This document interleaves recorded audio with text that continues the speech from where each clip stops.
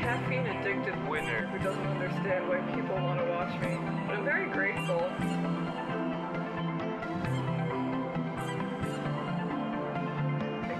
Good God, that's huge. What the fuck? I'm trying my best, and my brain doesn't work that good, but sometimes it do.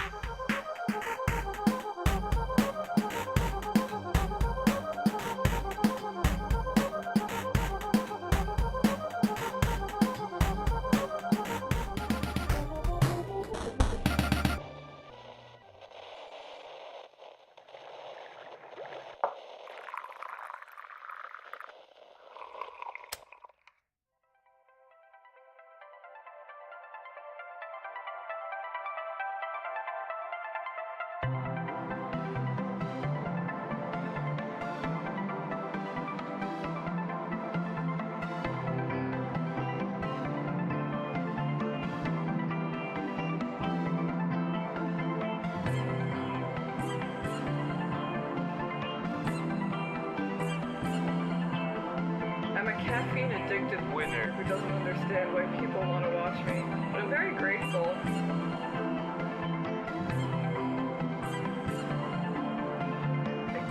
Good God, that's huge. What the fuck? I'm trying my best, and my brain doesn't work that good, but sometimes it do.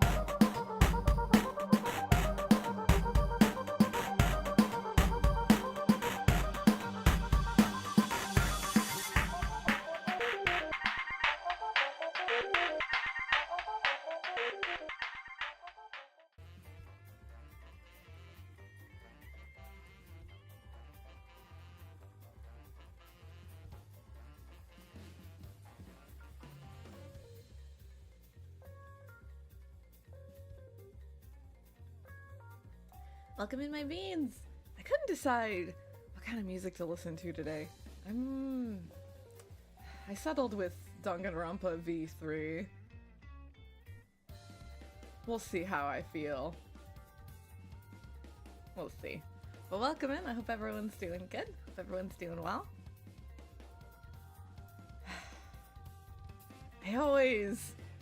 Something always comes to my attention. I either get like an email or something pops up on Twitter or something and I'm like, that would take a lot of work. Should I do it? Should I go for it? I'm still deciding.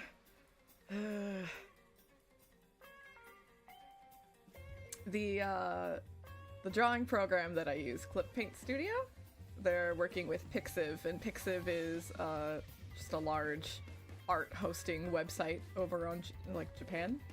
And they're hosting a contest for creating a manga, a comic basically, and the entries actually get reviewed by actual manga publishers. I'm like, should I do it? That'd be a lot of fucking work. It'd be so much work, but maybe I should do it. I don't know. I found out about it like an hour ago, so I've just been thinking about it. I don't know. But also, like, I should get started right the fuck now if I do want to do it. I used to make comics. That is, like, what I used to do. And I do enjoy it. It's just gonna be a lot of work. Maybe I should try. Maybe I should try. I'm thinking about it. Because there's so many things to think about, like, do I do one of my stories that I've already written, or do I make up a new one? I don't know. And then I have to draft it and draw it and tone it. Probably gonna be spending most of today humming and hawing over it. But I also probably should make a decision, like, by today, just because I would need the full length of time. Because you only have until, like, the end of February. I would basically need all of that time. To make something I could be proud of.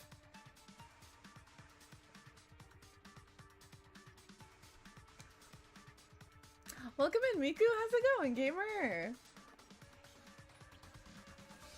I've entered manga contests in the past. Of course, I did not win. I was so immature and bad. And I still am, but I'm at least immature and bad in different ways than I was back then. So maybe now I'll be just the right flavor. No! Welcome in, Craig. Thank you for the bit. Maybe if the power is, like, tenacity and never giving up, then yes, I am that. Otherwise, I don't know about that. Absolutely, definitely that. Definitely. Definitely that. I've been thinking.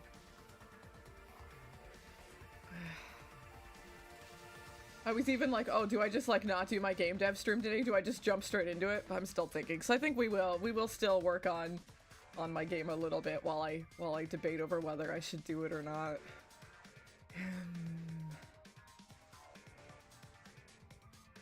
Because I just got through all of my work, which is like the best timing, right? I actually don't have anything on my plate anymore.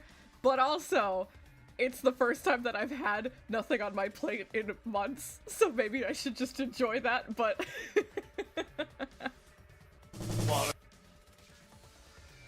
Aw, heck yeah! Be sure to rest up.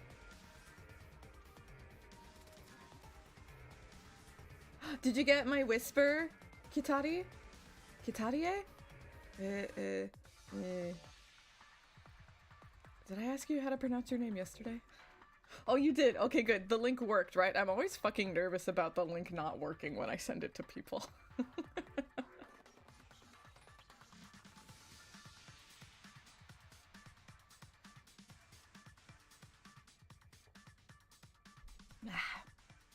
But I guess I should get started, huh?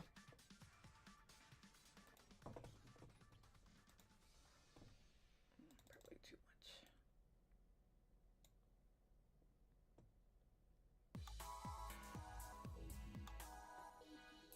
Katari. Okay.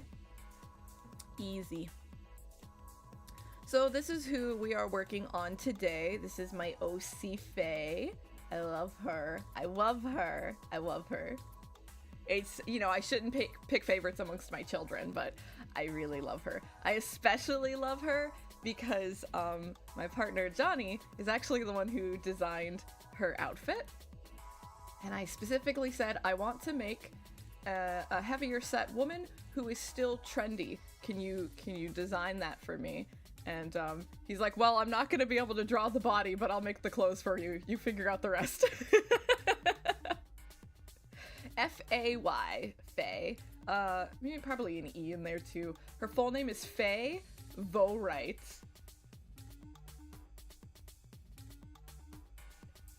Teehee. I'm not trying to subliminally convince anyone that she should be their favorite character or anything like that. Definitely not. I would never do that.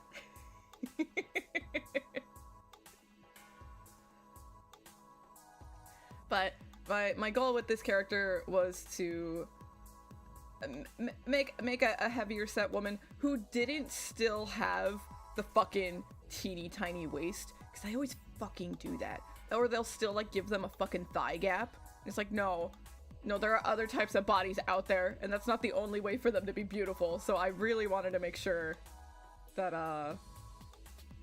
like the shape of her body was really, really important to me with this.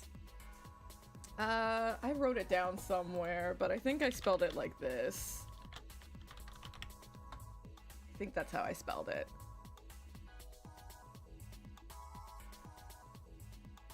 Favorite.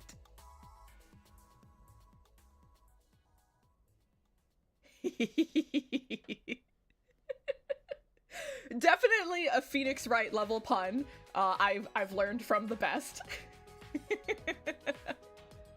But yeah, so Faye's character design in particular is like, it is one of my favorites since Johnny and I worked on it together, and I think he made the cutest fucking outfit for her. I think it is so cute.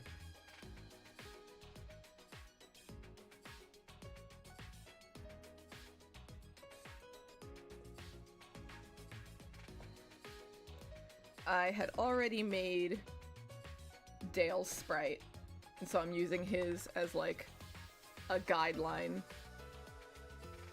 to make sure that he and her look similar, right? Since they have similar body types. Welcome in, gamer! Hello, hello!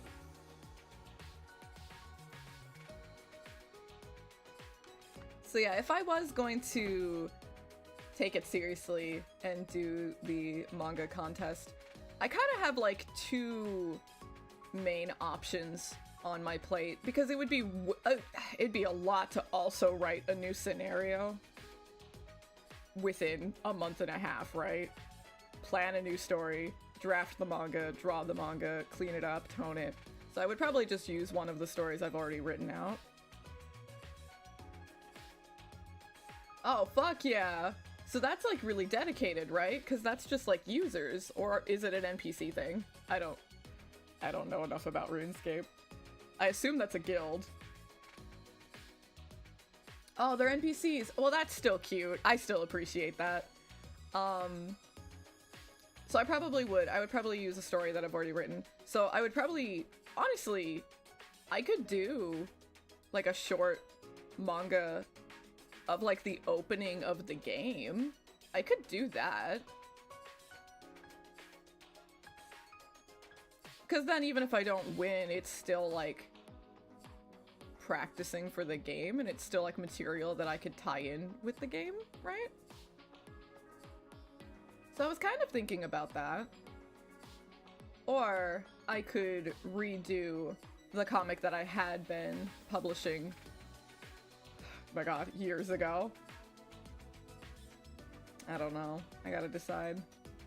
But right, I kind of like the tie-in for game promotion, right? I kind of like that. And then I can even just like include it, like, oh, you beat the game and you unlock like the gallery mode, right? I can just put the comic in there as like more content for the game. I kind of like that idea. So I might go with the game. Yeah, so the rules specifically stated that anything is fine as long as it has not already been published through a publisher or monetized in any way. My game does not fit under either of those categories. So, I'm allowed to. It also said that if you don't win, you own all rights to everything that you entered, so they don't take anything.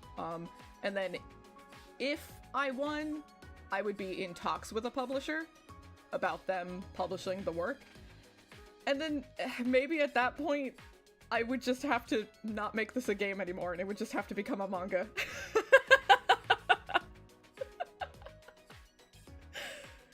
That would be, like, the only thing I would have to actually, like, think hard on. Because I was writing this specifically to be a game and having player feedback, right? Like, having interactivity is a part of the story. So I would have to change some things if I was going for a manga.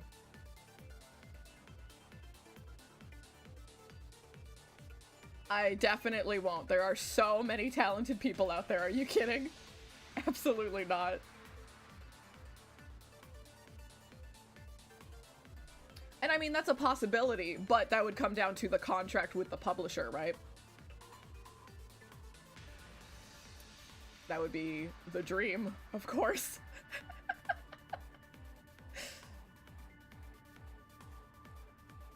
But also, if something crazy like that happened and they did have a contract where they're like, I'm not allowed to do anything else, I have other stories I could make a game with, you know? I got a lot of ideas up in this noggin of mine, so it's really... I'd honestly be able to work with it no matter what happened, but it's fine because probably nothing will happen. I've entered many contests over the years and I've never won once, so I'm just expecting that track record to continue.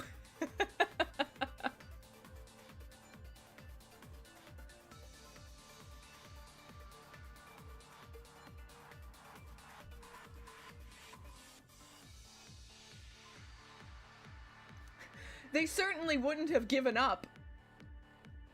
They certainly would not stop making such amazing games that everyone loves. Certainly not. They would keep going. They would milk it until the end of time. The one time I want them to milk the franchise.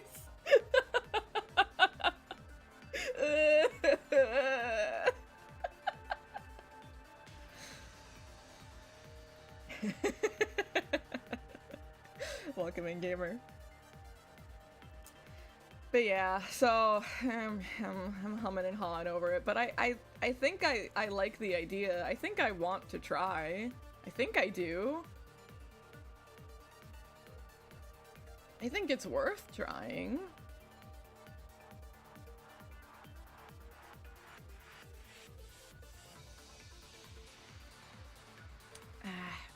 But then I gotta think about, like,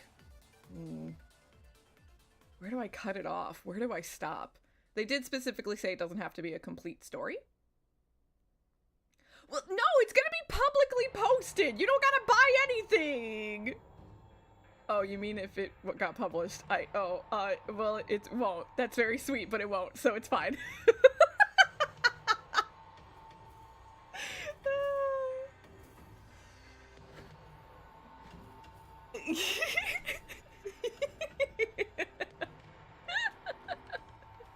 You just got here and you're so sweet. Thank you.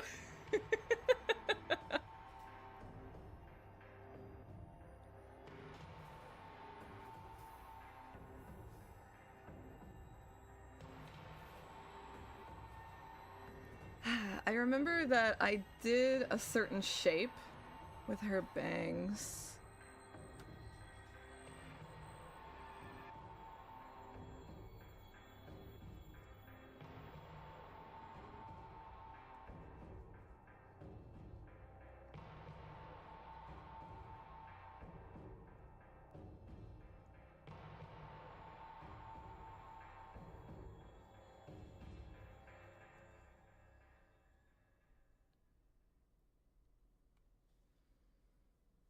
I mean, you just go to like a Kinko's or a FedEx or something, right? No, no, no, no!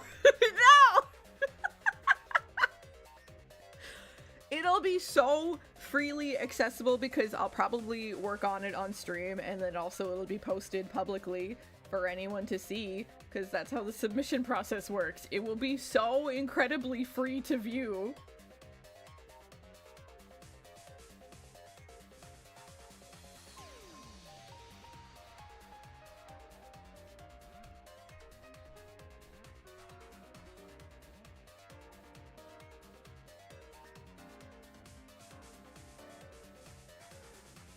Well, I have to win for that to happen, and that won't happen, so.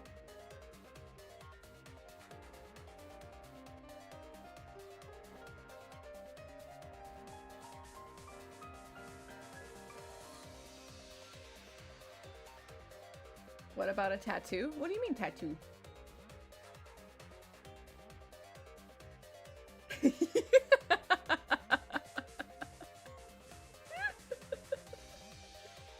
That's how we bought things back in the old days, right?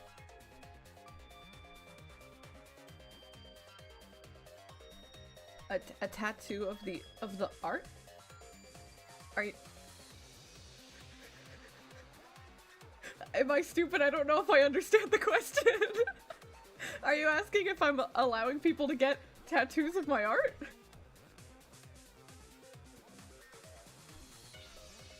Oh my god. That had to have happened at least once, right? In the history of planet Earth, that had to have happened at least once.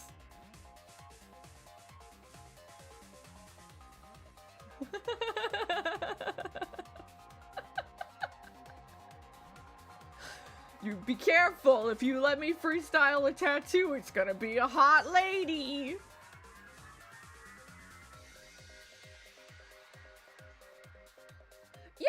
Yeah, I've sold a tattoo once. How is that like an NFT? I don't know how that's like an NFT, but...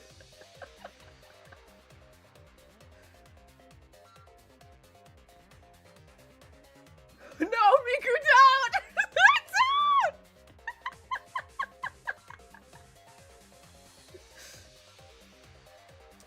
I have sold my rights to my works before. Like, for example, when I do illustrations for voice actors like Kira Buckland, ooh woo, we actually have a joint ownership of the art so that she can continue to print it off and, you know, sell copies and sign it on her store, but I also can do whatever I want with the art. So I've done things like that before. The tattoo that I did was just for a friend, so I'm letting them tattoo their body with it, but it's not so professional that we needed to like have a contract or anything, you know? But I would do it with other people.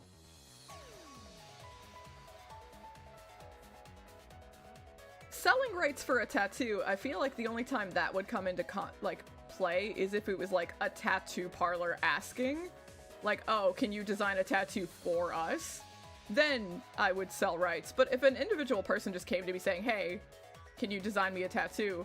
I don't think I would sell the rights to the image to them, because I would still keep the image, you know? You don't really need rights unless you're going to be doing something with the art, you know what I mean?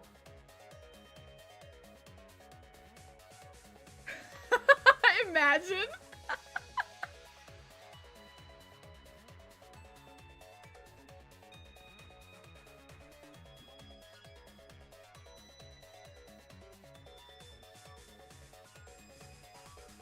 Yeah, rights is like ownership. Rights is like you able to make money off of a thing, usually is what it comes down to. Usually.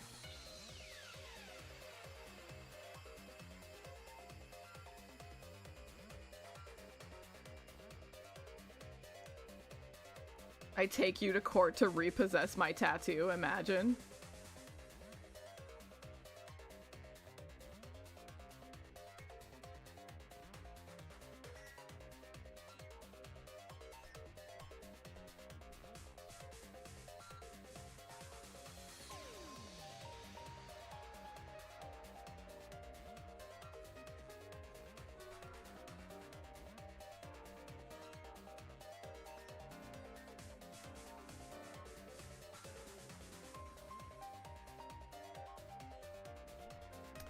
feel like the shape was still slightly different. I feel like...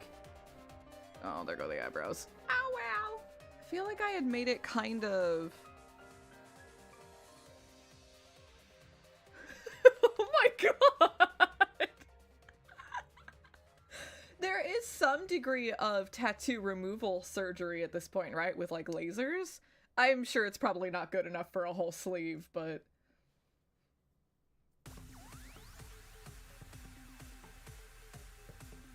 Oh, oops, I minimized. Yeah, covering up. I've seen some really cool cover-ups.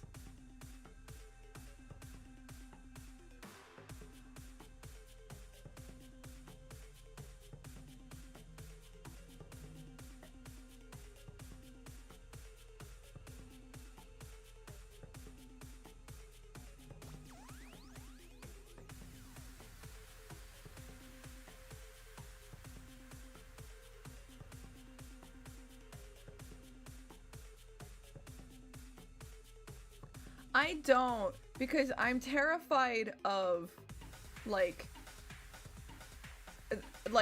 I have allergies to metals specifically, but I don't know what metals.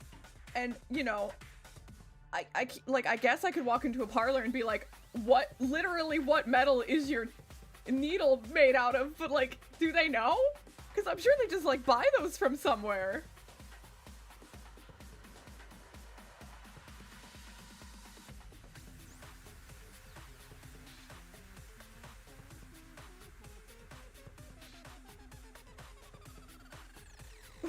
Wait, no! Please! If I had a tattoo, first and foremost, it would be the Joestar birthmark, okay? On the back of my left shoulder, okay? That would be first and foremost.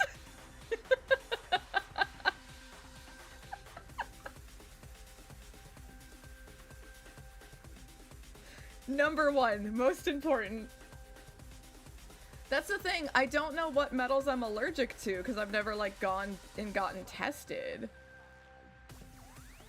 And I always stay inside, so I really might be. It's possible. I feel like I really do. I need to go get tested for it, because, like... knowing is gonna help out in a lot of ways. Just, like, knowing exactly what things I need to avoid. Oh, werewolves are allergic to silver? I usually kind of do get reactions to injections, and I just kind of have to suck it up and deal with it. It's just like a little bit of a rash. It's like small hives. It's not awful, you know? So I probably also could put up with it for a small tattoo, but if I was ever gonna get a huge one, absolutely not.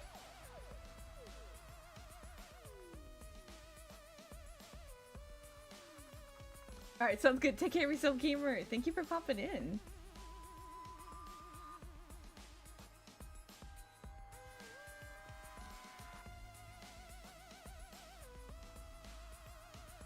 It's just a teensy and it's just a little star. It's not so bad. Yeah, if it's a huge tattoo, I would absolutely be worried about it. Like, just the normal healing process of a tattoo, you have to be so involved and you have to be so careful with your skin. So, knowing that I have some kind of metal allergy, like, I would never risk that unless I knew for sure and I could go into a parlor and be like, I need the weirdest answer from you right now.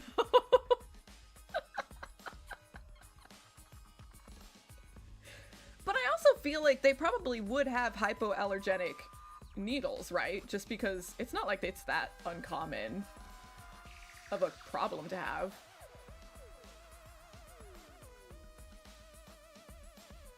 Oh my god. That's another strange question. Right, yeah, right, yeah. The good places. Which is where I would want to go anyways. I would never get my own art tattooed on me. I would never, because I I hate my art so much. As time goes on, I'm like, oh god, I was such a fool. How did I think that looked okay?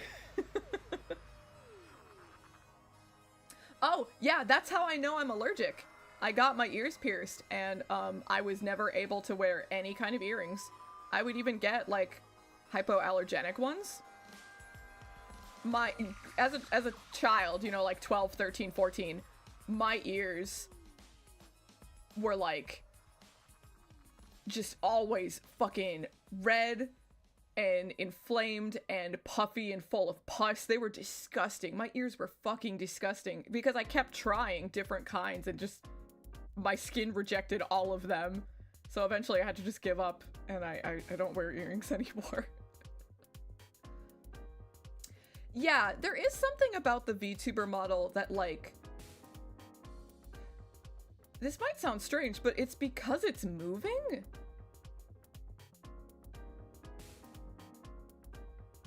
That somehow makes it better. It's totally a very fair and valid contradiction, because this is something I made myself, and I do spend quite a bit of time staring at it. So, like, yeah, for sure. But I don't know, something about the fact that it's moving it doesn't quite register the same way. But I guess that kind of makes sense, because I look at an illustration I made, and I'm like, oh, that shoulder is too stiff, this is an uncomfortable position, or the composition is awkward because I had the hair going that way, but the clothes going that way, and stuff like that, you know? So looking at a still illustration, it's much easier to point out decisions I could have made better. And that's what a tattoo would be!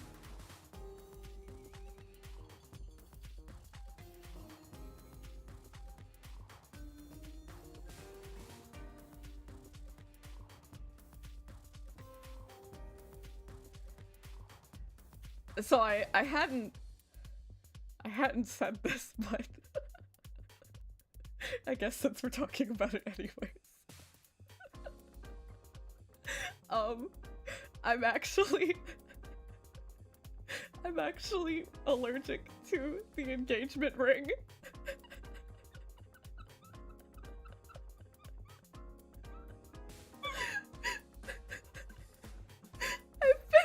I've been in despair for months. I've been so fucking upset.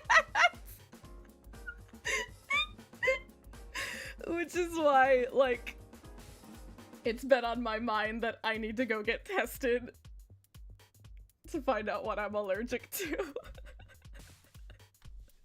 I guess I can't wear it.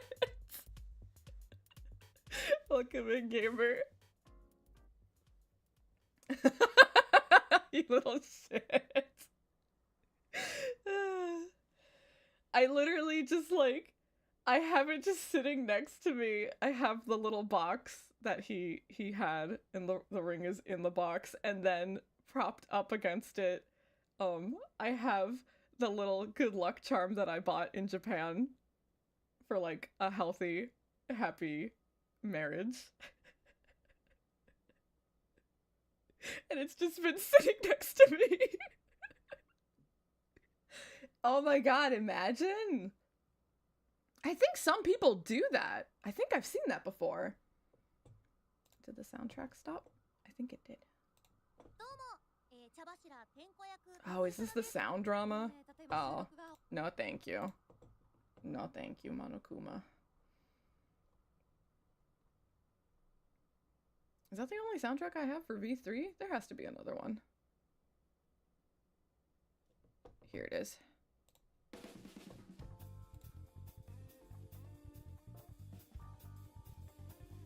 Yeah, right?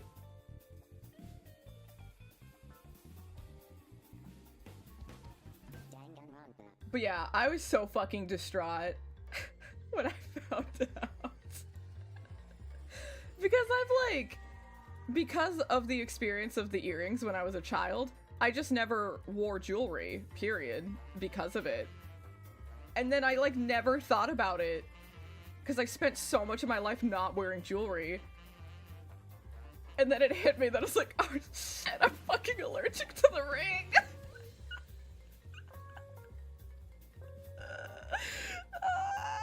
I'm so upset. I'm still so fucking upset about it.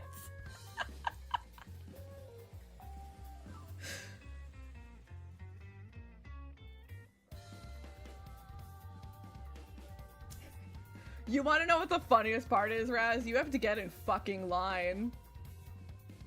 I think you're like number 7 in line. For fucking real! God damn. We'll find a way around it. Yeah, it's this crazy thing. I'll introduce Johnny to my friends. It's always the guys. It is always the guys. They get so fucking attached to Johnny. And some of them have, resorted to being like, okay, fine. If I can't have Johnny, then, like, he's my dad now.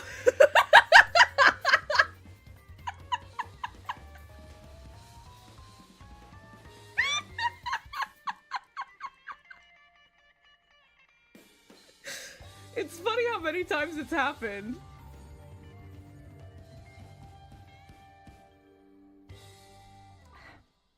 I'm not surprised. He's a very good boy still. I have two. I have 2 friends who do that, yes. It's not even one!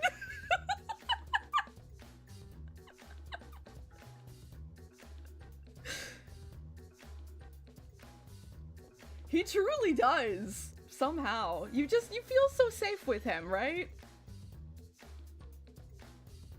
He's just a little goofball.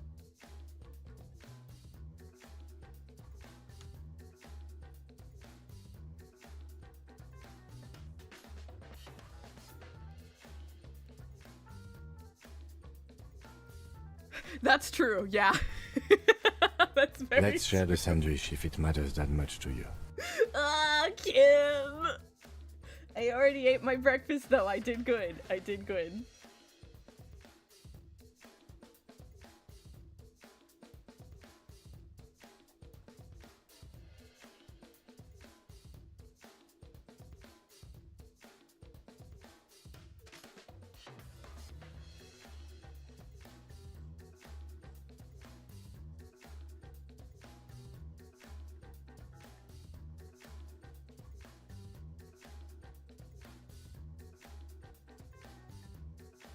I haven't. No, I still haven't.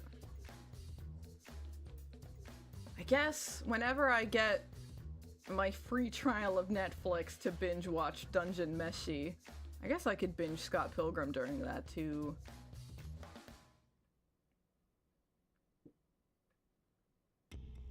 I want to watch Dungeon Meshi.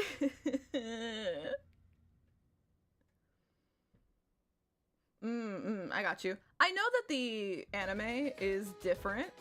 Like, it's a totally different plotline. So I kind of assume that it's fine to watch them in any order. And I already know the general idea of the original. So I feel like I'd get it, but maybe I wouldn't. Oh, really? Even the anime? That's too bad. Why do they keep getting erased? I mean, it all comes down to opportunity, right? I can check and see if the movie's there when I do get my Netflix, but if it's not...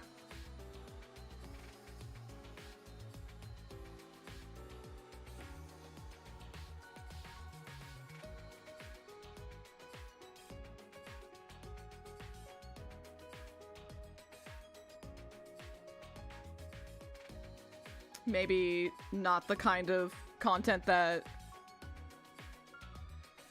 Hunter's looking for.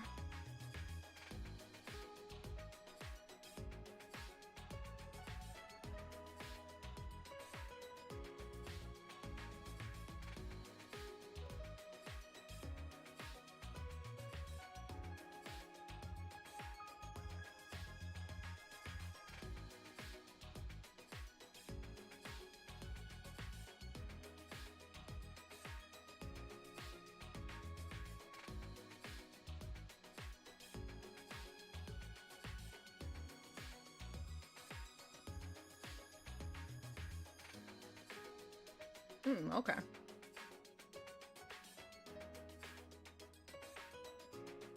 I'm a pretty big fan of Brian Lee's comic work. I still haven't read the Scott Pilgrim comics, but I've read some of his other work and I really liked it. He's been slowly working on a new one, and he's been like dropping like character designs and stuff on his Instagram over the years, and I really like the character designs for that one, so hopefully he eventually releases that one. I would definitely read it.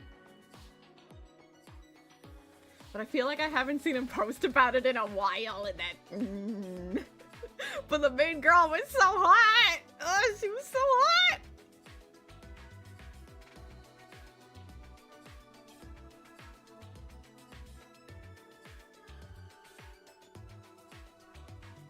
Get working on that, gamer. You can change that.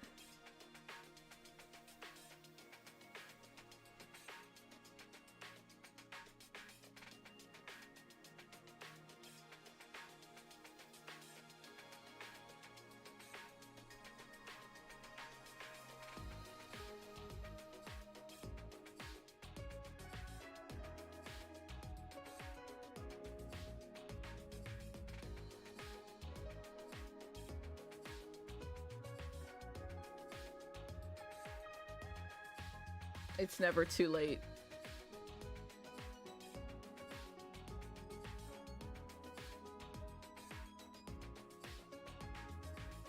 Yeah, it would be like right here would be like where the back of the hair is. So you wouldn't see anything down here. So you can kind of see it here. We wanted to do that whole like two-tone hair thing, where the inside of her hair is a really dramatic, bright color. But there's gonna be some poses where you'll just never see it. And I kind of like that. That it only sometimes peeks out.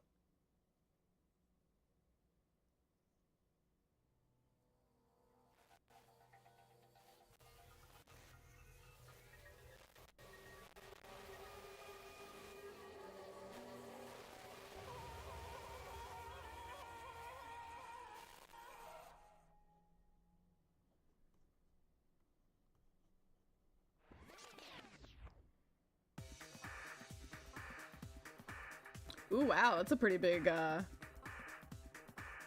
that's a pretty big amount of love.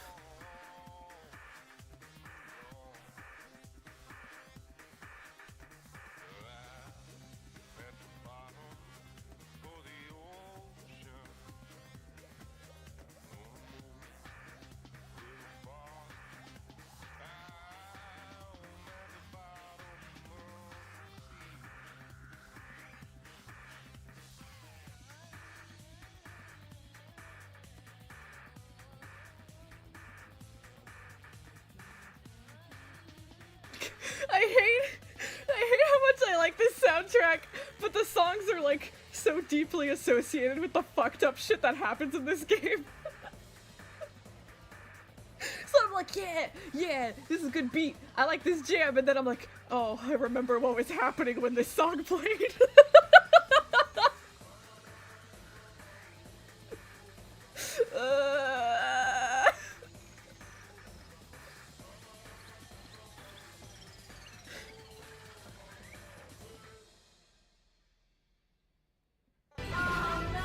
Yeah, that's definitely what's going through my brain.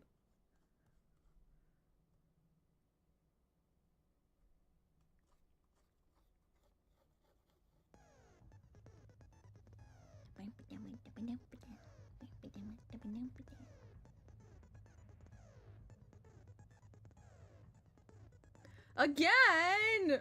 Why? What do I do?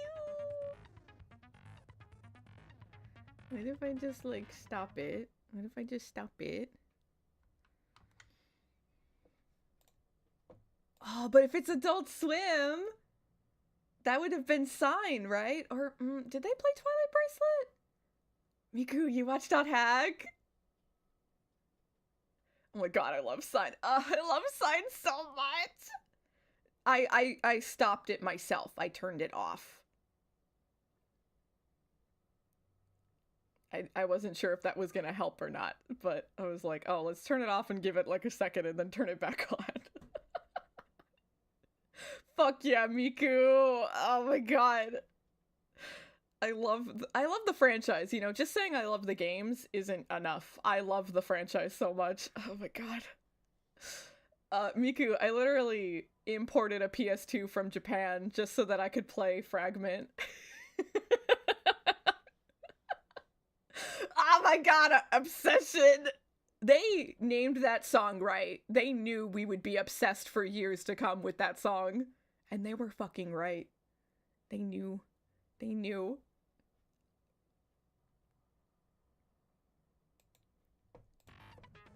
Okay, I replayed the music. Is it still fucked up? Oh my god, I'm so sorry! YouTube, I'm so sorry! I got really distracted and I wasn't looking over there! I'm so sorry! Welcome in, Nin. Welcome in, Weena. And welcome in, Megan. How are you doing, gamers? I'm so sorry. I'm making a video game. I'm making a visual novel. We are all gamers here, yes.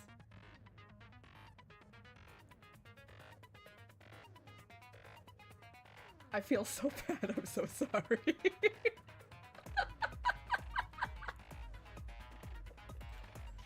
I'll do better, I swear.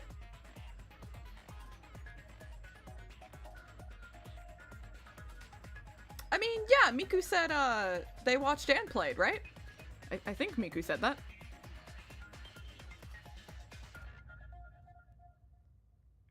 Yeah, I am gonna be using Ren'Py. Oh, are you familiar with it? I really like Ren'Py. I think it's like super approachable for all skill levels.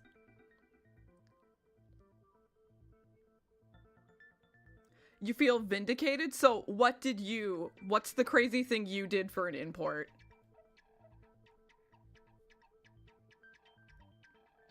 I'm glad, Megan. I still feel bad.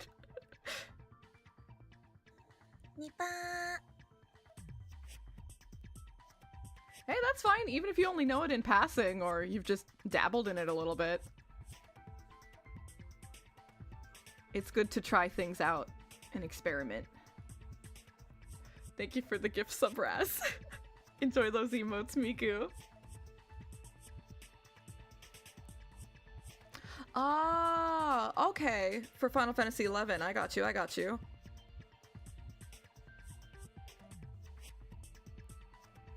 I mean, probably all of Elon's studios are Ren'Py, right? I'd imagine.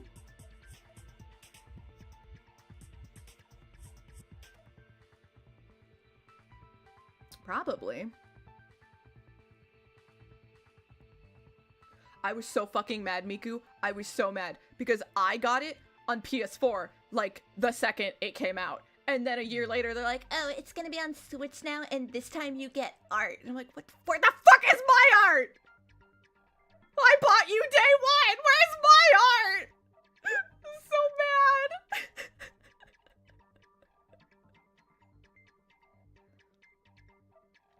Oh, Megan, you're familiar with Elon Studio?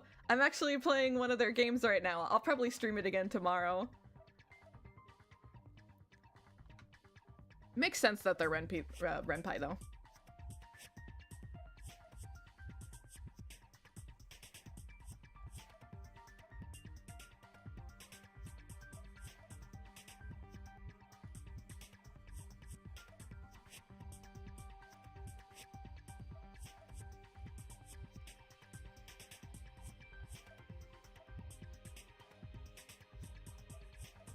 I'm starting out with Heart of the Woods.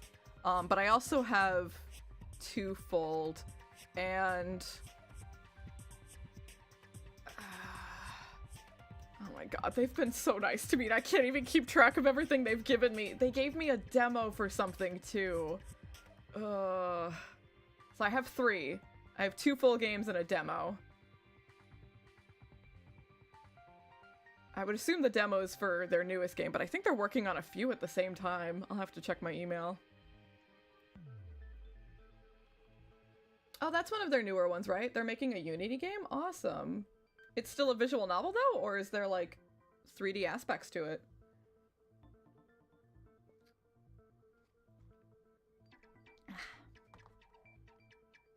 Yeah, I want to try out Please Be Happy too. It's so cute looking. It looks adorable. I love the characters.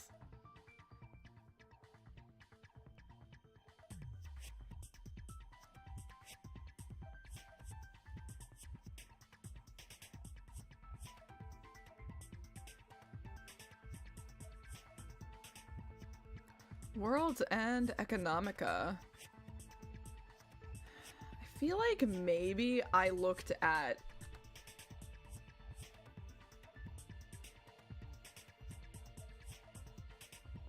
either PSN or Switch or like the Steam page or something. I feel like I've looked at the page for that, but I didn't get it. I don't remember why. Maybe I saw a bad review for it. Did you play it, Miku? Did you like it?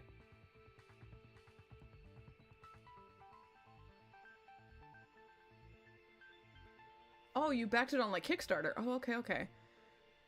Yeah, I have like this relationship, Megan, with the make shit plushies. I think a lot of times they're really fucking ugly. But the Fox Girl one that they made was pretty damn cute. It was one of the better ones. I think someone in my Twitch chat, Hunter, you got the Fox plushie, right? Or were you looking at it? I feel like I remember you talking about it before. Oh, now you're over there.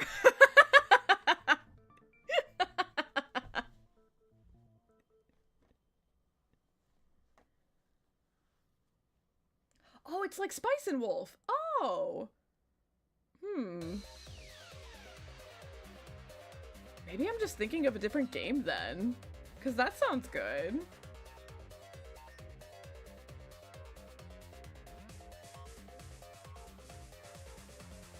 Yeah, but the Fox Girl, they did something right with that one.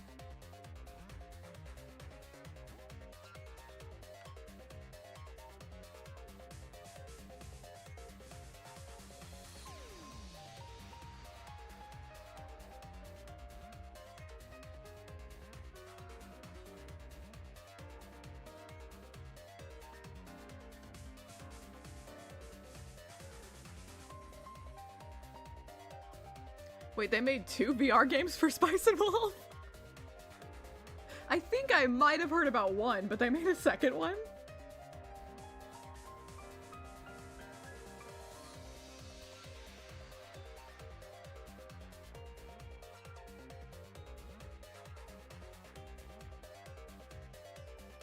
I get you, Miku.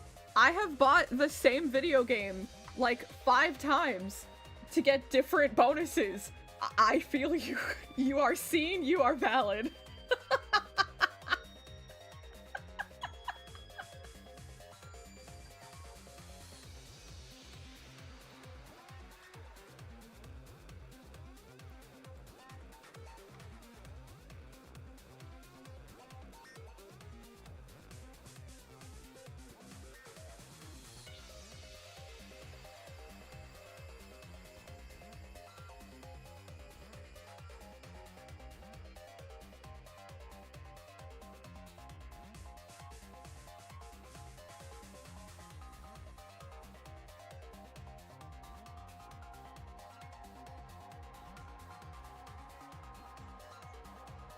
Oh, I don't know that I've heard of that one. Is it like a free download? Is it on Steam? Where do you find it?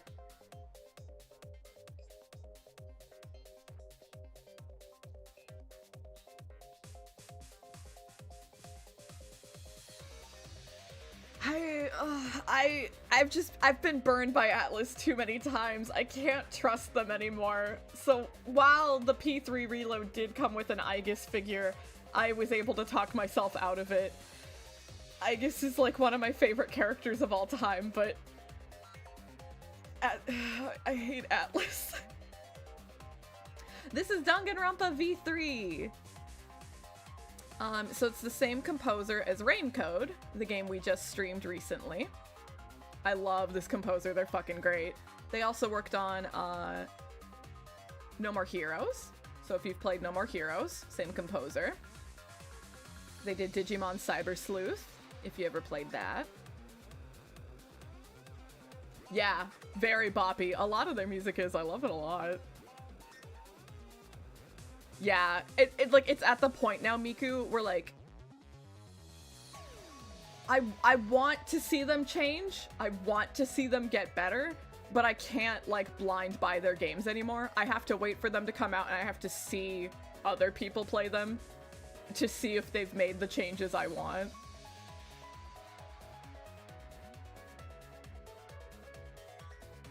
Maybe someday. Maybe someday.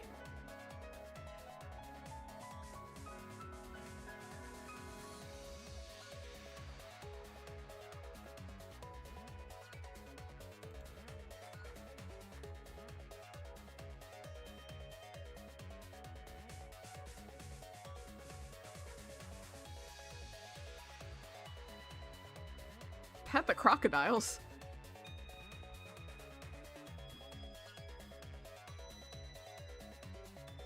I agree with that, Necro. As much as I love this composer, I feel like there wasn't enough in Raincode.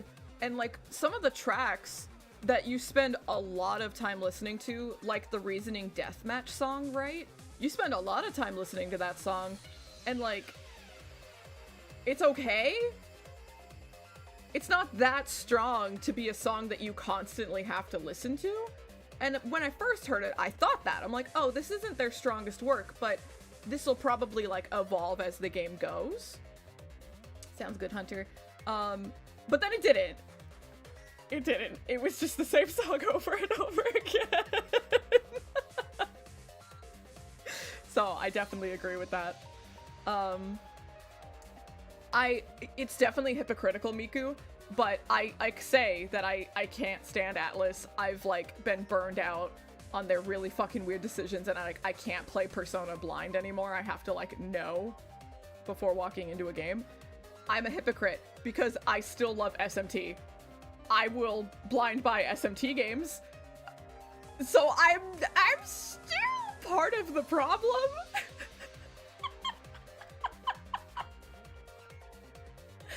But SMT games don't really have that much writing to them, so they're better. You know what I mean?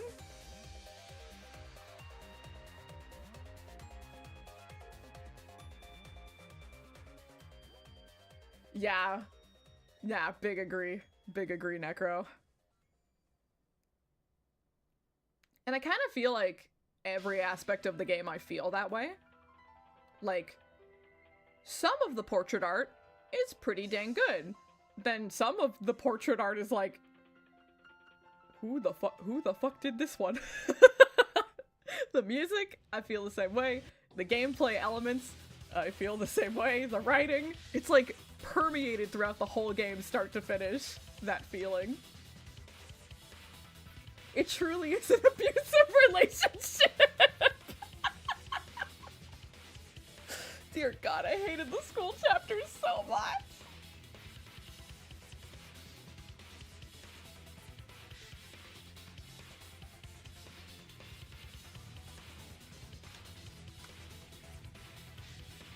And it sucks to be like, I can recognize what's working here. I can see the good in this game, but there's just a lot that's souring it. It's kind of frustrating.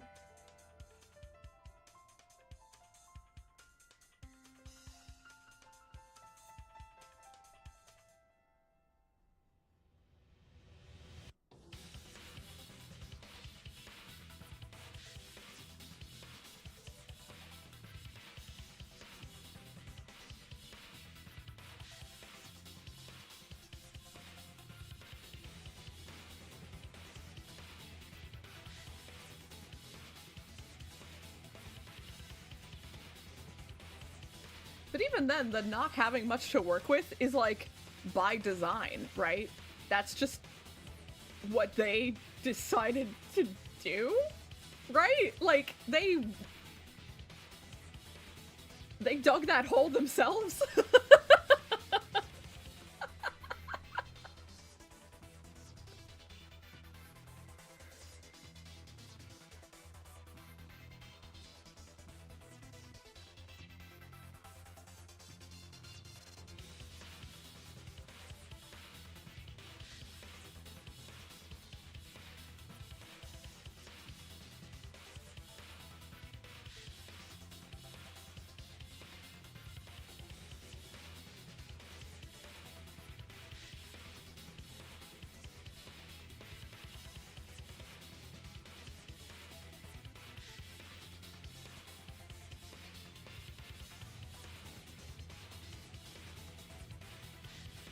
Yep, absolutely a hoot. And sometimes not in a good way, but boy oh boy, it leaves an impression.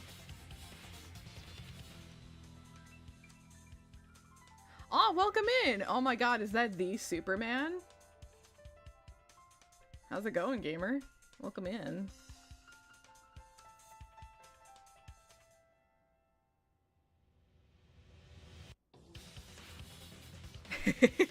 Yeah, Craig. Get all the sleep you can get, by the way, buddy. Sleep, okay? Get some good rest. Konbanwa! Eru-san, yokoso. O genki desu ka?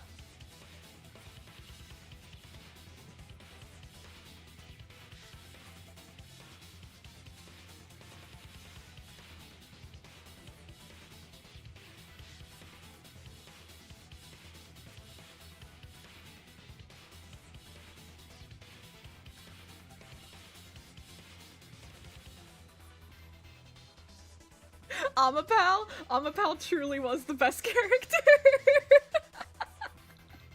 Maybe tied with Halara and Vivia, you know what I'm saying?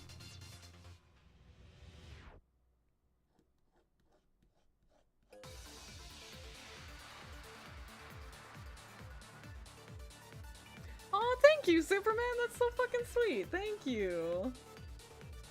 I'm trying my best. It's a lot of work, but I have a lot of fun doing it. Oh, thank you too, Megan. Yeah, go do what you gotta do. Thank you for popping in.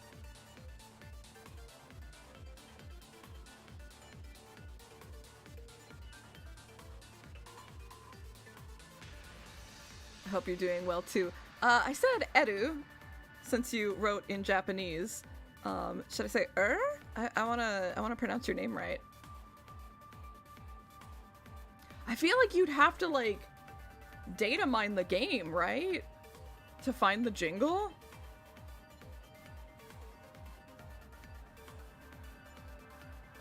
Ah, you're a fan of Mori. I can't say that I watch her streams too much, but I watch a lot of Hololive VTubers. It's hard to keep up with them all.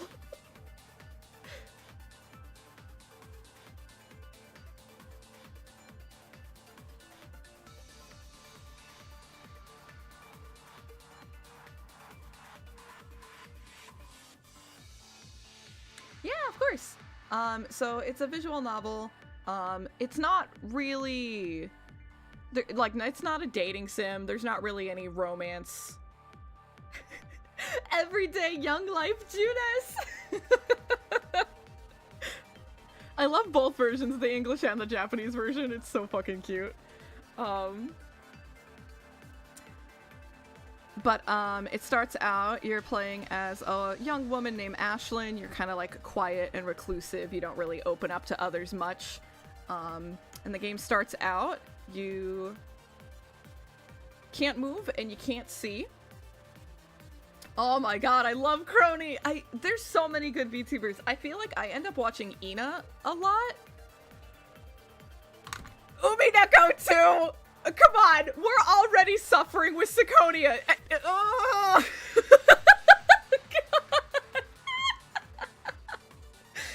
Welcome in, One. How's it going? And Chris as well. Boy, oh boy, look at me balancing these two chat rooms. I'm trying my best here. No, that's Narissa. Narissa is the one with unbalanced black horns. Crony, I've drawn Crony as well. She has kind of like a clock motif going on. She's great. I end up watching Ina a lot just because it's really easy to like work alongside her, right? Since she's also doing art streams. So I end up watching Ina a lot, but I like Narissa a lot. Her singing's so fucking good. I like Korone. I try to check in with Korone whenever I can. I've been watching some Bae streams lately too. I've been liking Bae. But, my game. You start out, like, you can't move, you can't see. It seems like you're in some kind of vehicle, and you can hear some whispering around you. And, the blindfold gets taken off, and surprise, you're in a car with all of your friends. Oh my god, Fauna absolutely is Mama. And, they have taken you away. They're taking you to a cabin in the woods. It's the weekend of your 21st birthday. So they plan this surprise party. Bow bow! And they rented out this cabin so that you all could have a nice little weekend birthday celebration for you. And everyone's so excited. Yes. Yeah, that's Fauna. You're correct.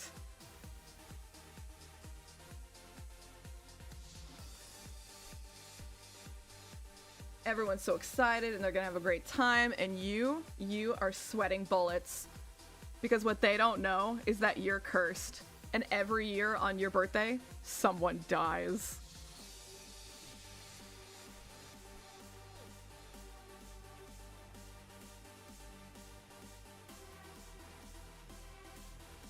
And that's the game.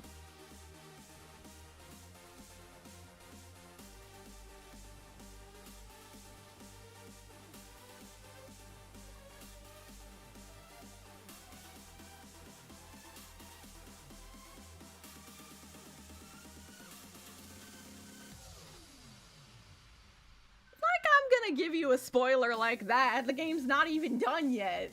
Confirming or denying that is a spoiler.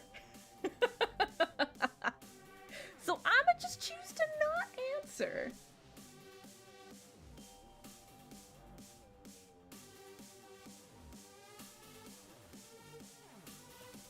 But it is a visual novel after all. So I do want to give the player a lot of agency in what happens. I will say that.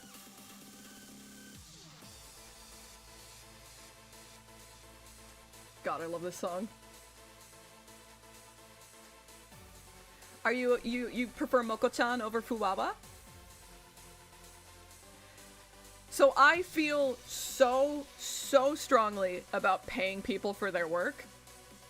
And I'm just a broke ass bitch. I can't afford that right now.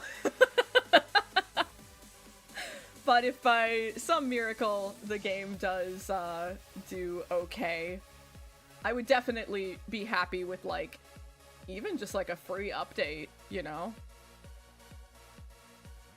If I could get there someday.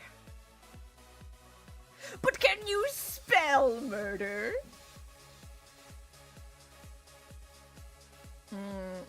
I could. I would probably have to, like, have a toggle to turn it on and off. Chiu doing a terrible job voice acting everyone. Y'all are everywhere. You crazy. Isn't it dope? This is Danganronpa V3. The soundtrack is fucking good in this game. You know, Craig, I failed you all because Raincode actually had a lot of flavor text that was references to other mystery games and, like, mystery anime and stuff. And because it, like, remembered that I had a different save file, it wasn't giving you the benefits of interacting with the environment like it normally would. But there was a stepladder comment. There was. It was there.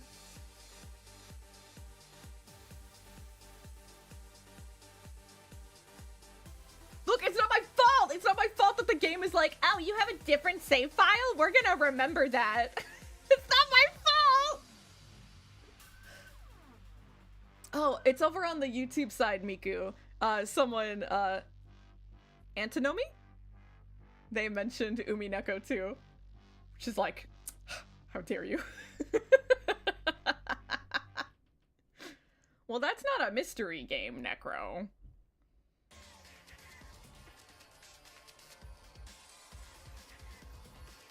I've been so fortunate to have quite a few people approach me like that's Superman, whether it was for voice acting or if it was for like coding and stuff, and I'm like so grateful for it. But I feel so fucking strongly about paying people for their work. Probably too much, because there is value in like working on a project just for experience, right? I'm trying my heckin' best! I'm trying. I failed at first, and now I have to make up for it.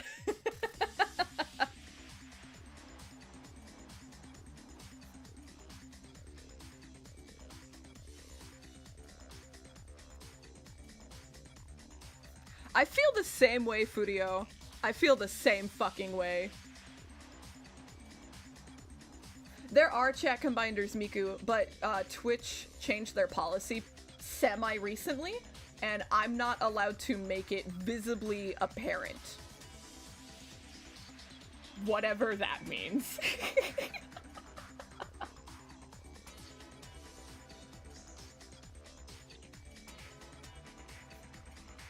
Oh, at the very least, I do the same to myself, Miku, right? Like, I don't let myself give stuff away for free, at the very least. Yeah, so those people are technically breaking Twitch TOS, and they could be shut down at any time if they get caught, basically.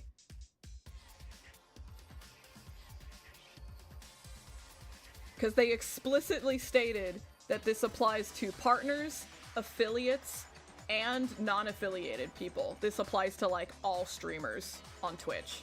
So those people are just, testing their luck. Fubuki is a fox. My partner is quite fond of Fubuki. She's pretty cute.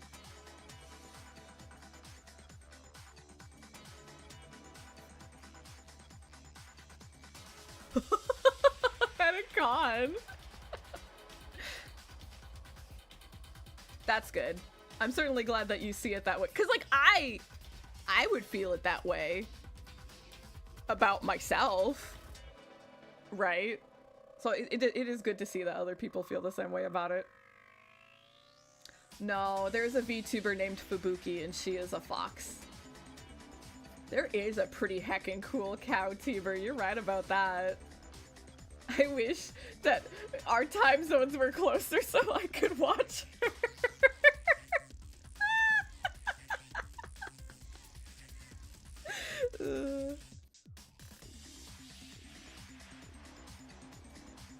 Nope, that's Mio. Fubuki is mostly white with a little bit of blue. And Mio is a wolf. So you're wrong on both accounts, gamer, but good try.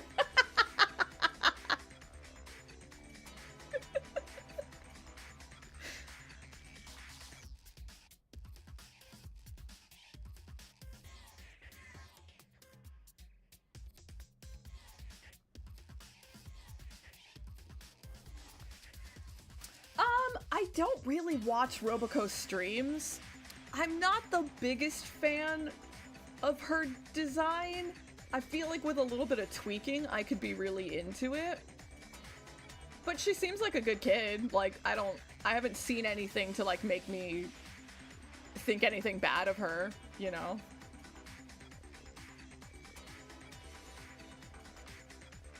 It's fucking worth it, Craig. It's fucking worth it. I don't know, Furio, like, I hated Chapter 2. I hated Chapter 2 so much, and that probably just, like, blinds me to the rest of the game because of how much I hated Chapter 2. Iris is super cool. Every time I, like, most of the time that I see Iris it's like during a collab stream, and she's always a hoot.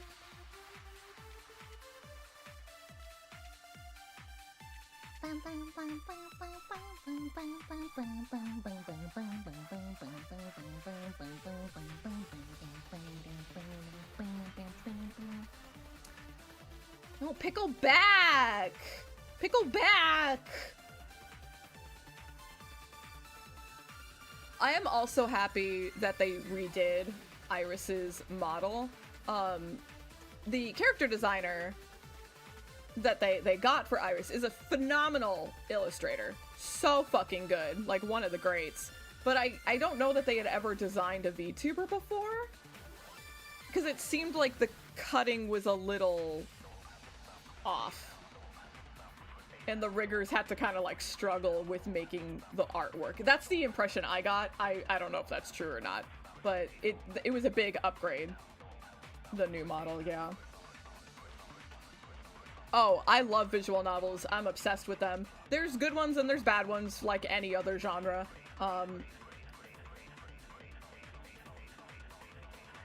Yeah, it can't visually be on stream. Yeah. And to me, that would mean, like, the chat box on Twitch as well, because I know there's some where you can combine the chats there. But I have both chats up. Like, I'm good. I can see everything, so I'm fine. I don't really need to, like, go download anything else. I'm good. I love Clannad. Clannad is a really, really phenomenal visual novel. I love the Zero Escape franchise, which I do consider visual novels, even though they have some, like, puzzle-solving elements and some, like, mini-games and stuff. I love Zero Escape, 999, Virtue's Last Reward, Zero Time Dilemma. They're some of my favorites of all time. And I kind of feel like 999 probably was the game to, like, open me up to, like, gameplay meshing with storytelling, you know? Like, the two benefit one another. I feel like 999 was probably the game to do that for me. I love the Phoenix Wright games. I also consider those visual novels. I have a kind of, Oh, I played the DS back in the day. I played the OG, but then I also got the new one since they added voice acting, and I thought the voice acting was great. Oh my god, yeah, you couldn't jump around on the timeline. Oh my god! We had to replay those rooms every single time. Oh my god! We trudged through hell, Miku.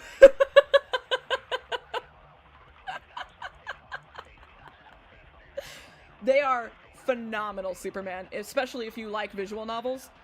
Phenomenal. And you can get them really easily. They, like, gave them, like, HD visuals and, voice acting and stuff like that. You can get them on, like, any major console now. I think they're bundled and called the Nonary games, I think is what they're called. It's so hard to pick a favorite. I love them all, but, like, Virtue's Last Reward, like, oh my god, the fucking twists and turns that game takes you through. Holy shit. It's so hard for it to not to be the best one. But I have a really big soft spot for 999. But, oh my god, Virtues is so fucking good. I'm not gonna scold you, Edu? I'm gonna call you Edu. You didn't do anything wrong! You don't deserve it! I don't know, Furio. I feel like comparing Desuhiko to Sunohara is like an insult to Sunohara. Definitely the same trope, but Desuhiko's far worse. But other visual novels that I like, I consider Nocia a visual novel, even though that also has, like, pretty heavy gameplay elements to it. It's not just reading. But I still consider Nocia a visual novel, and Nocia is fucking phenomenal. And if you've not played Nocia, do yourself a favor and play it, because oh my god. Well, Miku, have you played I, the Somnium Files? I, the Somnium Files is another one of those weird games that, like, it is technically a visual novel, but it's also kind of not. I love I the Somnium Files. I just beat Paranormacite. That was a phenomenal visual novel. Loved that one. So good. I'm pretty into Witch on the Holy Night as well. That's another good visual novel. There's so many good ones, both like professionally made and indie and stuff. Parasite Eve is so fucking weird. That game is so weird. I've never read School Days. I know about the boat. That's it.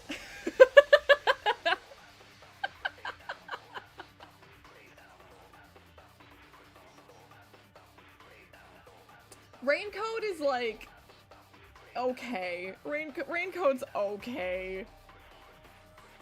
You're not gonna be wowed. But it's okay.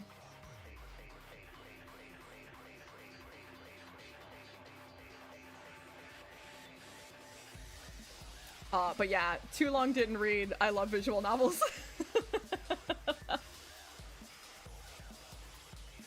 But I think the point where visual novels shine for me is when the fact that it is a visual novel is taken into consideration with the storytelling. I think that's when they, like, really shine.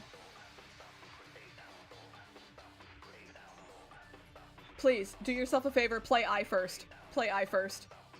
I is so much better. I1 and I2, both of them, is so much better than Raincoat. Also, if you can, look into the ARG for both I, the Somnium Files 1 and Nirvana Initiative, because there's an ARG for both games, and they're insane. They're insane. They're so cool. You do, you'll love it. Oh, you're going through every Final Fantasy. Well, you're going up to 13? It sounds like. There's definitely gonna be some slogs. You're not gonna love all of them. Oh, every main line. Okay, cool. So that means you're skipping 10 too.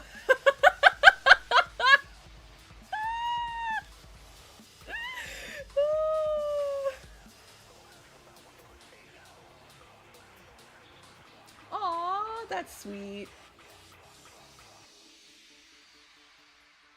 I love how that is like, yeah, I have to play 13 3 different ways. Because that's mainline. But 10-2 isn't. It's okay. You're really dodging a bullet. 10-2 is fucking trash. It's so bad.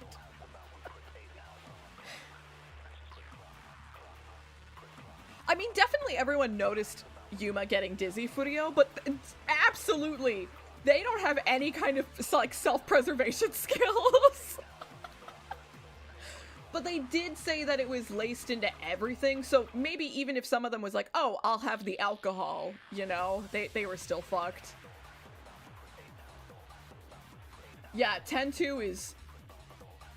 10-2 is, ugh. Ugh. Oh, so you're gonna do 7 and 7 reload, or are you only gonna do 7 reload? The Nonary games are on Steam. You can get all, there's 999, Virtue's Last Reward, and Zero Time Dilemma. You can get all 3 of them on Steam. They are all great. Definitely play them in order because they are sequels. Phenomenal. Amazing.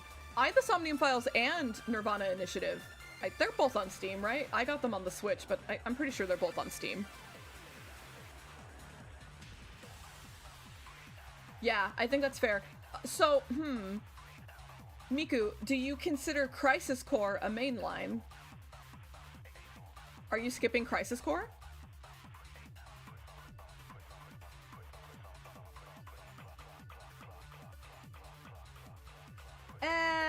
I feel like they've done that. Like, stuff like that's happened a bunch, Crag. It could still be fake. Gotcha, okay.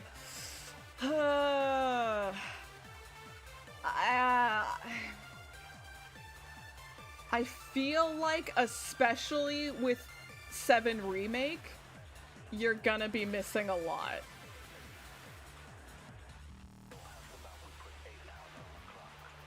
But I don't know.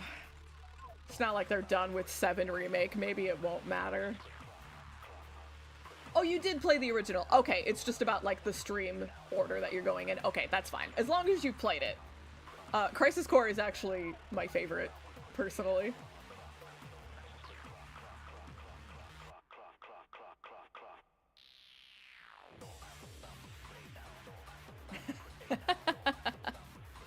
Aw, thank you, Superman! I really appreciate it. Super sweet. I'm sorry that I haven't actually been doing any drawing! We've all just been chatting!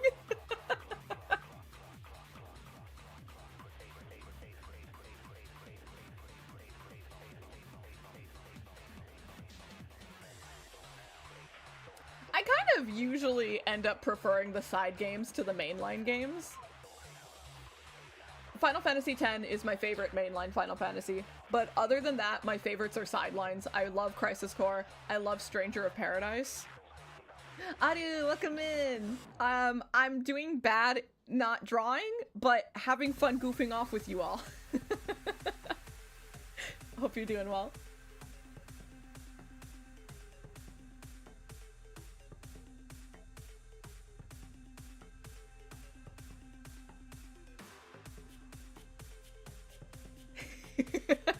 There's so fucking many of them! It's so hard to keep up with them all!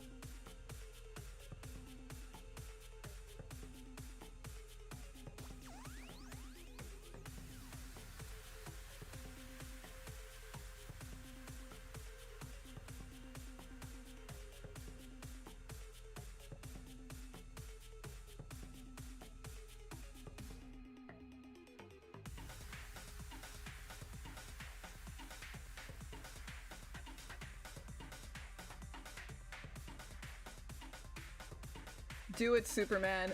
Heckin' do it. It's so fun.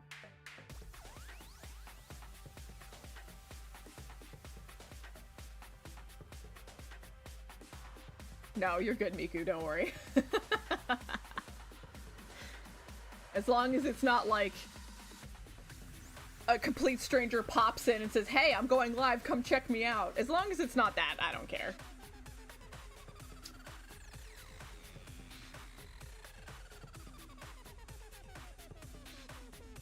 That whole game, Furio, was just constantly like, they did such a bad job of selling how necessary the mystery dungeon was. Because it was like every fucking time he would leave the mystery dungeon and be like, oh wait, this doesn't actually solve anything. I know what happened, but that doesn't matter. I'm still in trouble. Like every fucking chapter, it's like, okay, then what is the point of the mystery dungeon? If you're smart enough, you can just solve the mystery. You don't need this fucking labyrinth. And then they don't even bother trying to sell it to you as important. Yeah, it's so strange. Like, why? Why did you write this in? So weird. So weird. But, like, when it comes to Final Fantasy, every single game is so fucking different. Maybe, like, the older ones, like the first 4 or 5, are pretty similar in structure just because, like, that's how a lot of games were like back in the day. But they start becoming such drastically different games. So, like, if someone was like, hey, I want to get started with Final Fantasy, where should I start? I would literally, like, need to just, like, sit down with that person and be like, what do you value in a video game? What is most important to you? And then just, like, tailor pick a single Final Fantasy for them.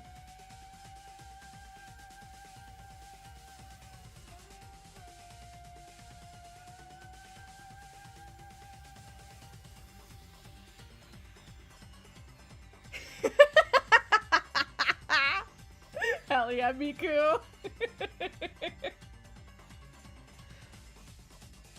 Yeah, what platform? Yeah, that's true.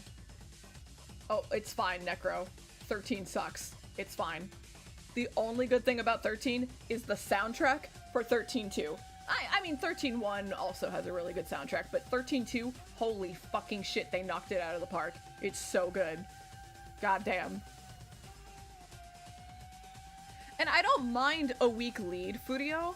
Sometimes, like, especially when it comes to Danganronpa, the point is having a weak lead, and that can really balance your cast out and do good things for the storytelling. But they just didn't even utilize Yuma. He's just there, you know? I don't mind a weak protagonist if they're purposeful. But they just didn't do it right. Lightning's okay. Lightning's okay. Yeah, hit me, Miku. What's up?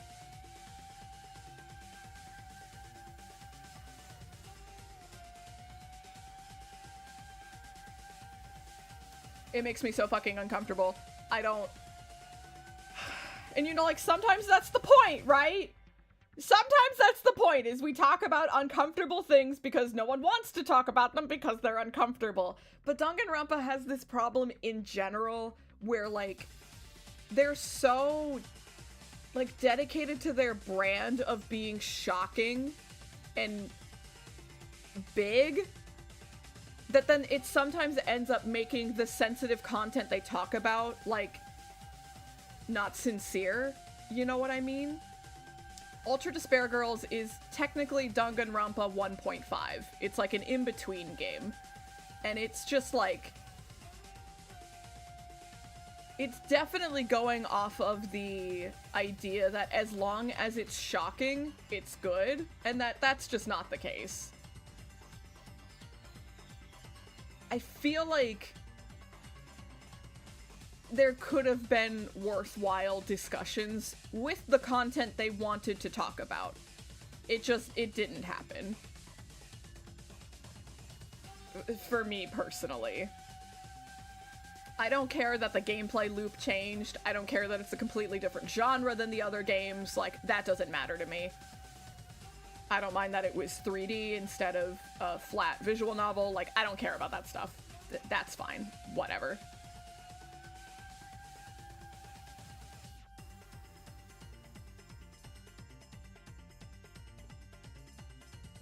It just doesn't feel genuine in the things that it wants to talk about, you know?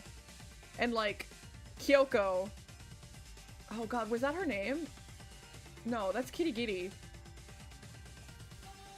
What was the actress girl? What was her name? I feel like it was close to Kyoko. I don't remember her name. Yeah, but you know who I'm talking about. The pink actress girl. She's the one... No! That's not her! She's not pink or an actress.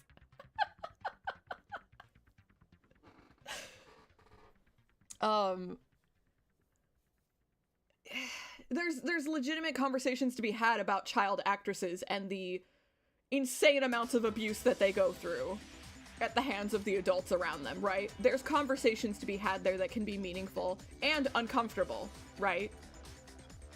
And they like tried to at first, but then we have that fucking like Kotoko! Thank you! Yes, it's Kotoko. I knew it was close to Kyoko. It was one character off. Yes, Kotoko. She's a child actress. She was abused by the adults in her life, both her parents and the other people involved in the filming industry. Real problems that happen to real children, right? There are things we can discuss there that are meaningful, upsetting, and uncomfortable. And they kind of tried to, for a moment, and then near the end of the game, this girl, Kotoko, who is a child, she is a child, I think she's like 10, she ties you up, the player character, she ties you up and starts sexually harassing you. She starts sexually assaulting you.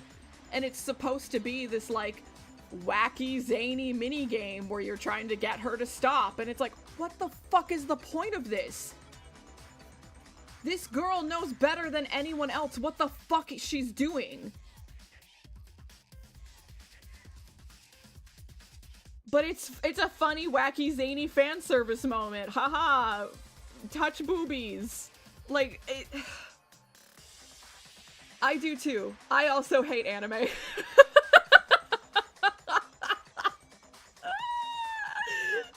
it too. It is. But when you present it in that way, when you present it as a fun, silly fan service minigame, you're not giving it the proper tone that it needs. You know what I mean? A message is just as important as how it is packaged, how that message is presented. You can present your message in a terrible way, and I feel like they did. That is just me. Totally, 100,000%. It's literally about how the scene is presented to you. It's not given to you in that way at all. We don't even get a moment where the main character acknowledges that. And maybe if we did, it would have, like, digested a little bit better with me, right? But the game is not trying to acknowledge that in any way, shape, or form. It's just fan service.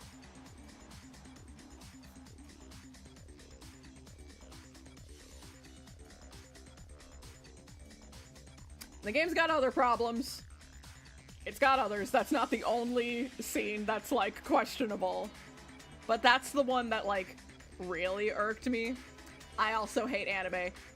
Like, watching anime and playing Japanese video games, it is such an abusive fucking relationship, because I'm like, wow, here's this one thing I really like, and then here's all this other trash I'm trying to ignore.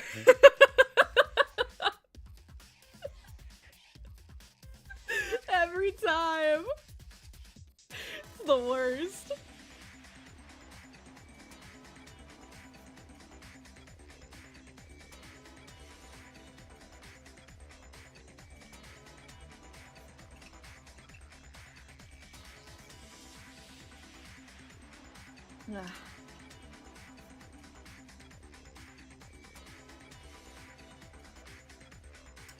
Yeah, which, like, again, if we had pitched it as, this is really fucked up, this is really awful, and even if, like, the main character had acknowledged that this girl is absolutely she's still a victim of her circumstances, because we know at this point in time, she has left the bad circumstances, but she is still a victim of what she went through. She is still trying to deal with it and process it and work through it, right? If we could have built that in to the tone of the scene, to maybe changing the fucking like, we didn't even need a minigame. We didn't even need it. It served no fucking purpose. Like, if we could have actually made the scene about that, it might have been the fucking turning point, and I would have been like, I don't care about the rest of the bullshit. This game's fucking phenomenal for this one scene. You know, we could have turned that around, but they didn't. And it bothers me.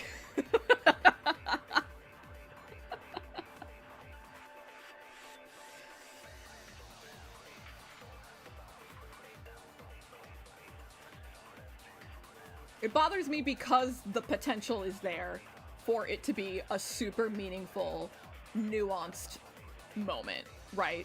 It could have been that, and it just fell short, unfortunately.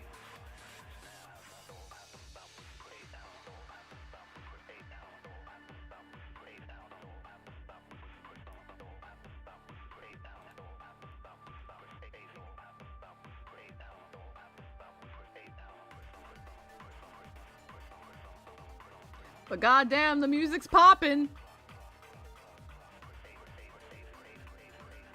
Look. I already streamed Despair Girls, okay? I already did it. I'm free. I don't need to do it again.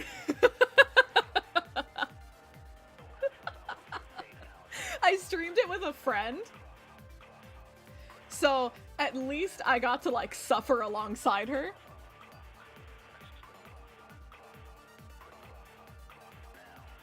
Okay, Furio, so I didn't get the DLC because I heard it was really short. But, like, if I'm gonna buy some of it, I'm gonna get Vivia and Halara. Were those two at least okay? Because those two were my favorites.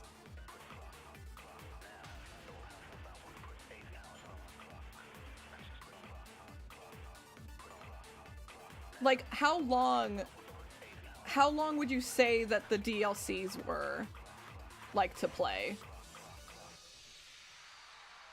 DLC for Raincode.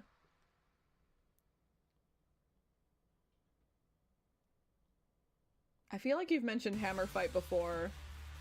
I don't know what Hammer Fight is.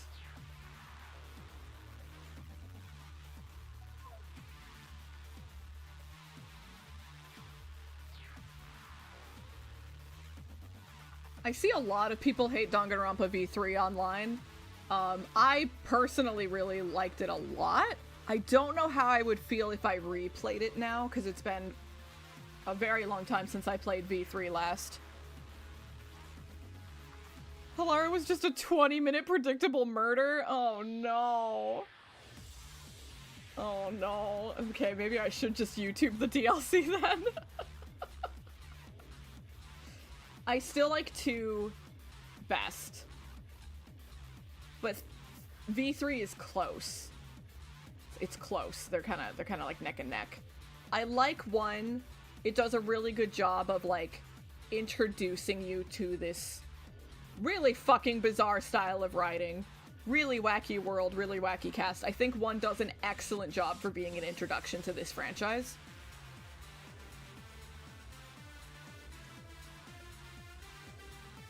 Toko's so great. Oh my god, Toko is so fucking good. You're based for loving Toko. Oh, she's so good. Fuck yeah. Oh my god. But which one? Because, like, I kind of like her 1.5. I like her Despair Girls look. It's pretty good. It's subtly different, but, like, the flavor it adds, pretty good.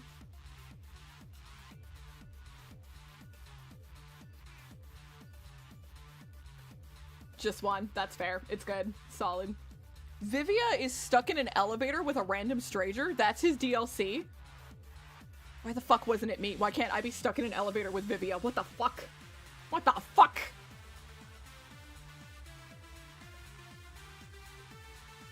Yeah, I think that's probably it for me too, Valentine. 2 is just like, I don't know. The death grip 2 had on me. Oh my god.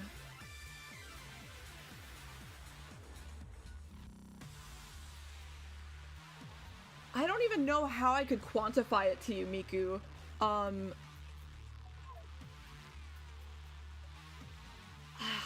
I'd like really have to sit there and think on it about why 2, like, I mean, obviously, it's almost unanimous. Most people think 2 is the best one. And again, my opinion might change if I was to replay them, because it has been quite a few years.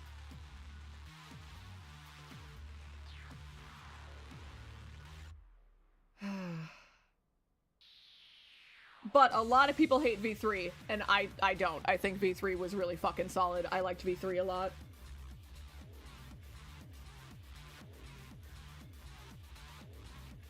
So, did you watch the animes? Did you watch the 3 anime? The Hope and the... Well, it was Future and Despair. Was that the 2? Future arc and the Despair arc? I can definitely understand why the ending to the game 2 would... It kind of feels like a cop-out, right? Like, right at the end, it's like, oh my god, here's all these characters you love and remember. And it's basically just like tailor-made to copy the end of game 1. Almost word for word. So I can absolutely understand why that would leave a sour taste in your mouth. 100%. It does have purpose, but that purpose doesn't really come to light unless you are just like the biggest diehard fan to this franchise and you read all the novels and you watch all the anime, right? Like, you have to be so fucking dedicated to get a payout. So, that's how this is, like, this is hard to talk about, because there's a Danganronpa 1 anime. That's trash. Don't watch it. skip. It's awful. It doesn't even do a good job of introducing new fans into Danganronpa, and it doesn't do a good job of being a mystery anime. So it, like, fails on every, area. If you're trying to get into Danganronpa, it's bad. If you like mysteries, it's bad. If you like Danganronpa, it's bad. Like, it's just terrible. So Danganronpa 1's anime, never watch. Don't waste your time. Yeah, that's the Shinigami fan art I drew. There are others. I drew some chibis of her too, but yeah, that's the illustration I did of her. Yeah, the one anime, awful. Don't do it. Don't do it. It's terrible.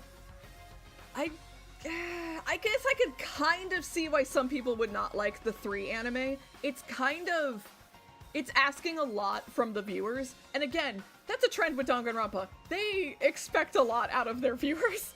But so what you're supposed to do, Miku? You are supposed to watch episode 1 of Future Arc, and then you have to watch episode 1 of Despair Arc.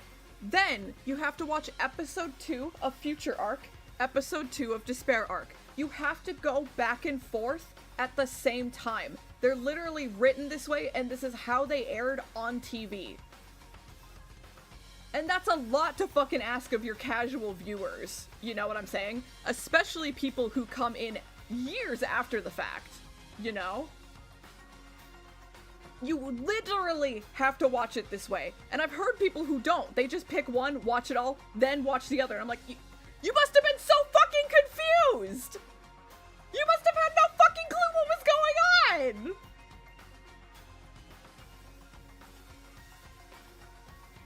Because they're literally meant to be watched at the same time. You have to watch both at the same time, at the same speed, and you have to start with one and then do the other. That's how they're written. So when people say it's bad, I have to imagine that they just didn't watch it right. It's not like it's amazing. It's not like it's earth-shattering. It's not the best anime you're ever gonna watch. But it actually does, like, cleanly end the franchise. I won't say if it's super satisfying, but it cleanly ends it.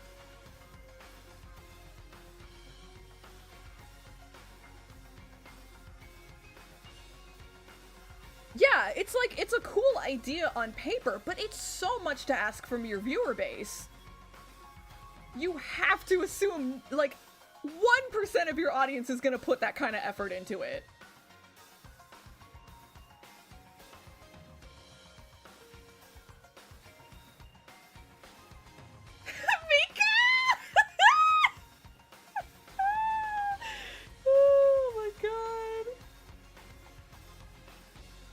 Yeah, it's really, you can only expect the most fucking diehard people are gonna put in that effort, and even then, like, are both shows readily available? Right? Like,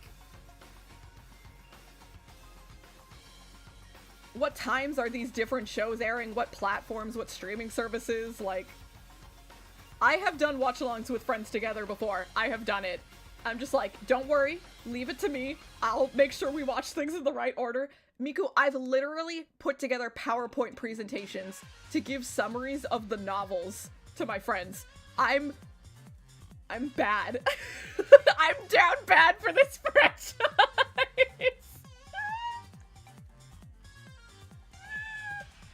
Oh my god, Dyrulian, do you need a TED Talk on Danganronpa? I'll do it. I'll do it just for you.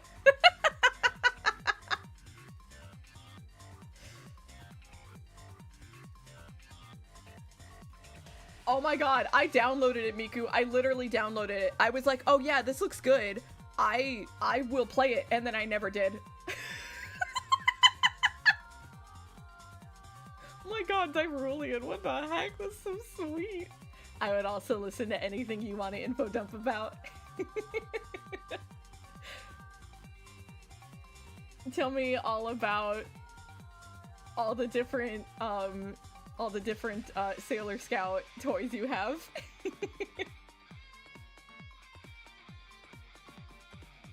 Oh Oh yeah, there's totally value, Furio, in like replaying a game, because then you'll like notice stuff that you didn't on the first round, right? I love replaying games. I'll usually like give myself some time,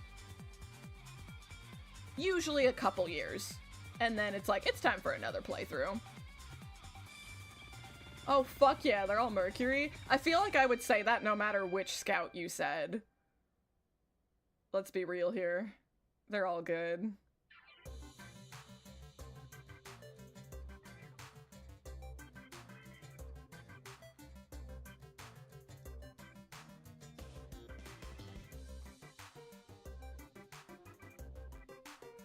I have bamboozled you all. I've lied to all of you. We've barely gotten any drawing done today. We've just been talking.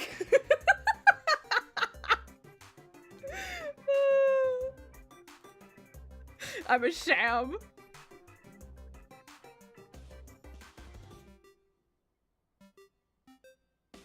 See? Exactly. Tell us all about it, gamer. No, I got a little drawing done. I drew a very cute face, right? I got a little drawing done. I'll get more done.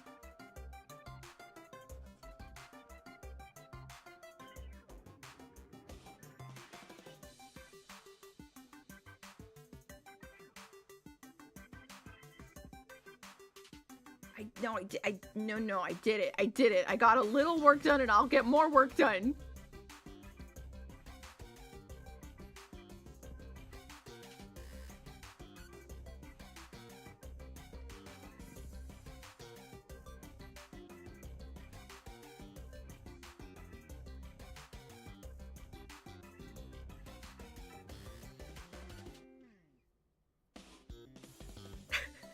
It's so hard. Even for like trying to like catch streams of friends who are just like on the other side of America. Oh god, it sucks. But also like European streamers that I love. Fucking suffering.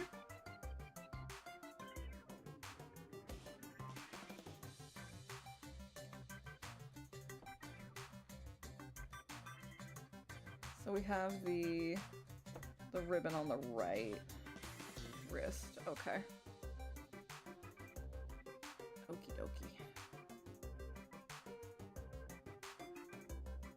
And I'm not gonna be one of those visual novels that just flips the portrait over. Dyrulian's a friend of the stream. We met them back when, do you remember I did that like artist raid train?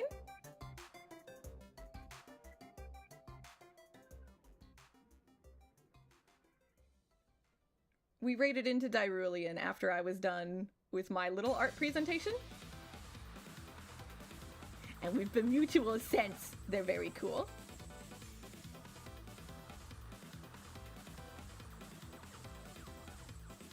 Oh my god, Furio, I love Himiko. Like, her character's really fucking subtle, but like, goddamn, the stuff they do with her is great. I kind of wish I could say the same about Tenko. I kind of hate Tenko, but... Aw, thank you for the gift sub, Raz. Yeah, Himiko was surprisingly great.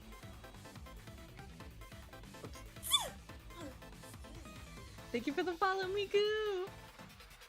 Welcome to the roast. You're officially a bean. I'll check out your tweet later, gamer.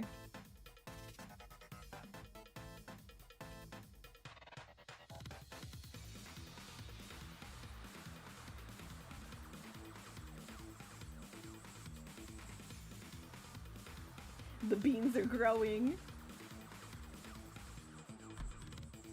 Wait, what? Wait, what?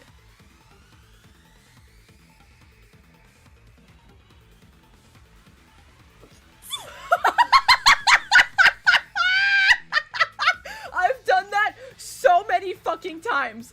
Don't even worry about it. Oh my god, I've done that same fucking thing. Straight up collaborated with people multiple times, and then I'm like, oh, that's weird. Why aren't they like appearing for my raid? And then I'm like, oh my god, I'm not following that.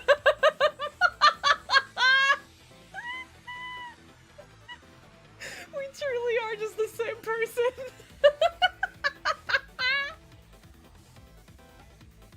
Oh my god.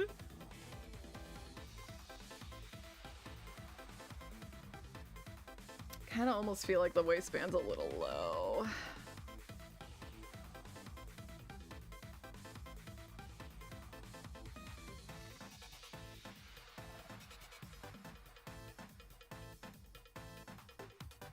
Oh yeah.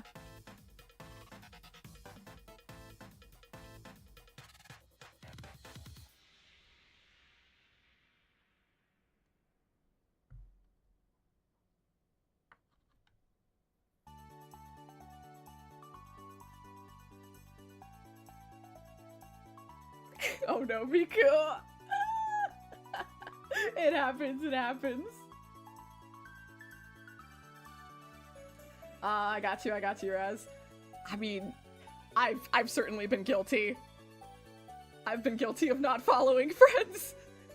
And it always feels so embarrassing, like, I'll purposely wait till they're not streaming anymore. And I'll just, like, fall. I know they're getting that notification, but it's like, I feel so shameful.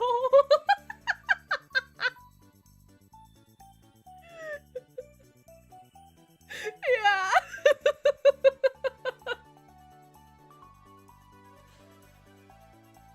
Oh my god, you pulled a Snoop Dogg? Fuck yeah, Miku. You're a real streamer.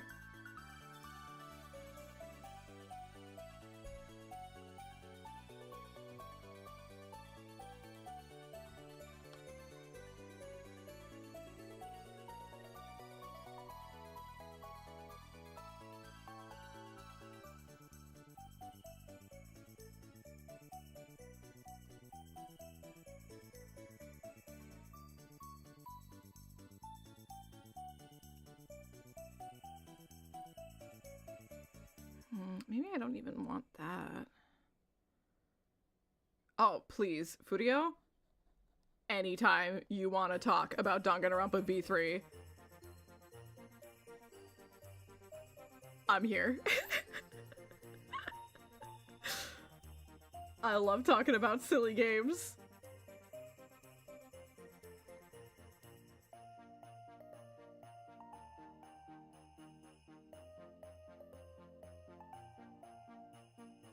Oh no!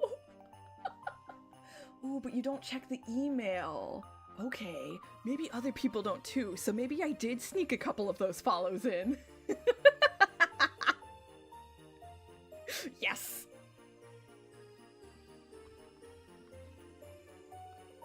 Plausible deniability, Raz. We gotta give Miku plausible deniability.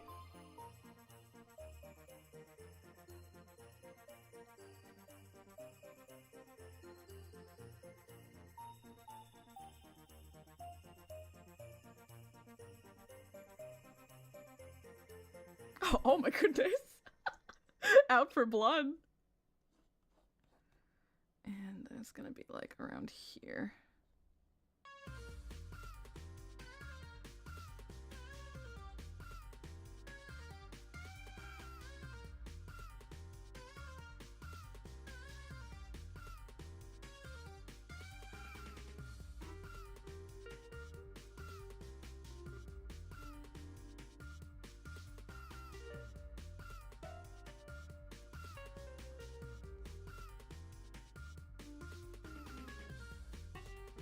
It is very important that she has no thigh gap.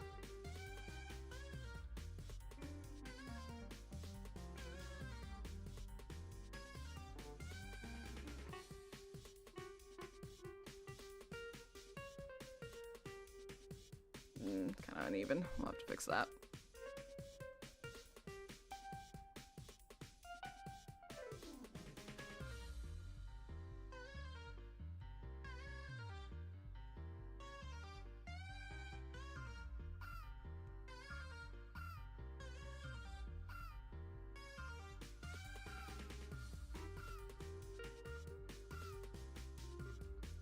Exactly. She's not gonna let nothing escape.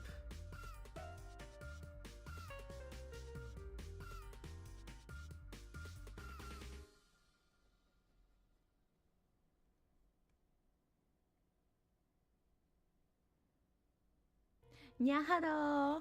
How's it going, Petra?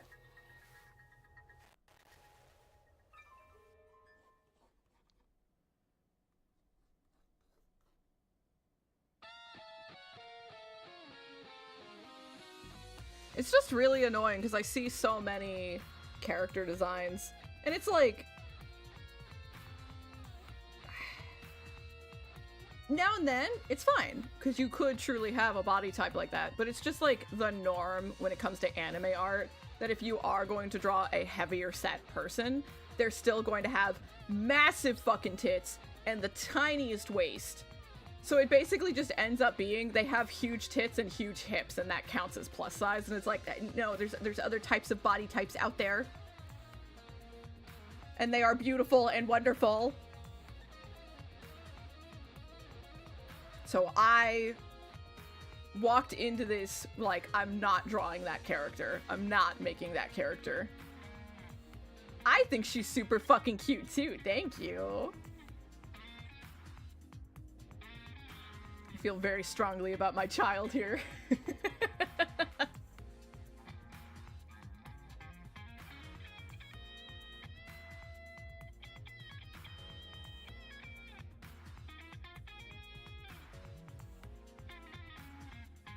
Bean poles are beautiful too.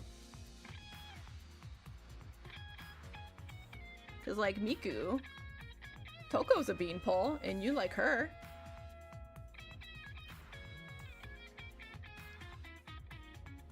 Oh, Miku, you can get those big fake abs and the fake titties.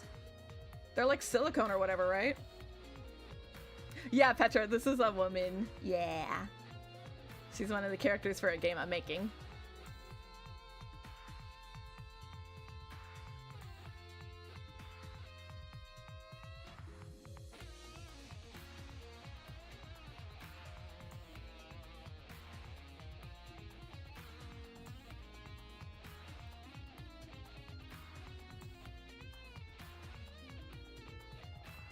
Oh, do you have to make them, or are they just pretty expensive to buy? I assumed they were pre-made.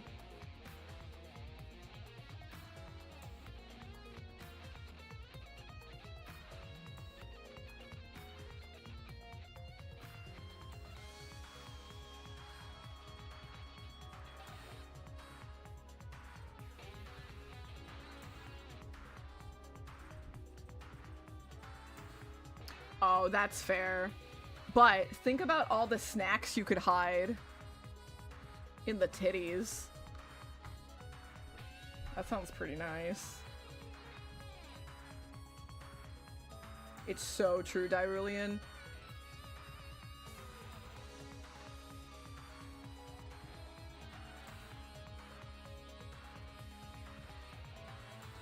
Probably, honestly speaking, like, I've been fortunate to have access to years of life drawing classes thanks to college, so that helped a lot with getting different like body types in my repertoire.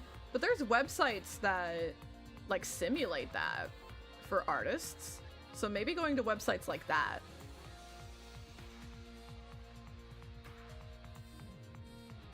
Maybe that would be a good place to go. I think like Pose Maniacs is one of the big ones. Hell yeah. It's just a big mystery. I kind of love that, not gonna lie.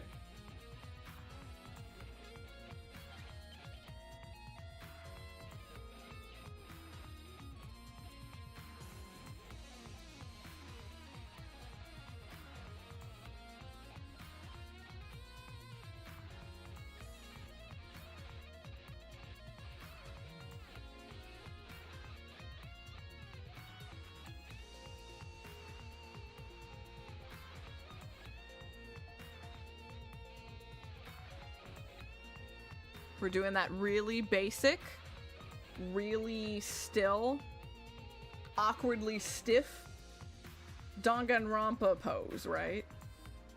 I love how that became a meme, like just the standard stock Danganronpa cardboard cutout character. Lala, welcome in. How's it going, gamer?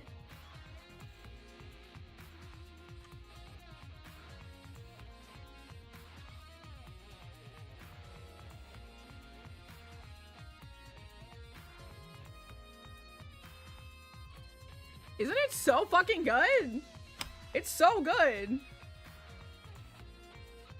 Even if you, like, never play Danganronpa, or don't care to, go get the soundtracks. They're all on YouTube. They're so good.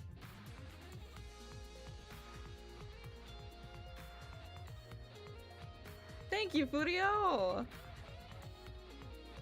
As long as it brings you joy, as long as doing it is fulfilling, keep doing it. That's all that matters. Getting better, like, that will just come naturally as you continue to do it, you know? I think you have a Monster Hunter solution, Lala. I think you found the solution to your problem, which was not enough Monster Hunter in your life. You know what I'm saying?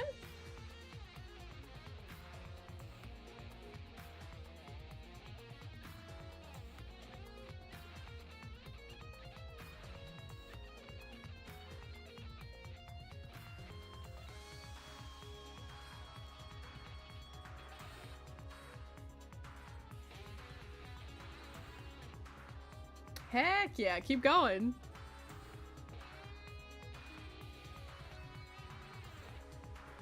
Yeah, no matter what kind of, like, fence-sitting, shaky, like, oh, I kinda like Danganronpa, but sometimes it's weird. Like, no matter what my opinion of the games are, the music is off the charts. So fucking good. I feel the same way about Persona. Wait, I've been dragged! I've been dragged!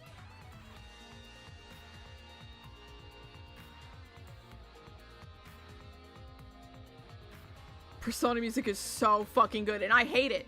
I hate it. I want the games to be better. Goddamn. Goddamn that music. Oh, it's so good. It's always so good.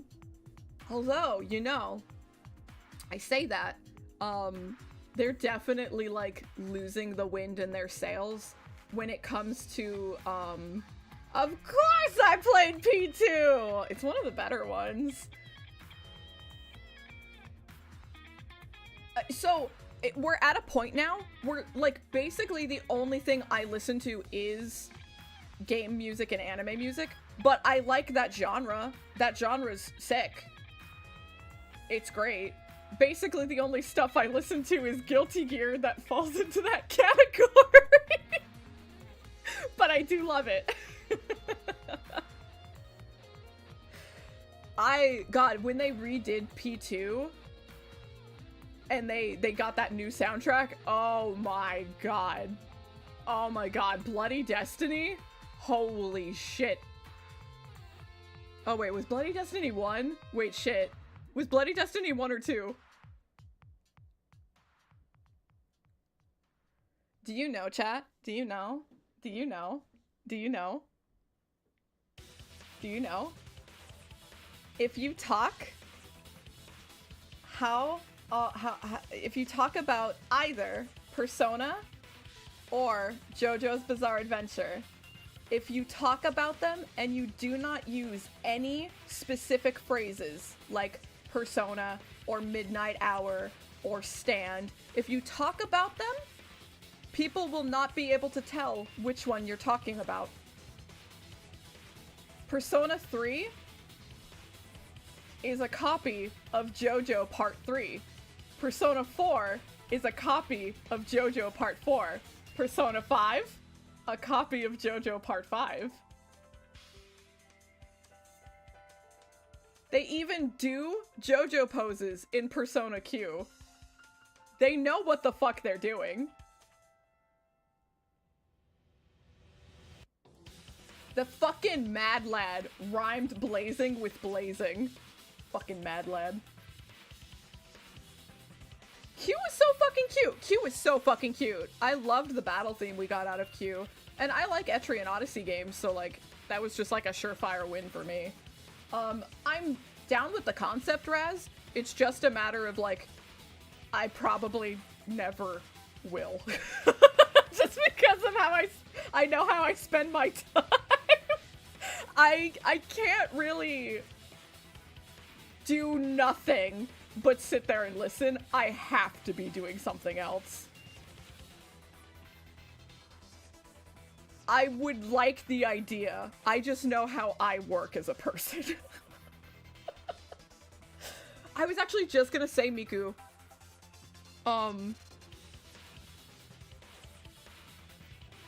No, it was just a fancy 3DS. Yeah. Yep. You know what I did? I bought, like, it was definitely, like, stolen. It wasn't official, because it was the shittiest quality. But I bought a sticker to make my DS look like the fancy QDS.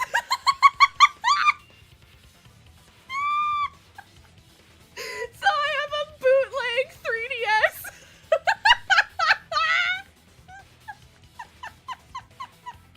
The 3DS is legal. The 3DS is fine. But I bought a sticker to make my 3DS look like the fancy one.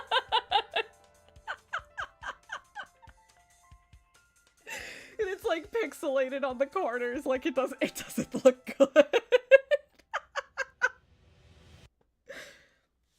I already do that when it comes to songs in general, Raz, especially because, like, I listen to a lot of indie Japanese music that's produced with, like, the Vocaloid program. And 9 times out of 10, the music has, like, a deep lyrical meaning or story that they're telling. So I already pay pretty close attention to that stuff normally anyways. But if there's a whole album dedicated to that, that's sick. I like that. Oh my god, I played my 3DS all the time, because that's where I played Virtue's Last Reward.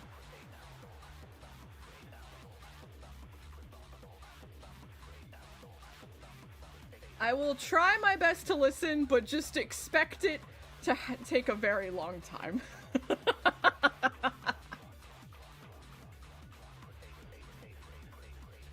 Oh, I'm dumb. Yeah, I never use the 3D. Never. Oh my god, Identity is such a good fucking song. Excellent choice. I'll be so real, gamer. Raz, put a link in the music section of the Discord. I'll forget. I will 100% forget.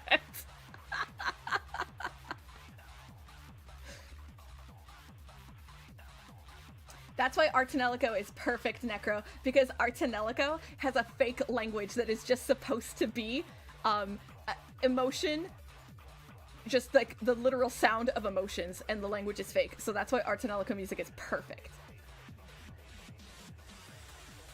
You got it. Okay, I'll whisper you after stream.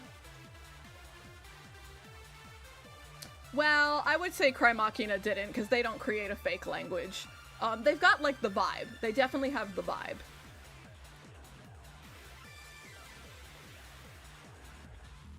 Also, welcome in, Hug. How's it going, gamer?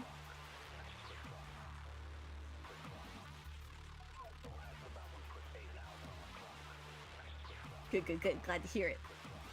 Okay, I'm gonna do it. I'm gonna do it. I'm gonna get some heckin' work done.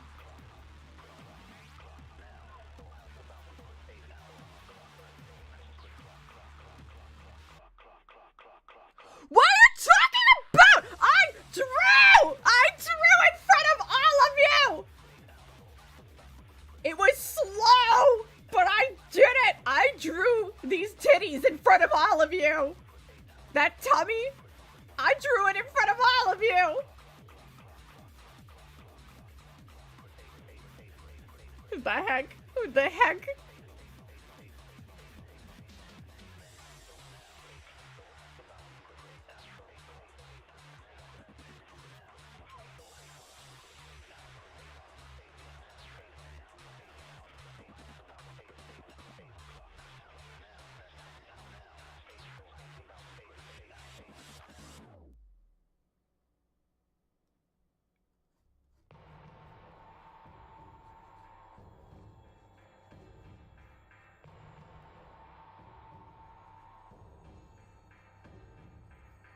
I don't know if I want it to be that dramatic of a curve.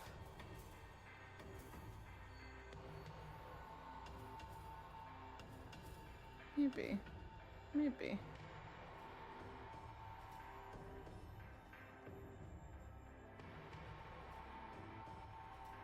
figure out the angle for her heel.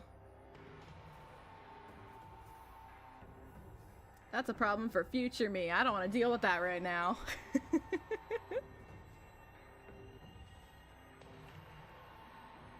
All you gotta do is lurk. You don't even gotta pay attention to stream, gamer. Lurk away. Ask for any chibi you want.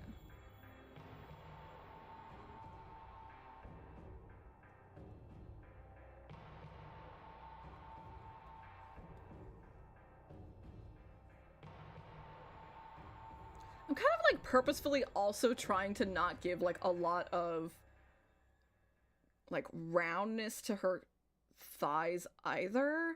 Like I kind of want her to be boxy, but like everything in my brain is screaming to round her out, you know? But I want her to be kind of boxy, but it just looks weird.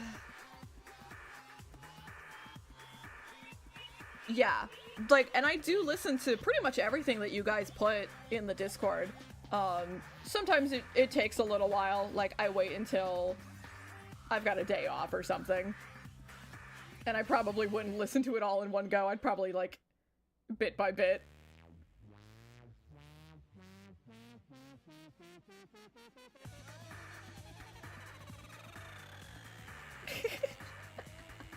Quick, rest! New dot hack only if you breathe!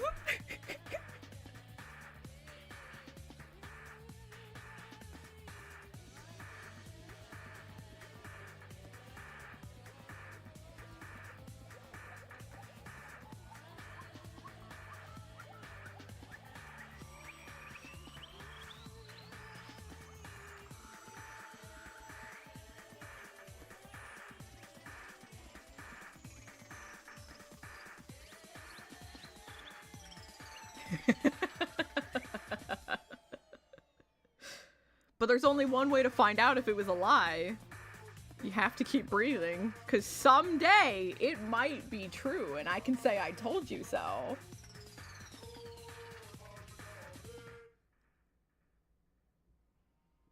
Yeah, I try my best to look at everything that you guys post. It's difficult to get to everything, you know? But like when people put like comics or anime recommendations and stuff, I try.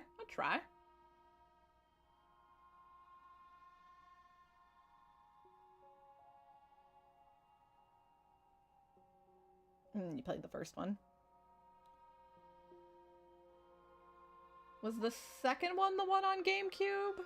I had a lot of friends growing up who played the GameCube one. But I never ended up trying it myself.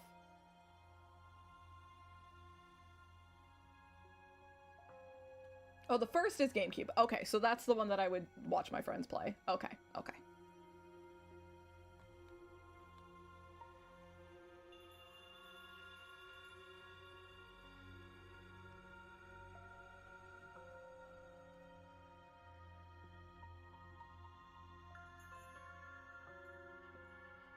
Okay, so her left leg, yeah, is the one with like more fabric. It's looser, and the right leg is the one that's skin tight.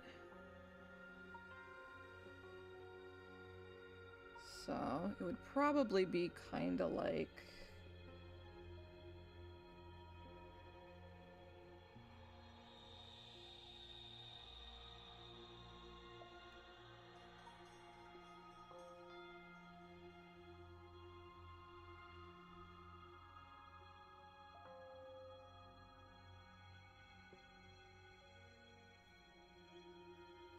definitely not Miku, certainly not. That'd be crazy.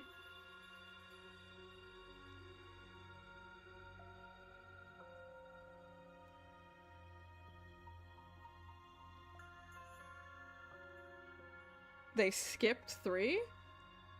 Why did they skip 3? Is that game 2? Oh, it's a card game! Oh my god, don't you love it when they do these multimedia franchises and you can't keep up with anything? Oh, that's awesome!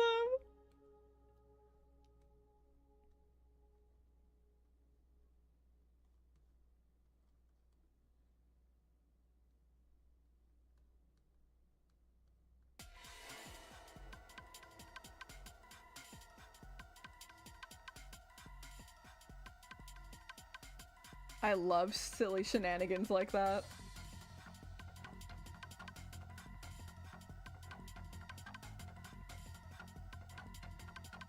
I think it's so funny.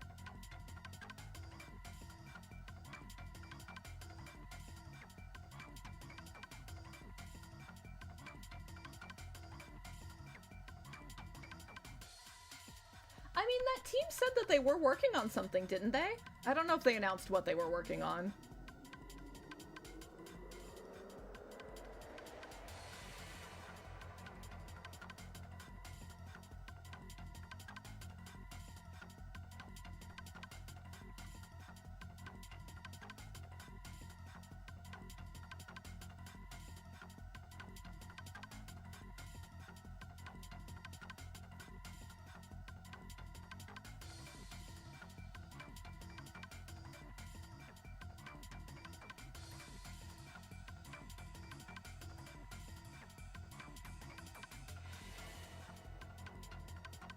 Yeah, so I only played the demo of Default.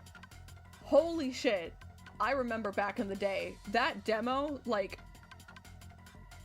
everyone was so fucking obsessed with it, and for good fucking reason. It was so good. Holy shit, it was so good.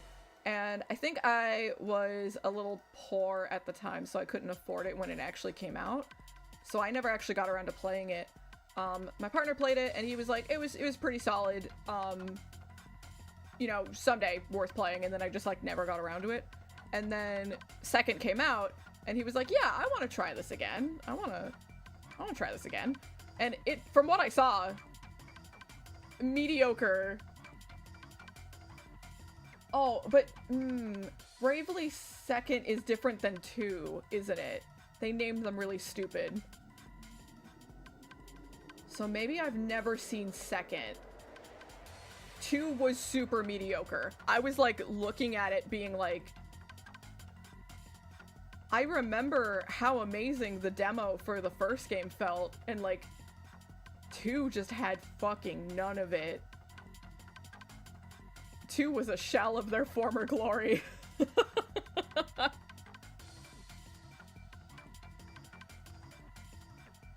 I see. So yeah, maybe I've never seen anything about Second.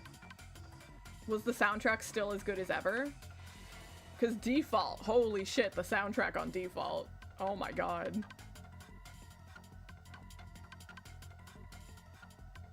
I've talked before about how I think the battle theme for Bravely Default is, like, probably in my top 10 JRPG battle themes.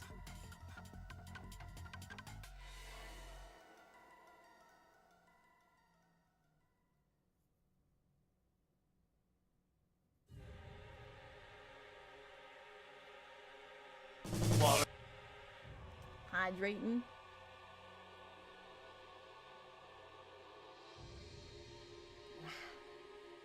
Oh, we got the whole care package. Thank you.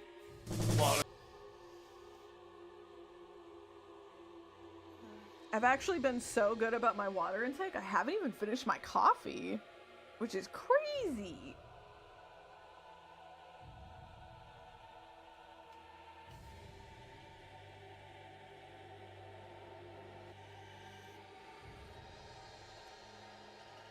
I'm a water bitch. I drink so much fucking water. I'm glad. I'm like... I have a couple... Who is the milkman? I don't want to hear anything, so just don't even answer me. But a part of me is, like, hoping and praying that the milkman makes a return appearance in Game 2. There's literally no reason for him to do so because, you know, he got better. But in my heart, I pray. I want more milkman. Ah, Miku knows!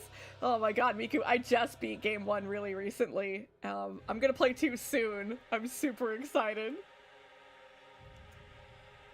Welcome back, Hunter. Oh,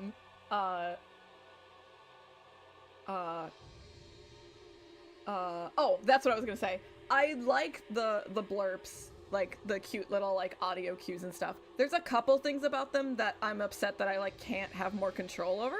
Like, for example, when you guys are looking through the channel point redeems, you can see that every one that's a sound is the same, like, hot pink color, right? I can't change that color, and I hate it. I hate it. I like my tones a little bit more diluted. I like them to be different kinds of greens and pinks, and for a while, I even had it alternating between green and pink, purposefully. But the blurps, you're not allowed to change the color. Nice cock. Thanks, gamer. Even if it's hot pink? Wow, thank you. Yeah, so that bothers me. That bothers me big time. So now the color scheme is all fucked up thanks to that hot pink. Hate that. Schaefer drama? Is Schaefer one of the staff on the game? I've never heard of that.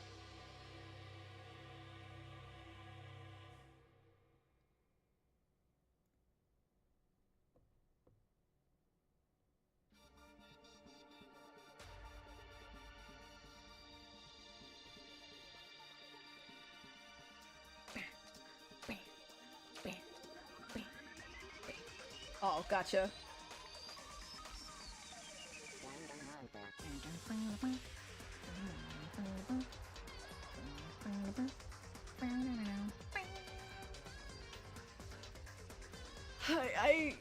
You know, like, I want them to be better. I want them to do better.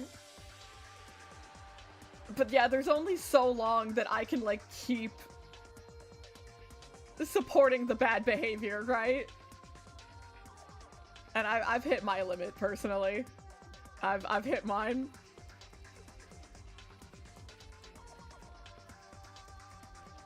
Beans raid party? Wait, what? What's that? What Beans raid party?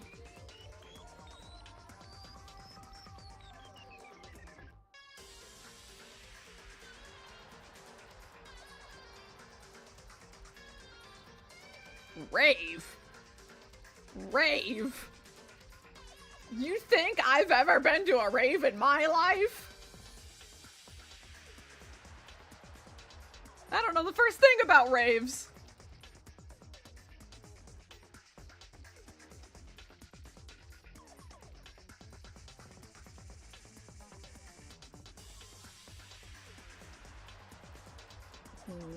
Kind of feeling like maybe...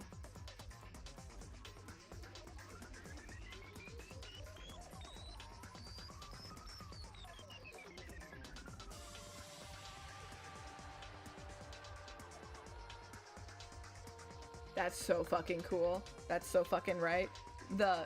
So one time, in Seattle, I went to college in Seattle, and my dorm was right across the street from a sex shop, and I never went inside.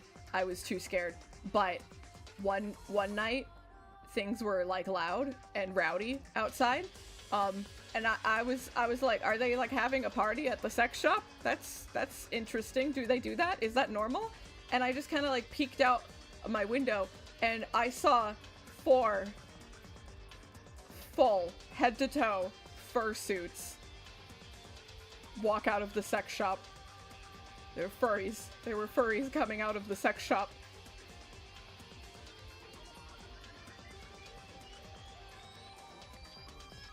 I still don't know what was happening to this day, but I will never forget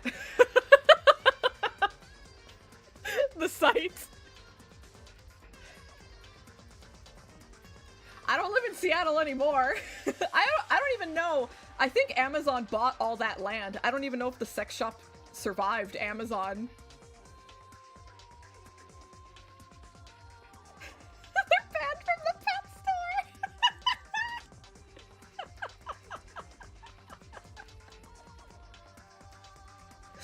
Oh my god.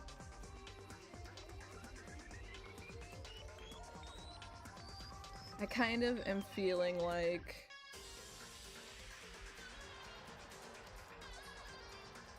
I should change this other leg. But, so was your buddy, I guess it's fine. Was your buddy going to UW? It's a big public school, right? Okay, I didn't go to UW.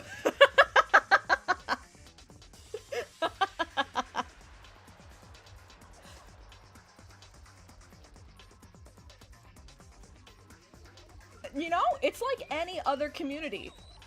There are plenty of furries who are not bad. There are plenty of furries who are fucking the best. And like look out for their communities and are fucking great. And like anything else, there's gonna be some bad eggs. Absolutely. 100,000%. This one time?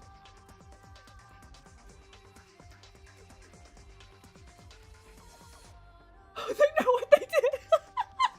This is the one time. I'm gonna keep this vague. One of my sisters was dating a person. They are no longer dating this person. We're gonna keep it at that. So one of my sisters was dating someone, and this person took my sister's phone and started texting me, pretending to be my sister, right? And, they were basically like, Chiu, I feel like I need some advice on something. Can we talk about something? And I'm like, oh my god, of course. Absolutely. What do we need to talk about, gamer? And they were like, well, I've made this new friend recently, and they're like, I feel like they're really cool, and like we've been really hitting it off, but I just learned something about them, and I'm not really sure how to feel about it. I'm like, oh, okay, what did you learn about them? And they were like, I found out that they're a furry. And I was like, oh, I mean, you don't have to participate in those activities if you don't want to, but like, that's no judge on their character as a person. Like, I like cosplay. Does that make me a strange person to you? And they're like, oh, no, of course not. No. And I'm like, yeah, it's just a different kind of hobby. Like, it's fine. If you learn other things that make you uncomfortable, fine. But like, there's nothing wrong with liking those kinds of things. And then after that, he finally was like, okay, I lied. I'm not your sister. I was trying to, like, trick you, but you're actually a really nice person, aren't you? And I'm like, was that were you questioning that? Like, what? Was this a test? What the fuck? Yeah, right? Right?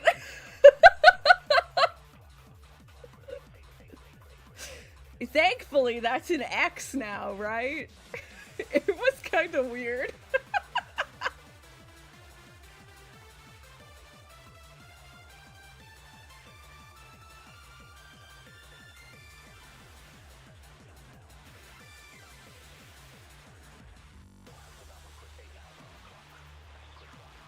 You're right.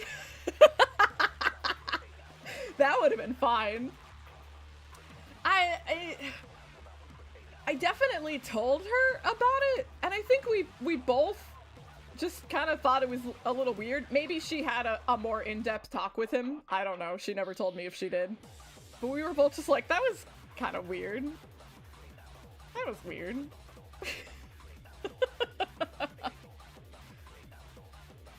I certainly wouldn't care if, like, Johnny took my phone and started shitposting to Kaiten, right? I would think that's funny as fuck, even. It would probably depend on, like, who he was talking to.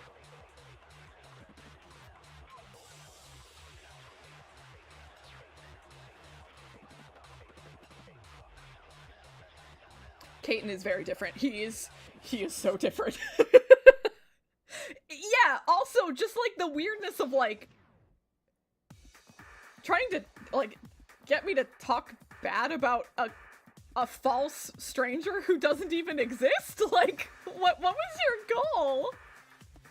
What was the point?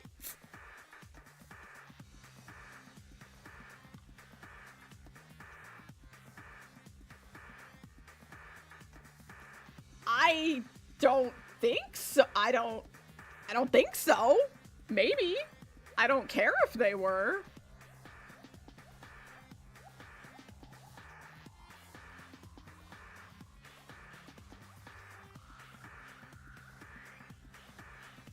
I I mean, I certainly wouldn't say that we had a close relationship, but maybe they thought we did, you know? I don't know.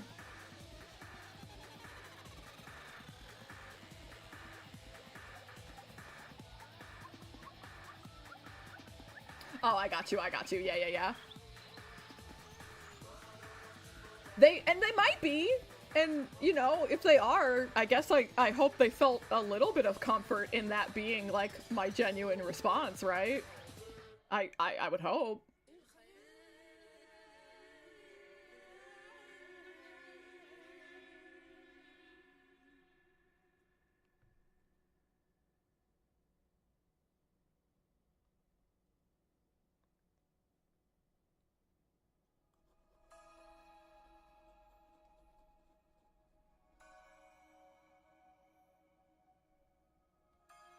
Oh no, nah, Miku.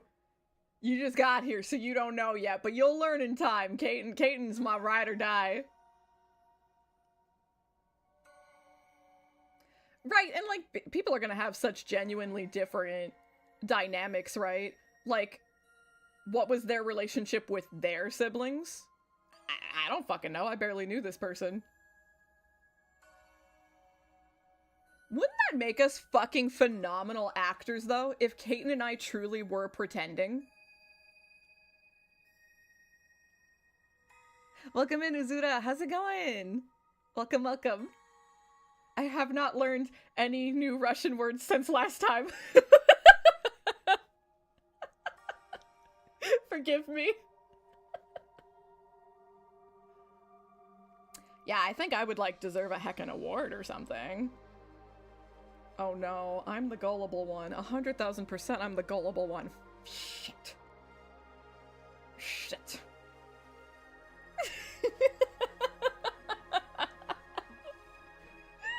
No!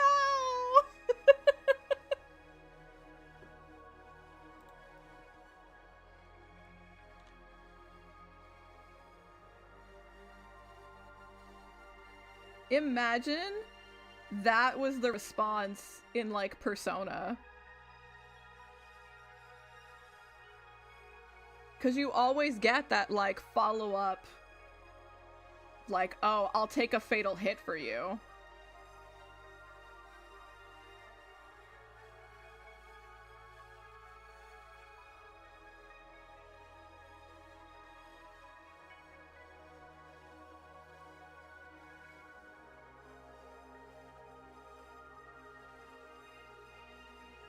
Yeah, like, actually fucking some consequences for your actions? I don't know, Miku. They might still take the easy way out. I don't know. Have they confirmed? I actually haven't been, like, 100% keeping up with it. Have they confirmed that that's back? I feel like they're gonna take the easy way out.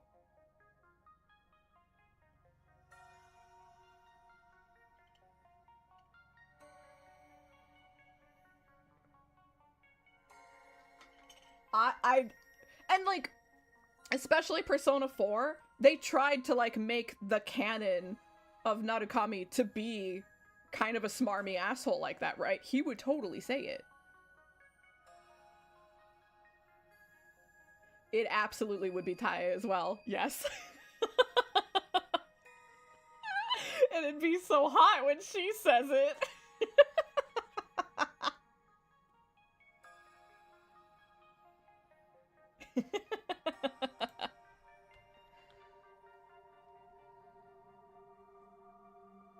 I do really want, like, this kind of overhanging stomach here. I do really want that, but, like, drawing it out so stiffly looks odd. I might want to do it just through painting, I'm thinking. That might end up looking softer and better, so I might do that. I don't know that beer belly is the right word, but she's a big girl.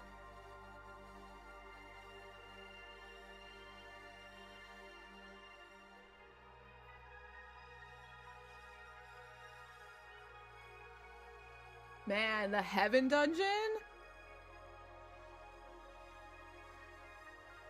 Like, that song The more you think about the song that plays, the more fucked up that dungeon gets. Ugh. I love that song.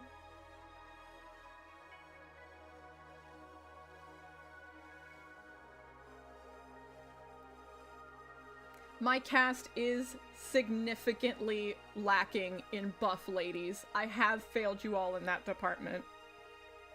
Maybe next game. Next game I'll get a buff lady in.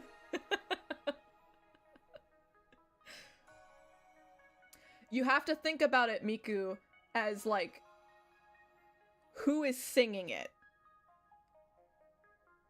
And it should be like, you know who's singing it, because you know where you're at, right? You know where you are when that song plays.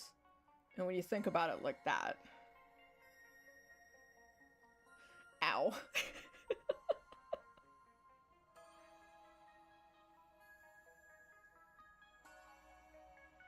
I wish we had, like, they didn't do anything with Iruka. I wanted more time with her. She just existed.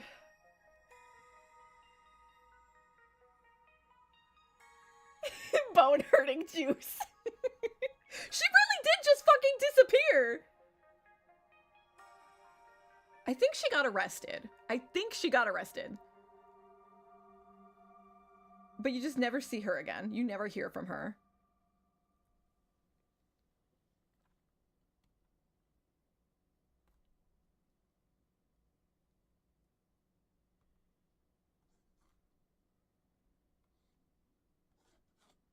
Is that the end of that soundtrack? Yes. Okay. So now this one.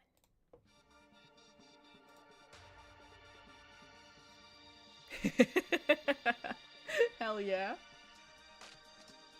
And we want these little red stitches along the side.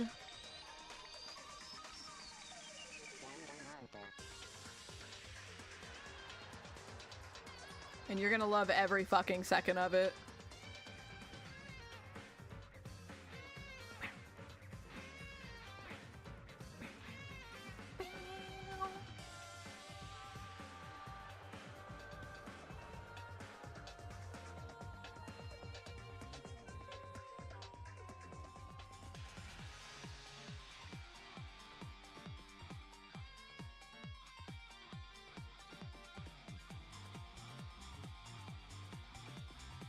Oh my god, yeah. And then it's like, the movie, a different name.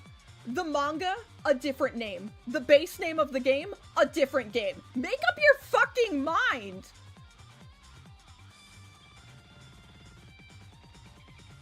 Okay, some can still reverse. They've confirmed it. Okay, okay.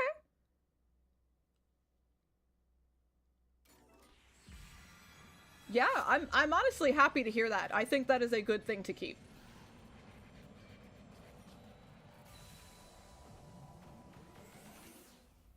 Yeah, it's so fucking annoying. Just pick one and stick to it. It's not that hard. I don't even understand what purpose they think it serves.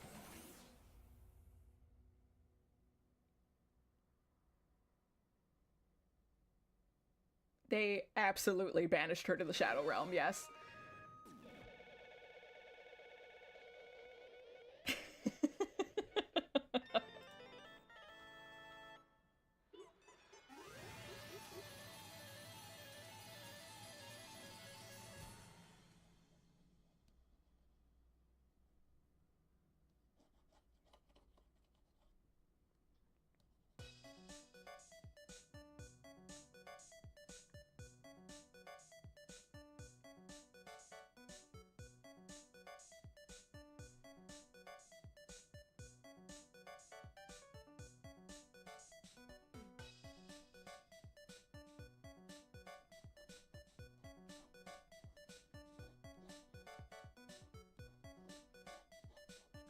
Well, I won't be placated so easily. They're gonna have to try a little bit harder than that.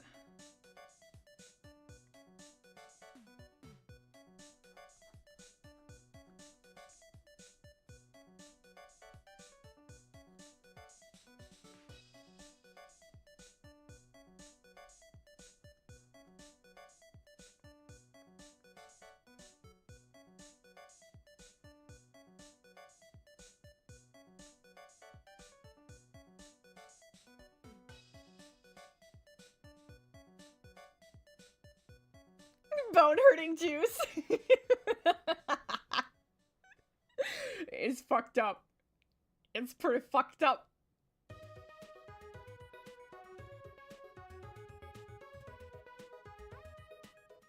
Oh my god, get that shit fixed now, gamer.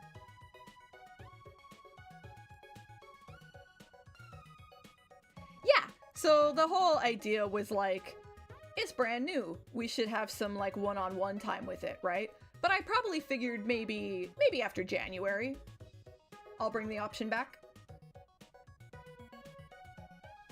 It's got a heckin' sequel, get on it! But yeah, that was always the plan, so no worries. I already have the redeem for, like, changing into this outfit ready. It's already prepared. You better! You better like the new one!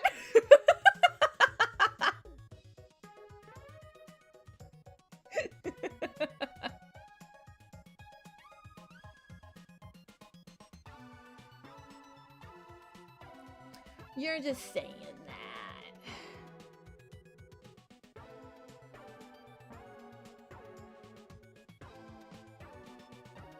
Well, honestly, it's a good idea, Miku. I'm always like, oh, I'm fine. I'll just set everything up 5 minutes before, and then one fucking thing isn't working properly, and you have to turn OBS off and on 100 times, and your capture card doesn't want to get the audio.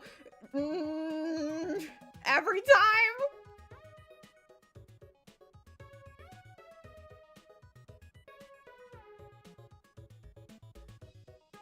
Oh, you're entering nursing school? Fuck yeah!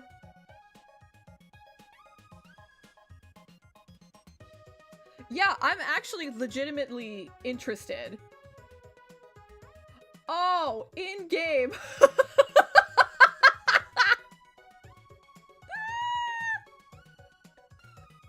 Also, I'm really glad to hear that, Miku.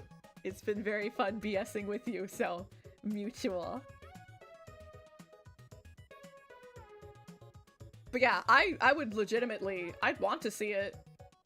Like, I've talked before, like, I've played plenty of visual novels in my day that have, you know, H scenes, as we call them in the industry. And I'm never really that interested in them. But like, between two women? And it's like legitimately made, like, sincerely, right? It's not just supposed to be like, oh, men find it really hot when women kiss, right? It's like sincere. Hexy.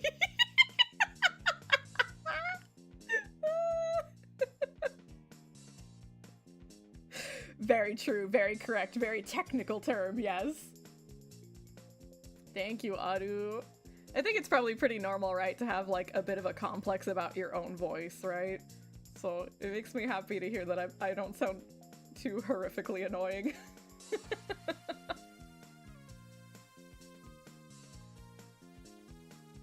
I'm so fucking bad, Miku. I haven't watched any of the Madoka movies. I need to fucking McFucking catch up. I'm a fucking fake fan. It's like actually embarrassing. But I want to see it. I want to.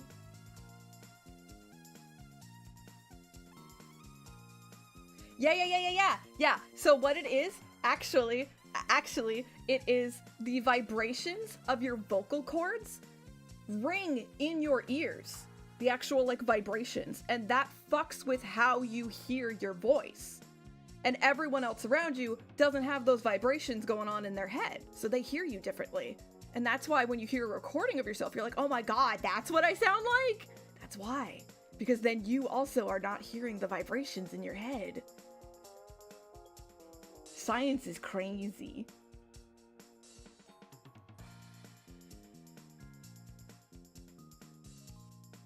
They sure do. They sure do.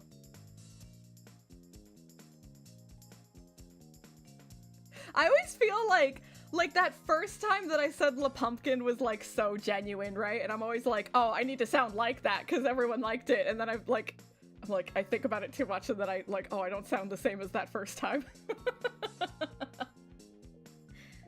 La Pumpkin. The music in Madoka is top tier. Yuki Kajiura, oh my god, fucking queen. We stan Yuki Kajiura in this house. Fuck yeah, Miku. Fuck yeah.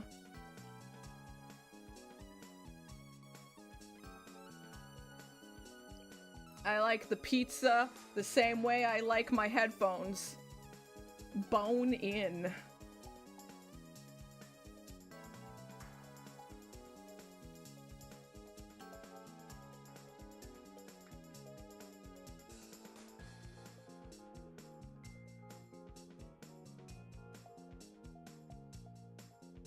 Oh, fuck yeah, coffee too. You should. Yeah, we should all have that mindset. Milk steak. Milk steak? Milk steak. Milk steak. What about pepper steak? Let's talk about pepper steak.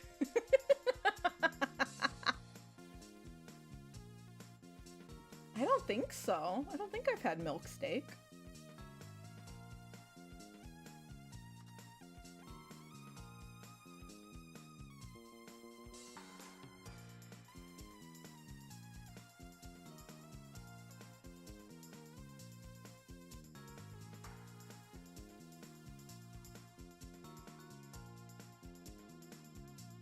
Are you like cooking it in milk, or you're just dipping it after the fact? Or both?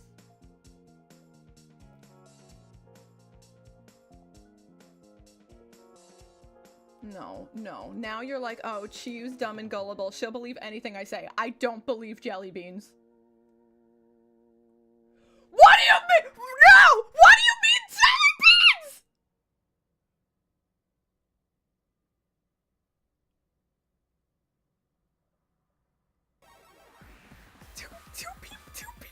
Two people said it! I don't believe you!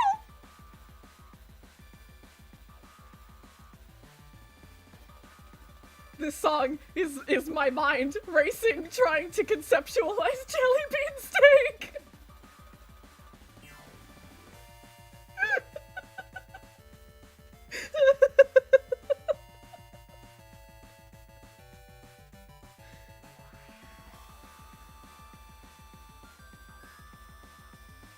Jelly bean that sounds awful!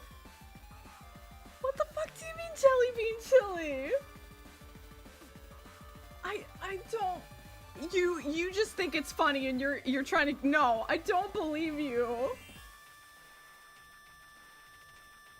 And I refuse to Google it. My head hurts.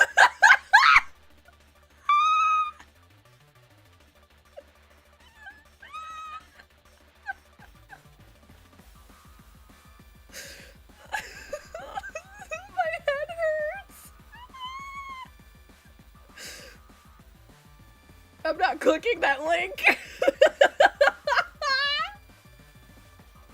That's normal. All of those words make sense and that's normal, Miku. That's fine.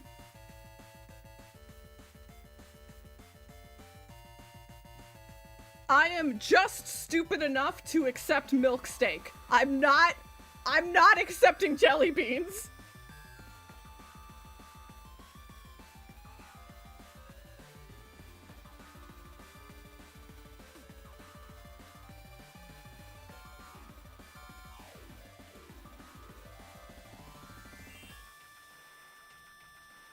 Those sound like really solid tips when cooking with milk, just like no matter what you're doing with milk, because that's a real problem. It can definitely scald and burn very easily. So those sound like I'm not clicking that. I'm absolutely not clicking that. I'm gonna sit here and stew in my ignorance because I'm happy here.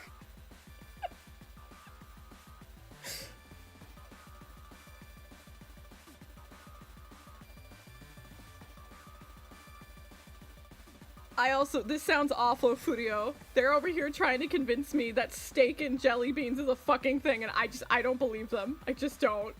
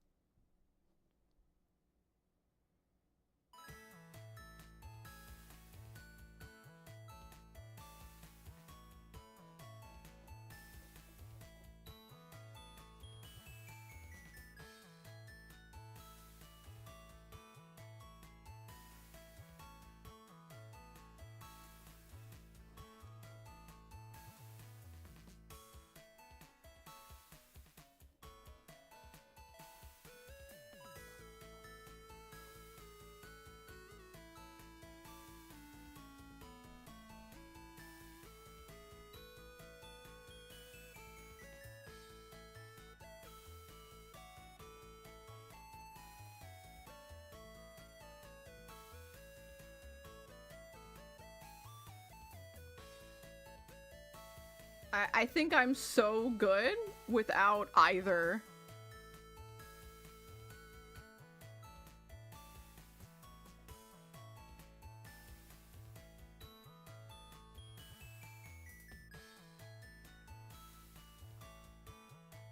I don't. I like for the rest of stream, I don't trust any of your links because I know you little shits. We'll change the topic to something else and we'll get a good conversation going and it'll be great and you'll be like, oh, this is the perfect time to throw in an imager link of steak and jelly beans. And now that the topic has changed, she will click on it. She'll click on it and that's when I get her. That's when I get her to look at it. I'm not clicking any of your fucking links! No more links today!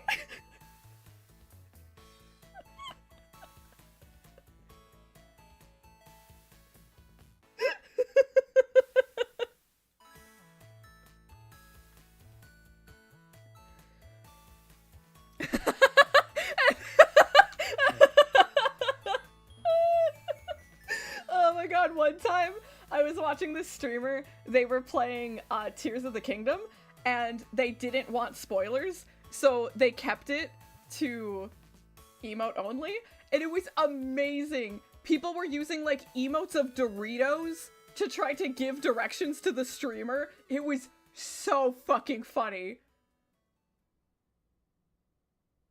It was so good. So I have 100% faith that all y'all would figure out a way. You'd get some emotes with steak and jelly beans, because those are pretty normal things. Those are pretty normal fucking things. And we all know, Necro would be kissing brains.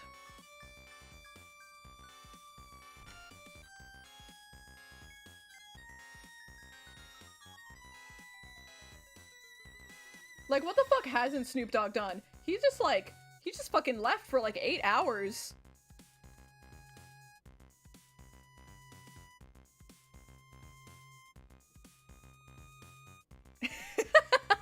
It's still a pretty good emoji. Welcome in, Telon. How's it going?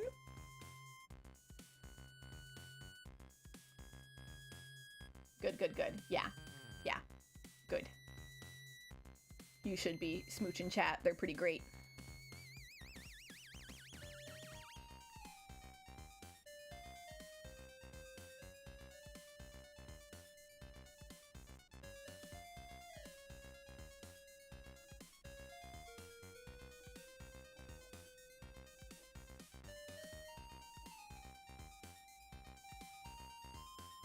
Thanks for popping in. We're mostly goofing off. I've been trying to get some drawing done. Oh god, I made that foot huge. I gotta get that smaller. Oh my god. Just getting some drawing done, but mostly goofing off with chat, yeah. Nothing is wrong with jelly beans, jelly bean.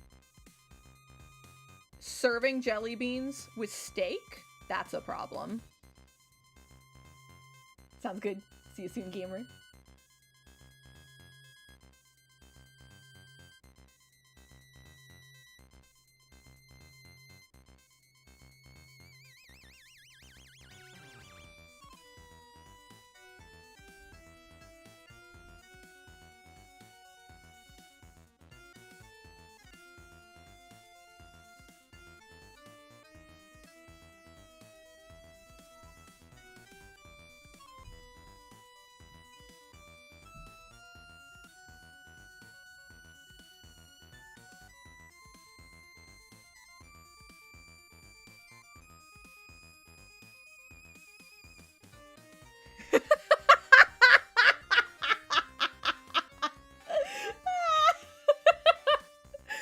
Link is broken as shit. Still says milk steak in it.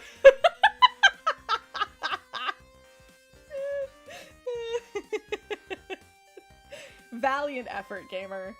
Valiant effort. Yeah, it's just like, it's fucking fun to chat. Just BS. Shoot the shit. Shoot the breeze, is that what they say? It's just fun.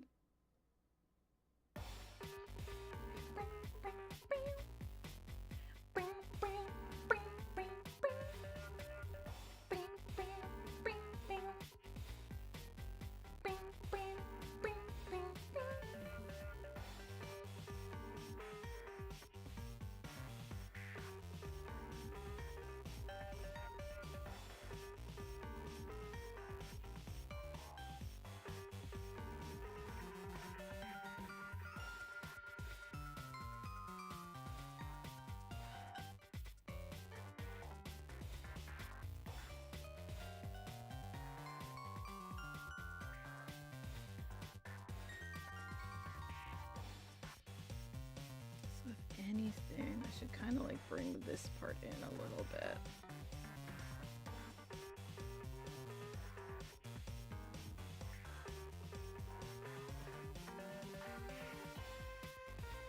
I would not fucking put it past you, you little fucking shit, to search milk steak on Twitter and go find a tweet about milk steak.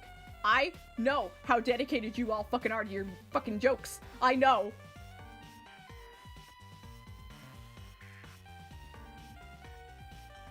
You would go find a tweet.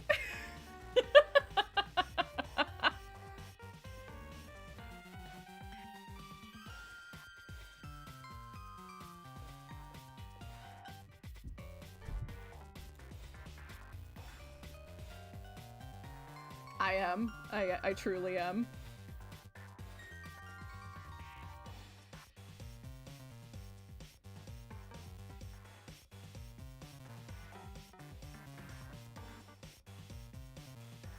They're telling me about some kind of fucking cooking abomination here, Crag, where you cook milk and steak and then serve it with jelly beans, and I don't fucking believe them. I don't think it's real for a fucking second.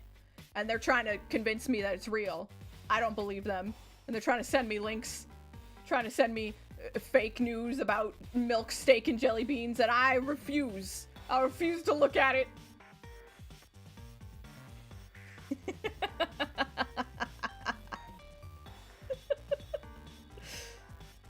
Yeah, so what's that link? What's that link all about? Sell it to me.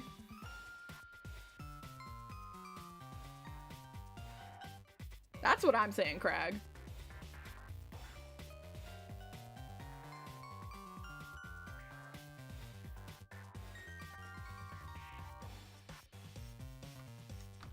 Oh, it's about Psychonauts, okay. Ooh, that's exciting. Okay, and that's super, I think those are like valid criticisms to have, right? There's a lot of issues that come from Kickstarters, whether it's just like the scale of the project gets out of hand and like you're not able to keep some of the promises that you wanted to keep and stuff like that. There's definitely super valid reasons to have issues around stuff like that.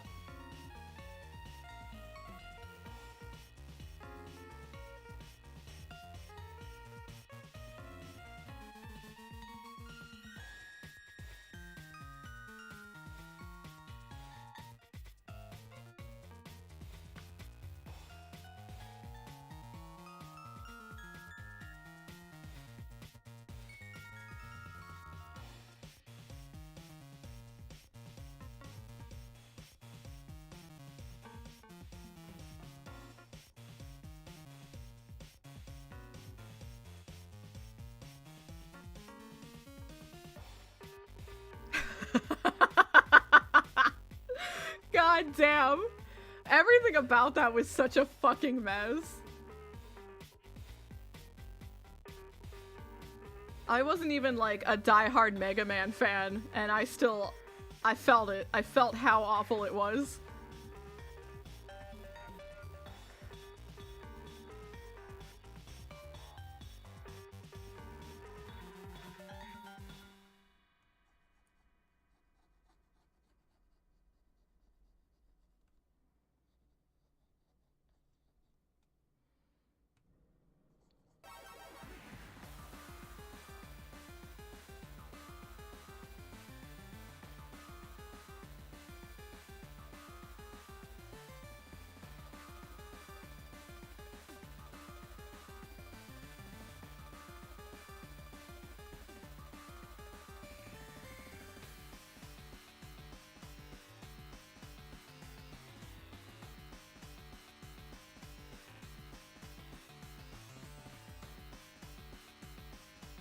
It's still really wide.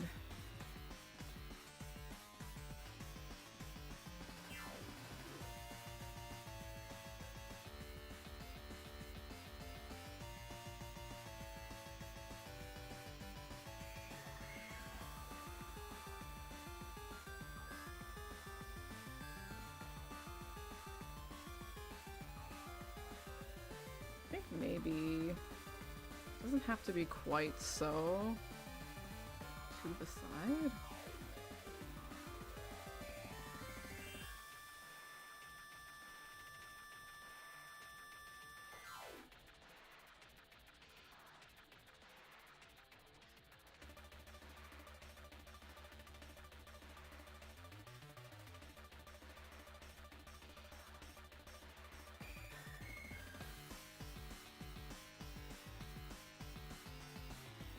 then I think we would have to make this curve not quite so dramatic. So it's a little more just like slightly leaning towards her right. That's fine. Yeah, I think that'll help. Okay. I really do want her to be kind of boxy, but I feel like I do need to give a little bit more.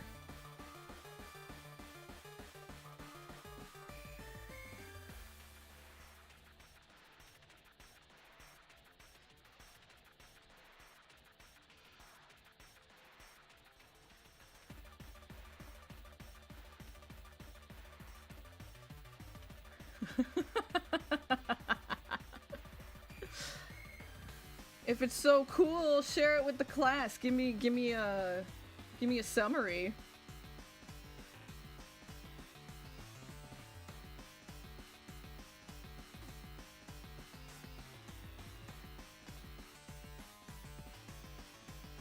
Isn't that Luigi?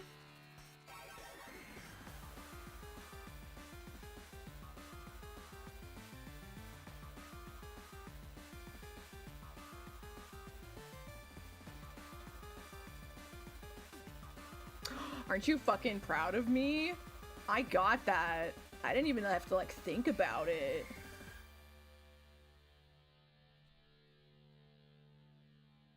Did Luigi cook a terrible milk steak?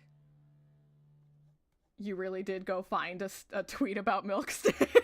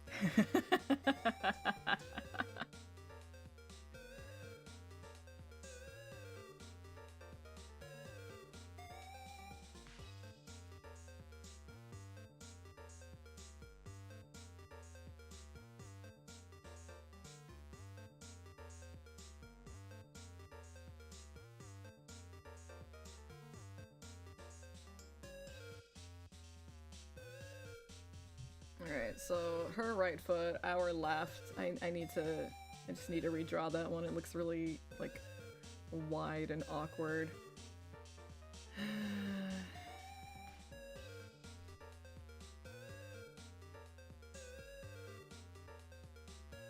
So maybe if we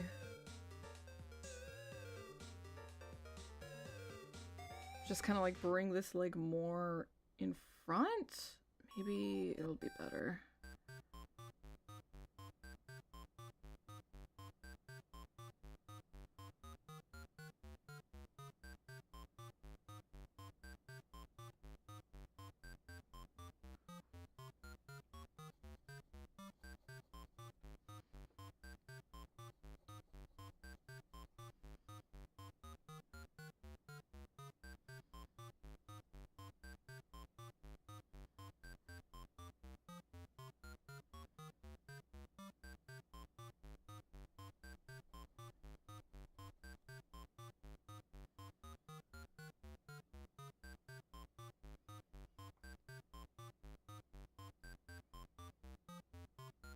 Okay, and then that helps.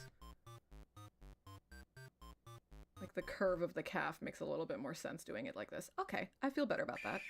So, I would just need to redraw the other foot.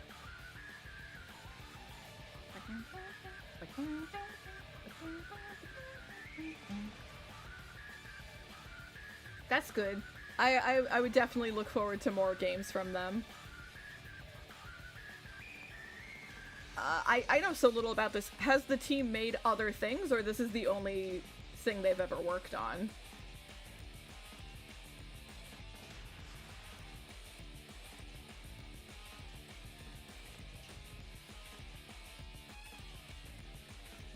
Oh, tons of stuff. Oh, okay. So sadly, it kind of could be anything. It's not necessarily more Psychonauts, right?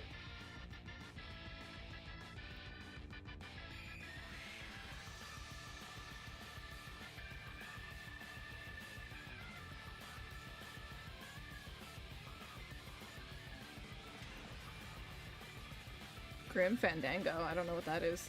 Aru? It's not. It's not, okay? Don't fall for their lies. Be strong. It's not real.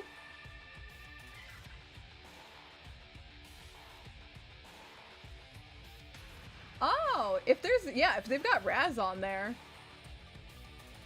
then probably, right? There's not really any reason for them to, like, tease like that if not. That's exciting. I think I have to go pee, so I'm gonna take a bathroom break really quick, and then we're probably gonna try to redraw this foot, and then we're done with, like, the planning for face base spray here. We could probably get started, like, putting it together. Yeah. So I'm gonna be right back.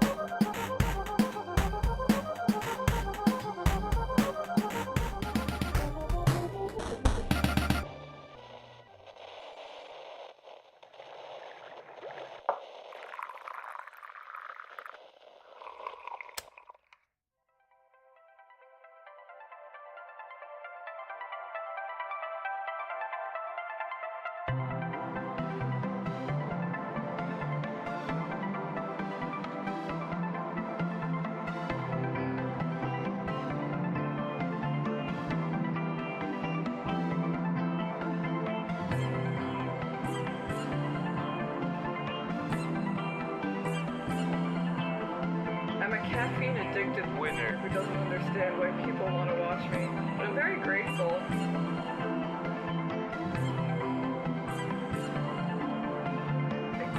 Good God, that's huge. What the fuck?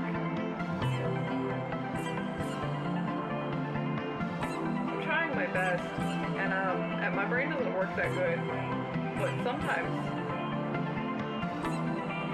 it do.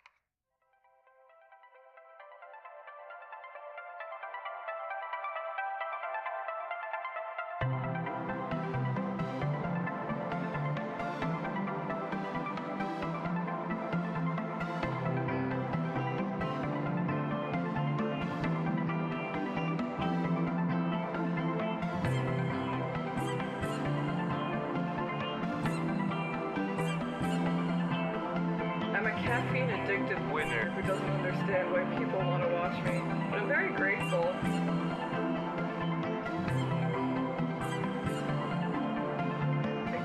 Good God, that's huge. What the fuck? I'm trying my best, and my brain doesn't work that good, but sometimes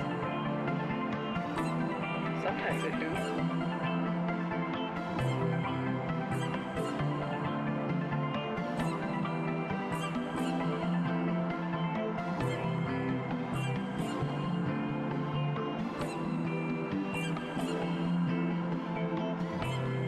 I create cute girls. That makes me happy.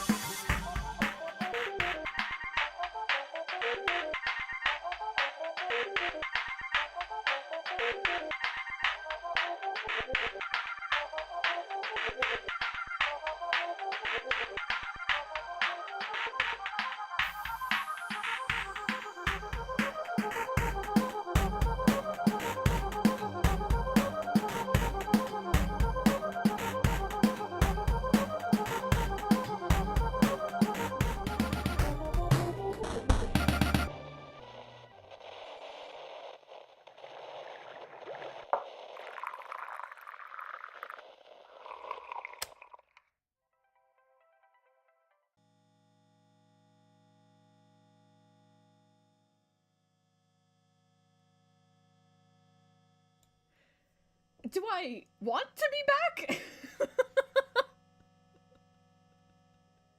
Looking at y'all chats. Do I want to?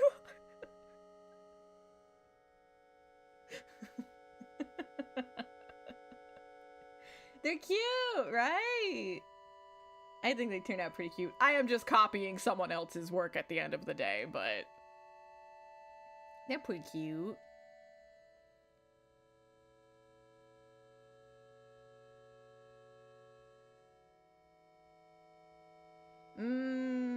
I guess I could. I never thought about it.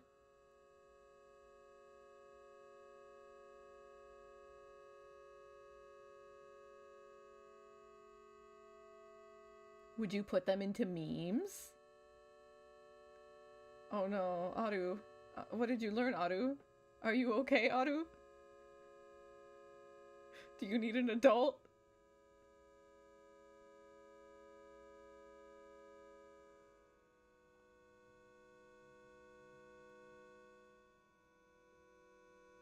It always feels a little odd, like when it's not my original idea. And both of them are not, so it feels weird to be like, yeah, they're great, because they're, even though I made them, they're not mine at the end of the day, you know?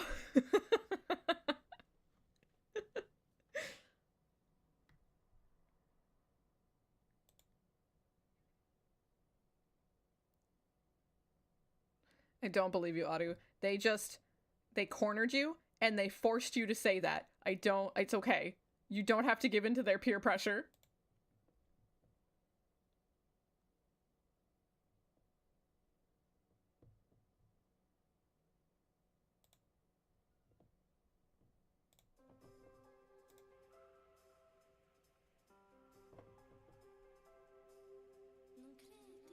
Non credi che sia il momento di capire Time to get VOD muted.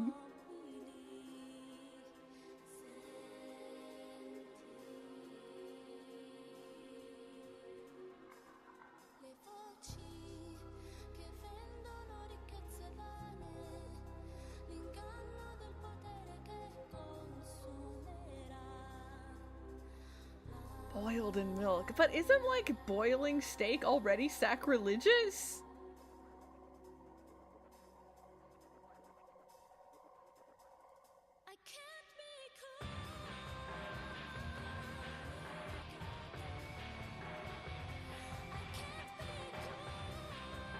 Is that really fine? Does that make it fine?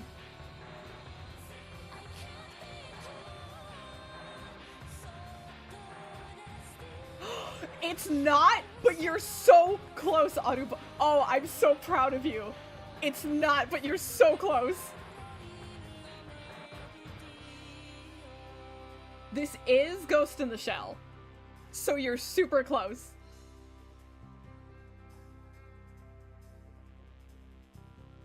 Based taste, Aru.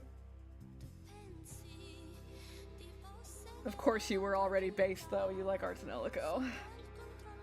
I was so happy that we got Orega in Arts and Ellico. That was just like, holy shit. Match made in heaven. And Kokia. I was so happy we got Kokia.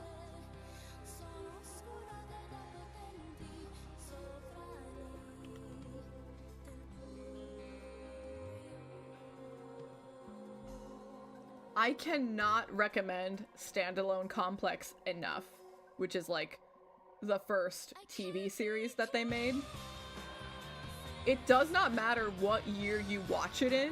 It's insane how accurate it is to modern day problems that arise with like combining humanity with technology, right? So fucking good. Oh my god, it's so good.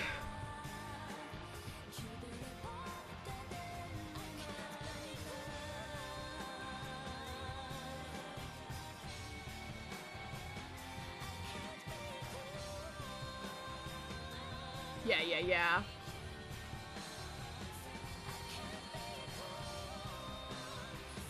Did you ever see... Wait, what? Blah what? Blah what? Did you ever see, Miku? Did you see, like, the Sci-Fi Channel used to have, like, Anime Mondays? And they would, like, make commercials for themselves? Did you see those?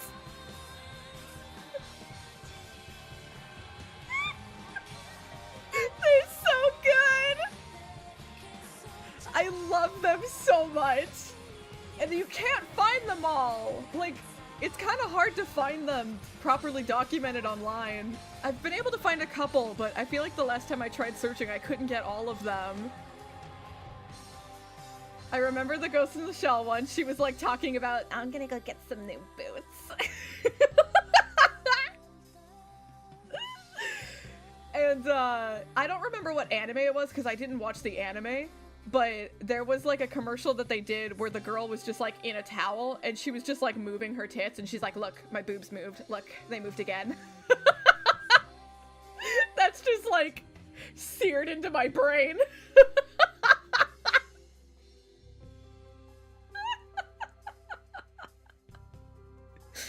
Nah, somehow this is a precursor to Dot Hack Link, somehow. Oh, they made a novel? That's cool. Is it good? Is it about Boss? I like Boss. I like Boss best.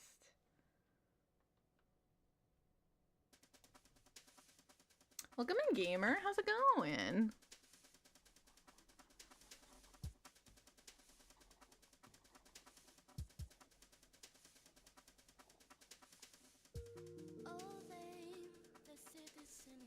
I mean, it's gotta be good no matter what, because that whole game is great. I went straight for boss. Like, I tried my best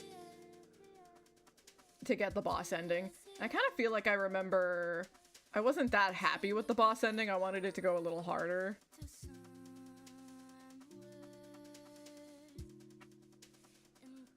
That is an insane title for a book.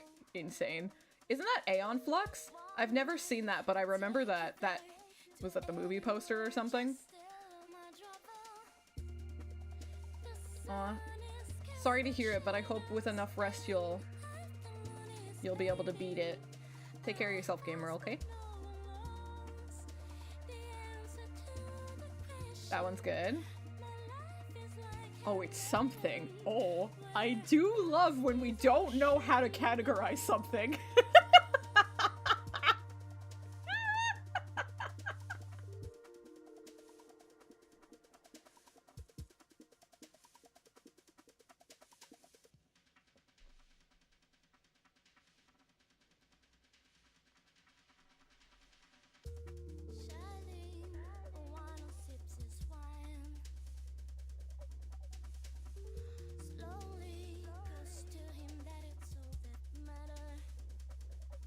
Okay. But it just did not hit, or...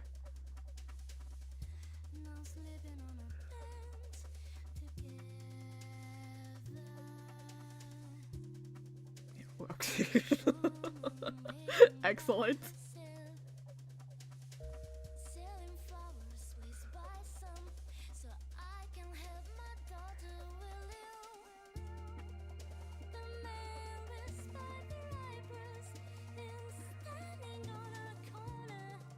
God, I love this song. I feel like I would say that about literally any song from Ghost in the Shell, but... Oh, I love this song.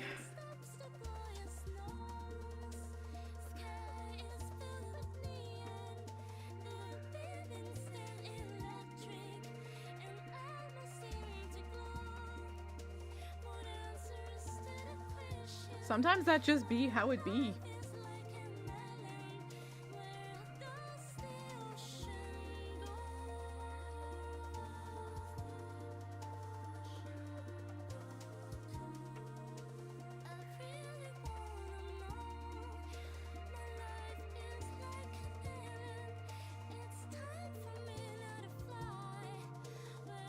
Maybe I should just be separating these layers out and just like actually fully draw the foot out instead of just trying to squish it next to this one, because I am getting all this wrong. And if I don't get it right now, the line art's gonna suffer for it.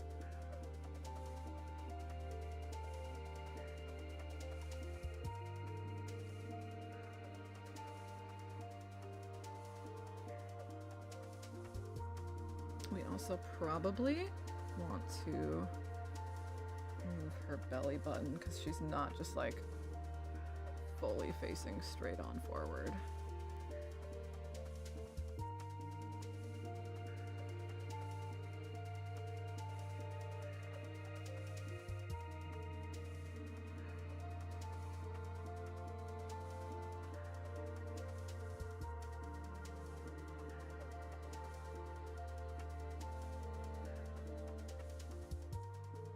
That seems better.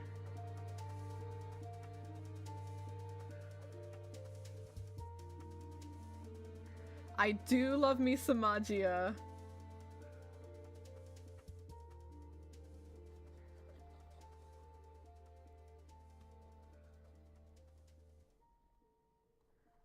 I actually did a karaoke stream back in November, and it was specifically, it was gay. I did gay anime karaoke, and Magia was one of the ones I picked.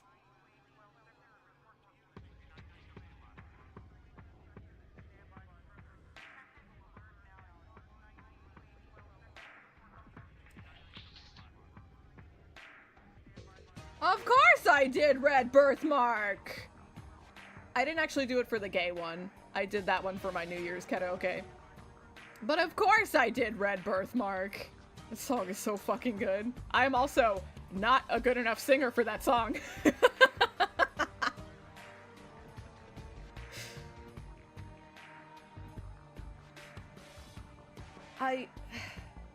Fortnite is one of those words. It is a real word that means something, you know? But like, at this point, culturally, it no longer means that.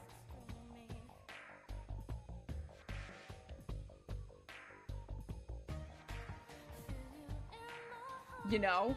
Like, I guess.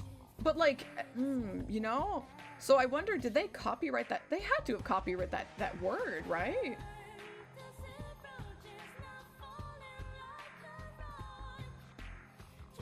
So that's interesting that they would use that spelling. I wonder if they got in trouble for that. If you don't want to sing, don't do it, Miku. But like, if you like doing it, who the fuck cares if you're good enough or not? Do what you want. Maybe you don't have to do it publicly, but... Oh, okay. I was gonna say, that's, it's never stopped anyone before, but that's pretty ballsy.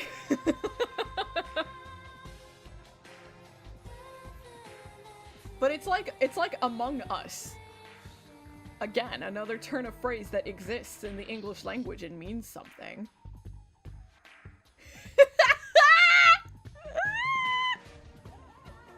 I just wanna be your Shiori.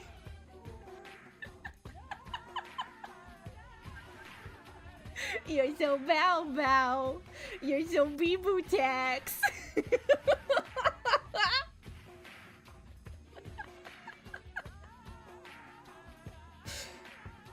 They just need to suck it up because it's fucking art. It's beautiful.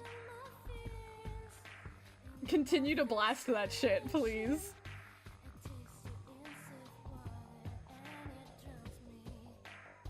It's so... It has no business being as good as it is.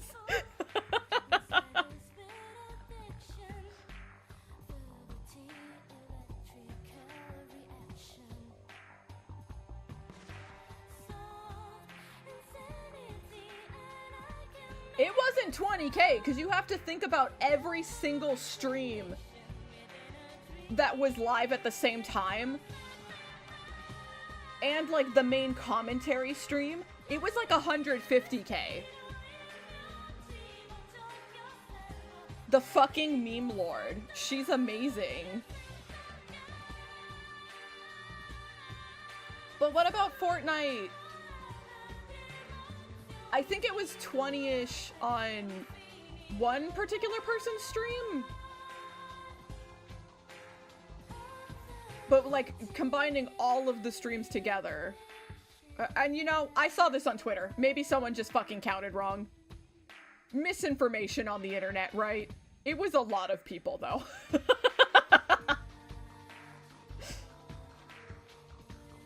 Yeah, I feel the same way. I do think she's funny, and, like, anytime that she's in the collabs, it's great.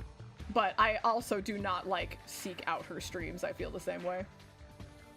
Does Fortnite have anything to do with 14 days, though?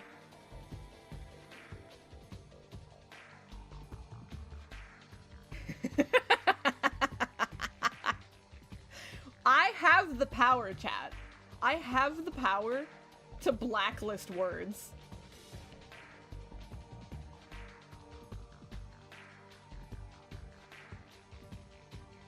What if I blacklisted the word?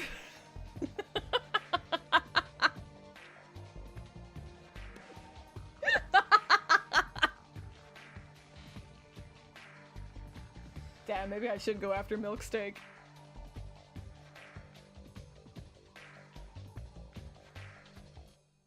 Maybe I won't tell.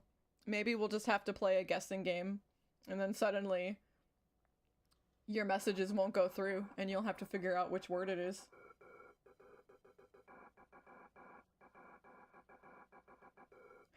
You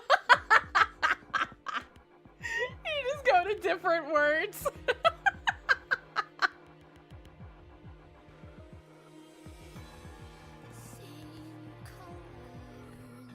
The dedication. Oh, I love this song.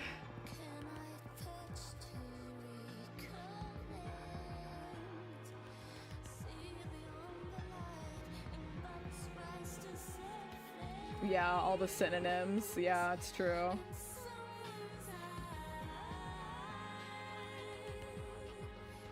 Because at least 2 of you little shits would get a thesaurus.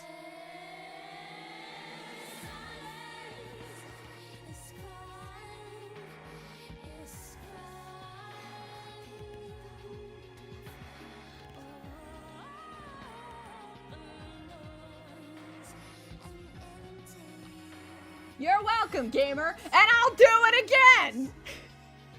I've been trying! I have this whole beautiful lady drawn. I'm just trying to perfect her feet, okay?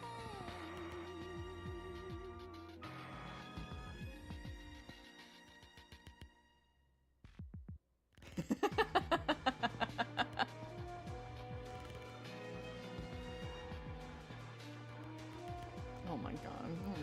I mean, you know, I would enjoy the concept of a lot of steak.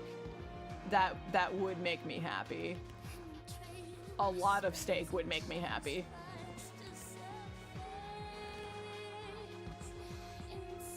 I had a friend growing up who hated feet so much that she, like, would go out of her way to be always wearing socks, but then to, like, look away when she had to, like, change her socks and stuff. Like, she hated her own feet.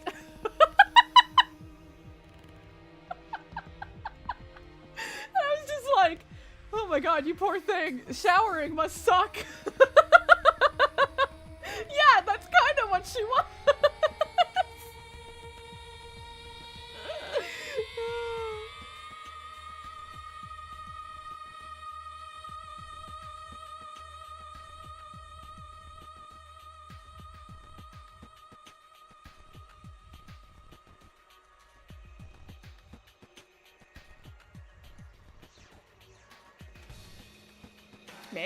Maybe. It's like an Ouroboros, right? Oh, I'm so glad! I had a blast too. I hope your stream goes well, gamer.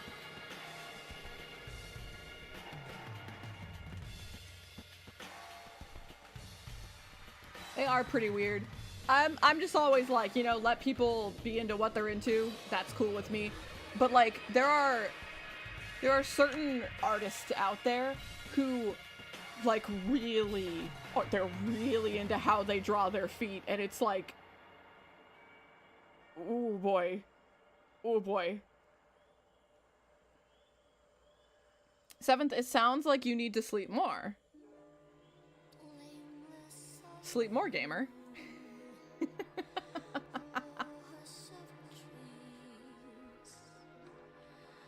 Welcome in.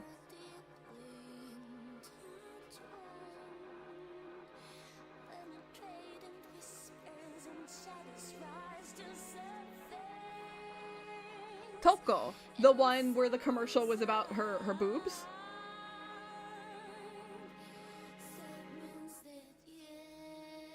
Okay, all right. I probably won't watch it, but I am now. I'm more cultured knowing that.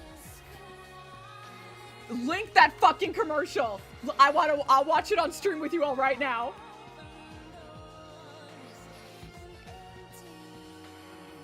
Fuck yeah, thank you, gamer.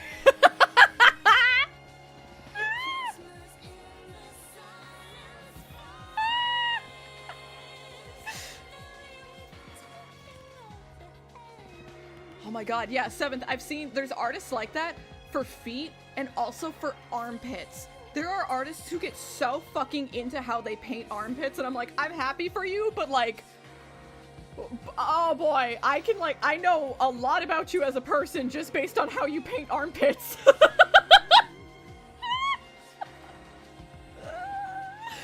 Oh my god. Okay, we're gonna pause this.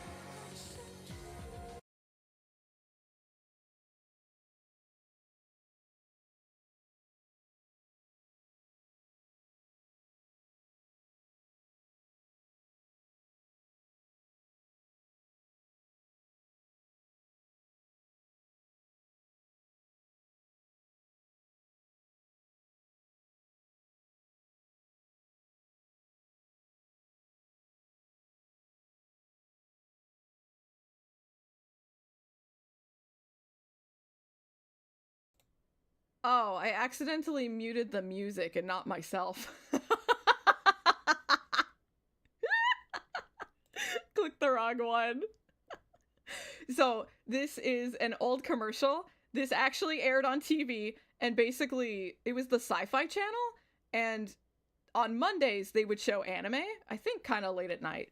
but they dubbed over, they just had some of their staff dub over these anime clips, and these were the commercials that they aired to let you know that they show anime on the Sci-Fi Channel.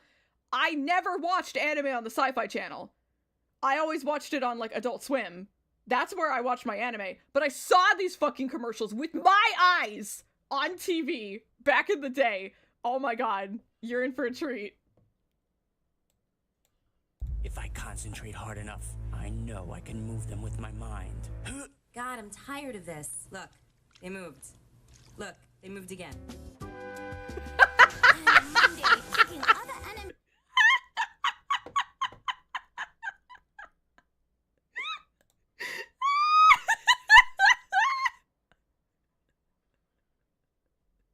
That has lived rent-free in my mind for so many years. Do they have the Ghost in the Shell one? I feel like that one was the funniest.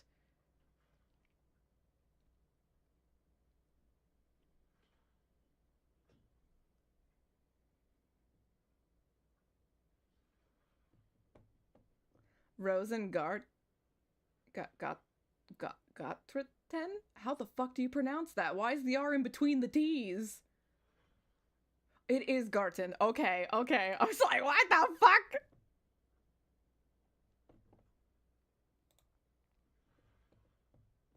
Raz, you don't even know what we're talking about, so I don't trust your link. Ooh. Crag?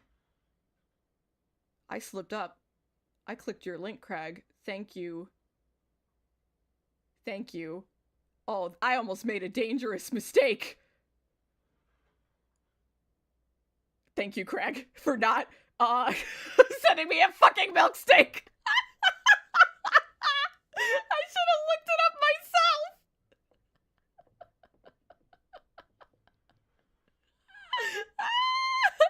I slipped up.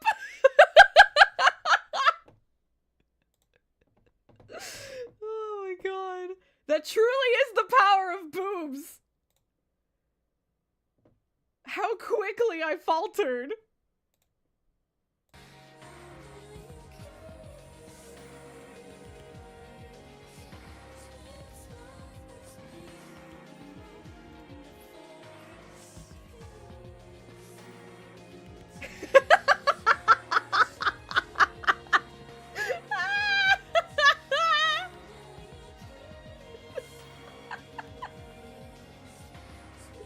It's true, I can't even deny it.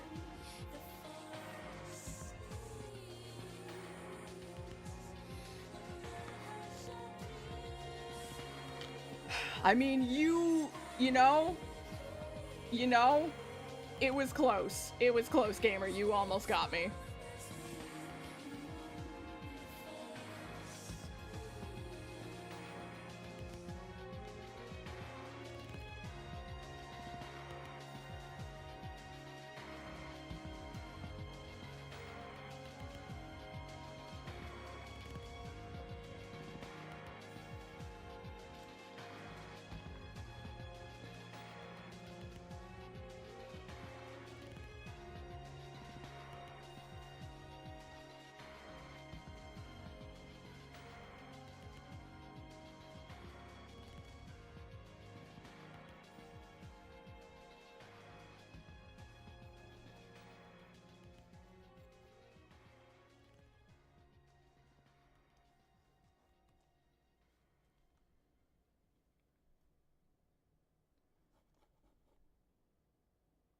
Oh no.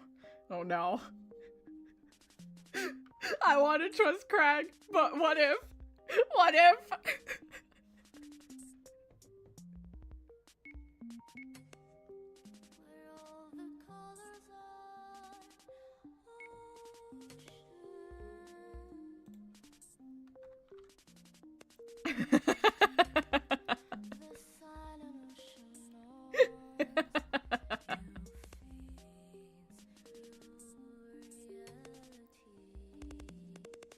I trust Craig. Craig's on my side over this whole milk steak nonsense.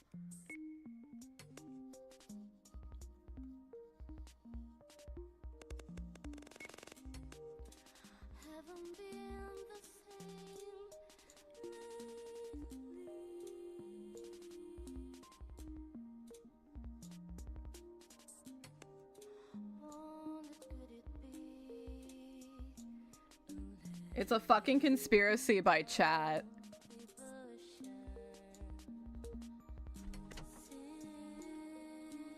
See, I knew it! I knew you'd be able to find some fucking emotes!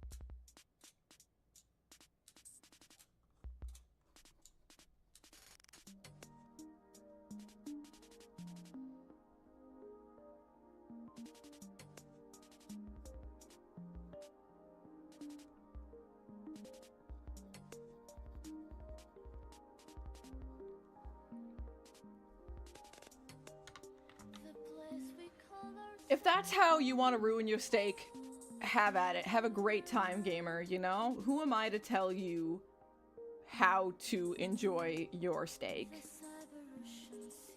I know you'll feel guilt because you know the value of a good pepper steak.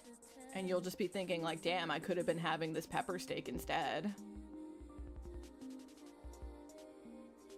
I love cheese. I love cheese so much.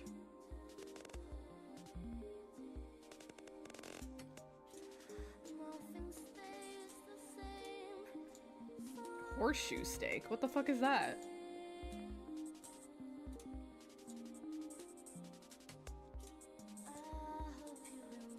Y'all just making shit up.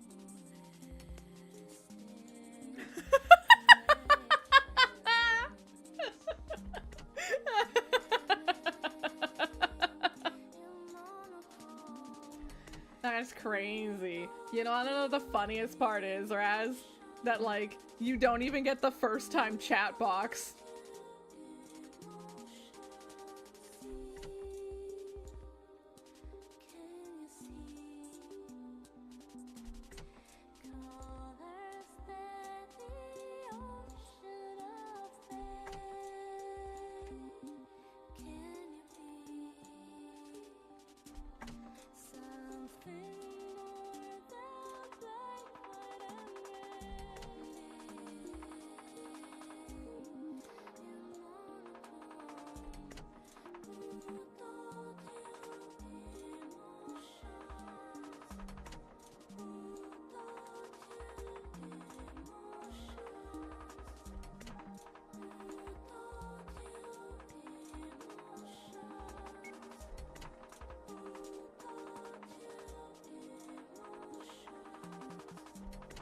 Just taking a couple bites out of my lunch.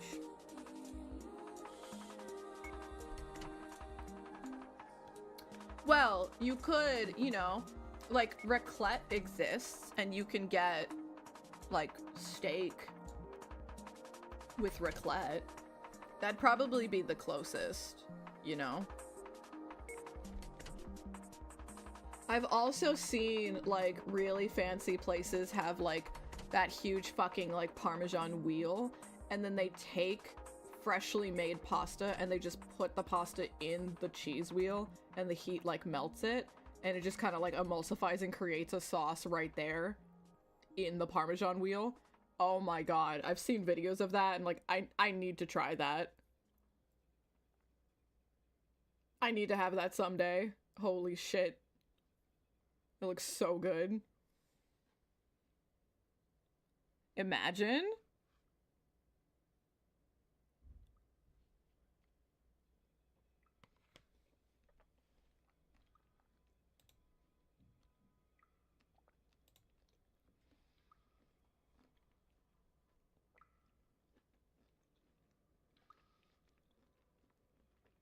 Miku, please. The first rule of being lactose intolerant is that you don't give a shit.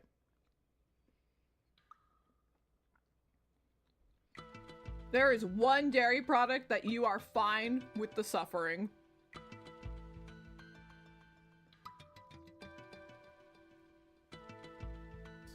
There's always one thing that's worth it.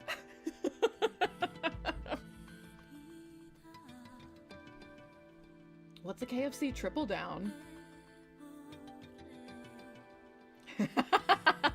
Only have one bathroom.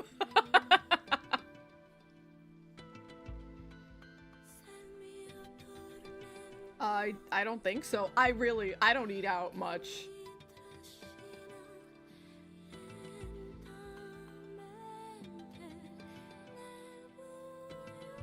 And if I am eating out, like, it's probably not gonna be fast food.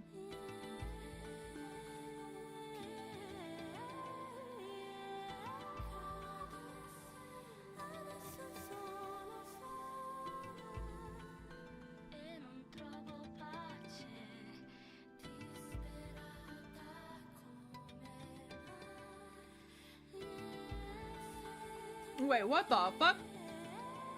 It's just 3 pieces of fried chicken on top of each other?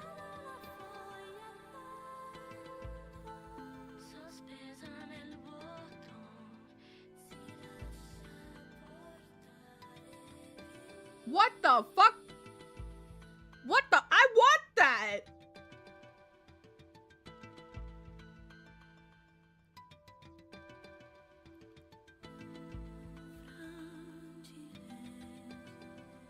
I didn't know that. They have like a famous bowl or something, right? I think that's like the extent that I'm familiar with their menu. What the fuck?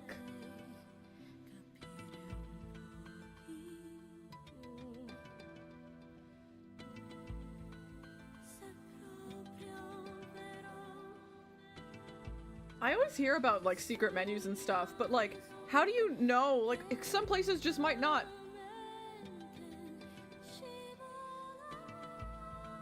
Like, do they teach all their staff across all the stores? How do you know if they're gonna accept a secret menu offer?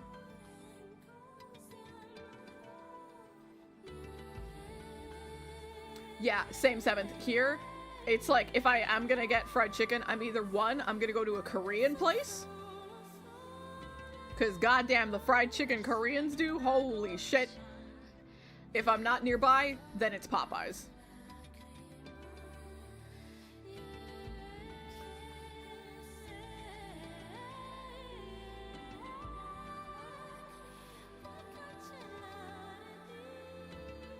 But like, what do you do? Do you like walk up to the counter and be like, hey, I'd like a triple down, and they're like, oh, we don't do that? Do I be like, can I have a double down with an extra piece of chicken? Like, what?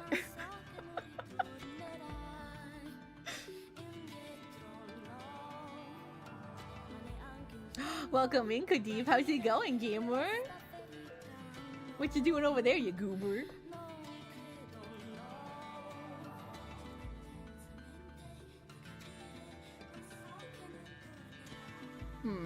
Okay, that's like easy enough. Everyone jumping ship. But yeah, I would rather go to Popeyes anyways.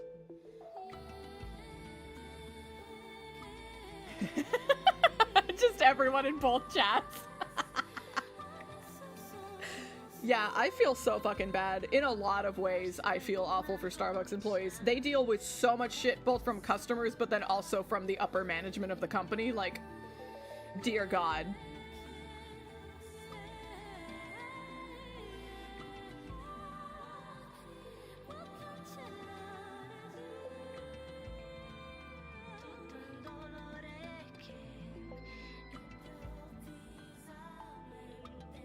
I'll finish eating in a second and then we'll get back to drawing. Have a great time, gamer. I hope it goes well.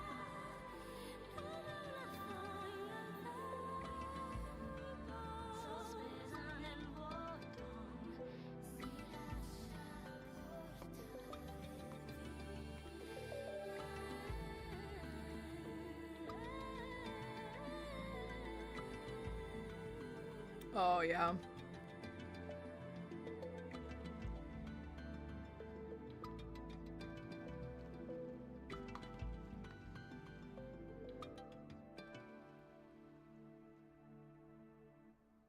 Fortunately, I don't really need coffee shops anymore. I can handle it myself.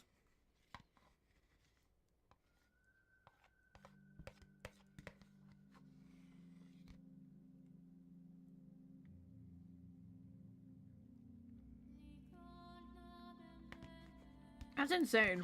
And it's like, God, the fucking calories in that drink. Jesus. Yeah, you're always welcome here anytime, gamer.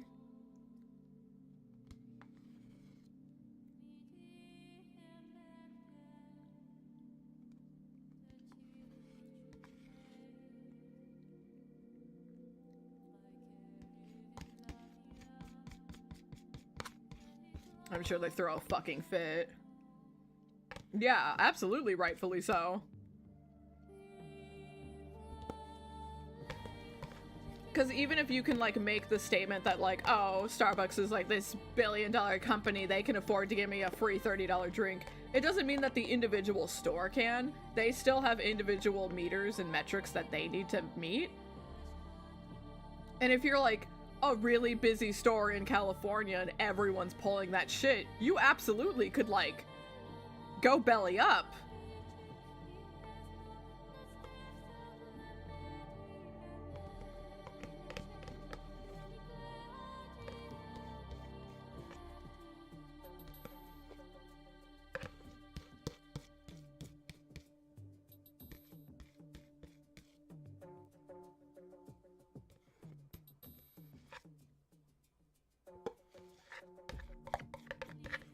Oh yeah.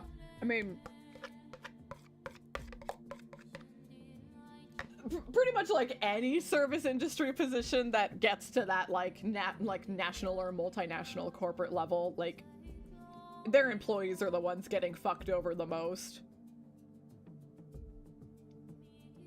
For so many different reasons. But at the very least, they really should be capping some kind of monetary amount, right? Yeah, right? You'd fucking think that's just like common sense.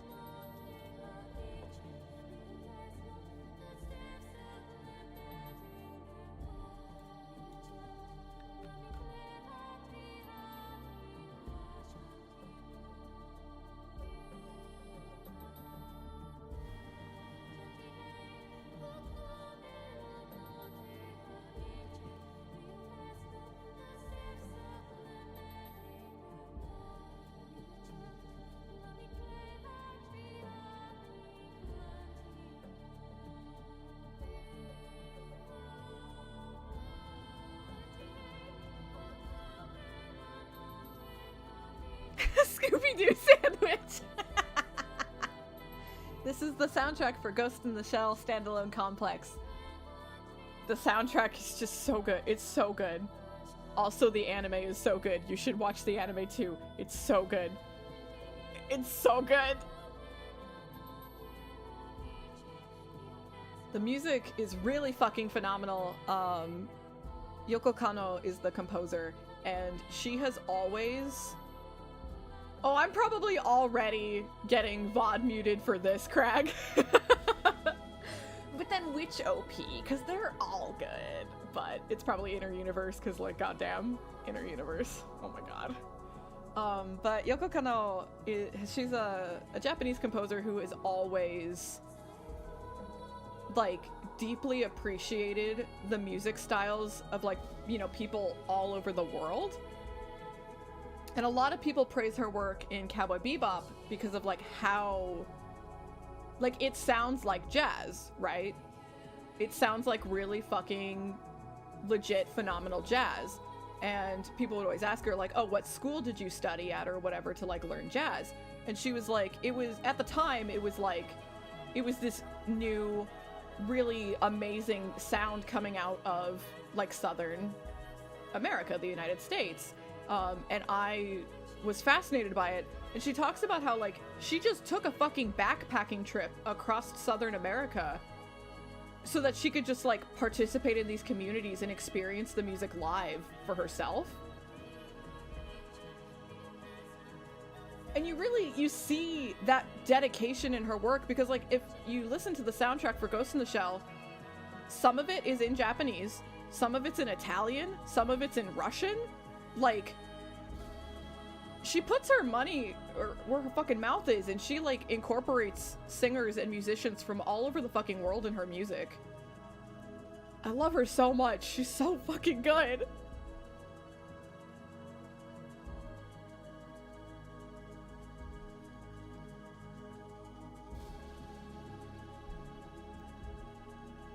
She's a legendary musical icon for a reason.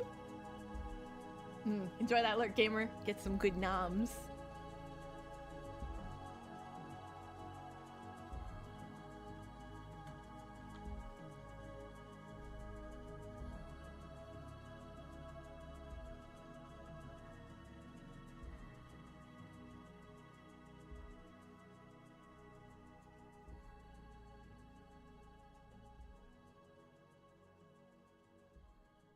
A grocery store that had live music? That's awesome.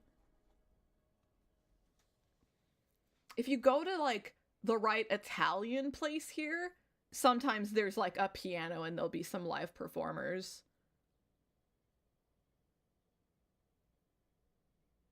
Oh, why did I just like, my brain was like, oh wow, the grocery store had a live concert.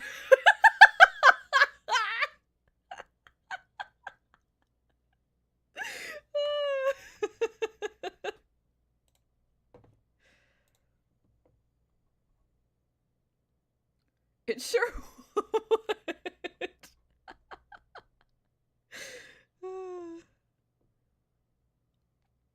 I guess why not, right? Yeah.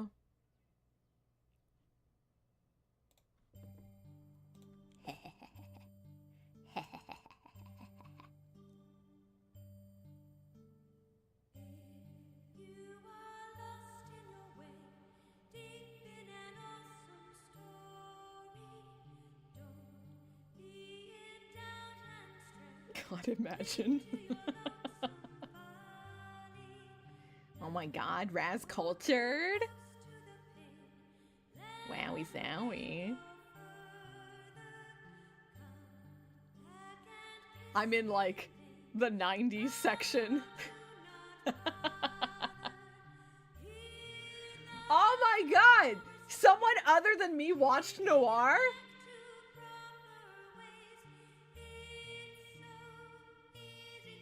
I really should play Inner Universe. I love that song so much. I loved the opening for Noir so much, Aru. Oh my god.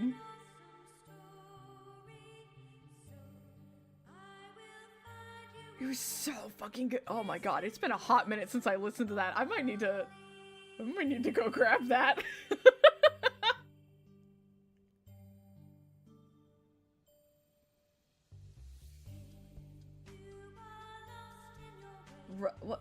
What is Run DMC? What?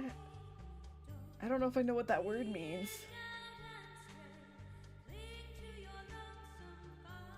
It's been so fucking long since I watched Noir, so I don't know if I would even like say it's good anymore. I probably should rewatch it. But the opening, I know the opening was amazing.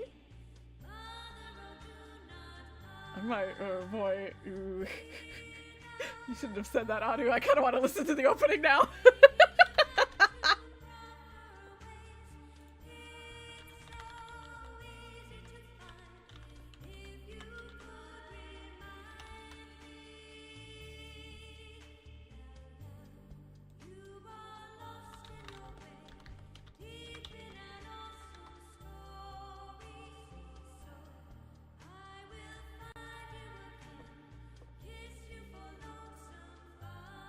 Ooh, okay, okay. We got a vouch. Nice. I remember enjoying it. Okay, I'm sorry, Dot Hack. I'm sorry. I'm getting distracted. I'm sorry.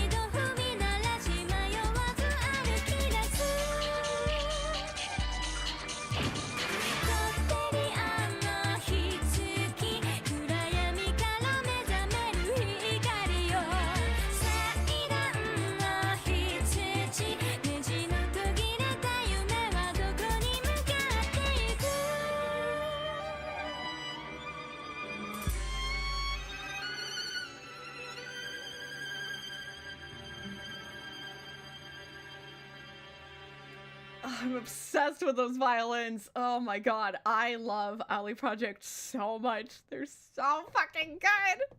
That song in particular is one of my favorites. It's so good.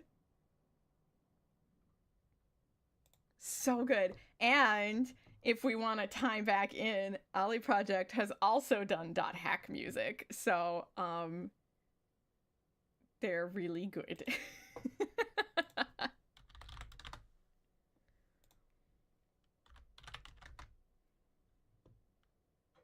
Which ones do I have over here? All right, here we go.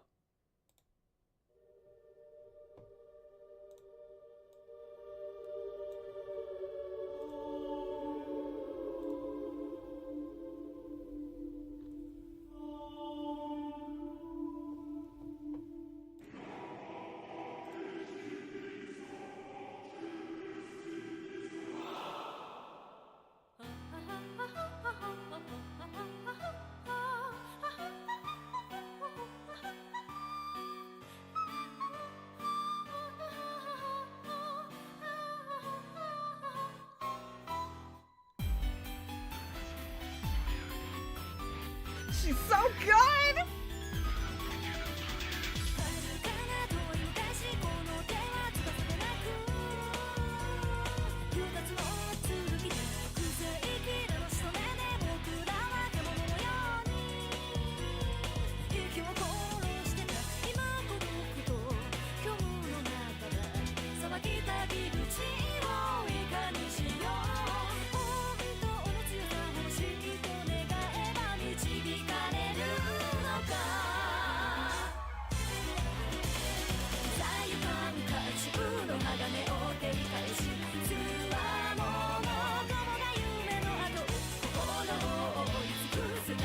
This is why you should watch .hack Roots.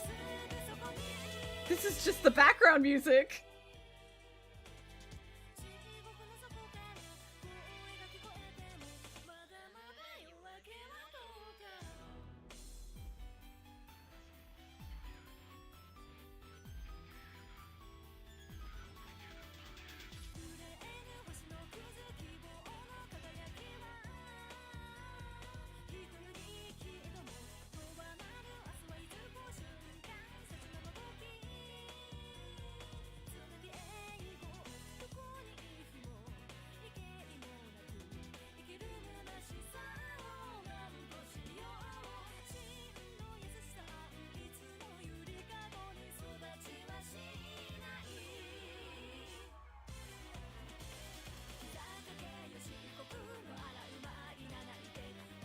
I feel like it's this one line here I keep feeling really unsatisfied with.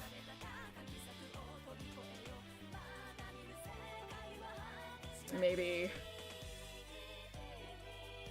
It's so distinct, and like they've been around forever. They had a different name before Ali Project, right? Or maybe like just the singer was a part of a different group or something. I feel like they had a different name at one point. Oh yeah. Oh yeah. I love the Roots OP. I was actually thinking about playing it next.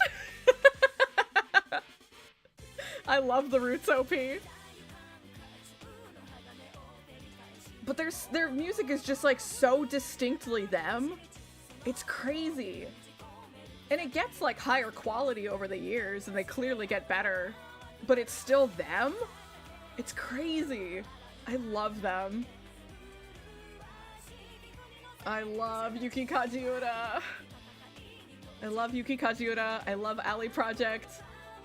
I love Yoko Kanno. Oh my god. Oh, that sounds awful. Why?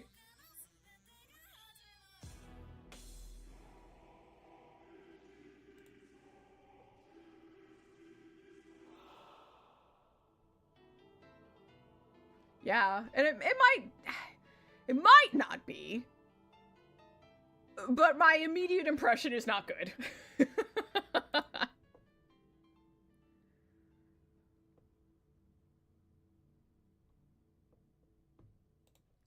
Love that song. Silly Go Round, right? Yeah, Silly Go Round.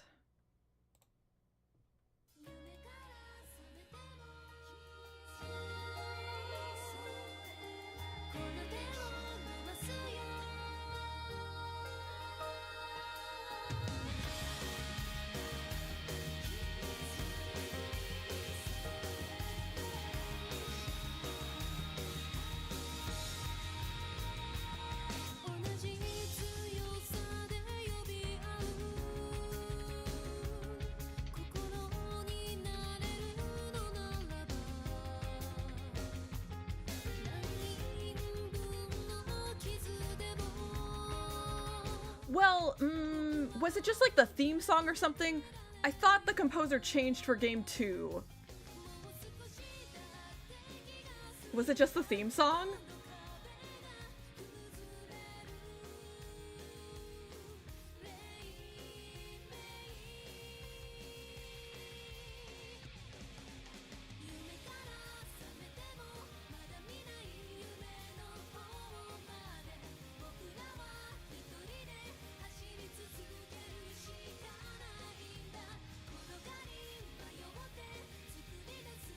I don't know what them coming back has to do with Switch 2. Them coming back to... What do they do? Oh, like the cheat code people. Is Game Shark... Are we talking about the cheat code people? Okay, so it changed to her after game 1. Okay.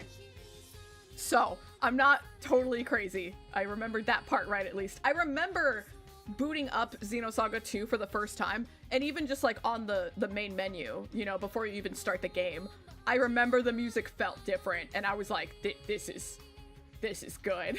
And I liked game 1's music. It was great. But just like immediately, 2 felt different. So they're gonna go back to making cheats for the Switch 2. I see. Interesting.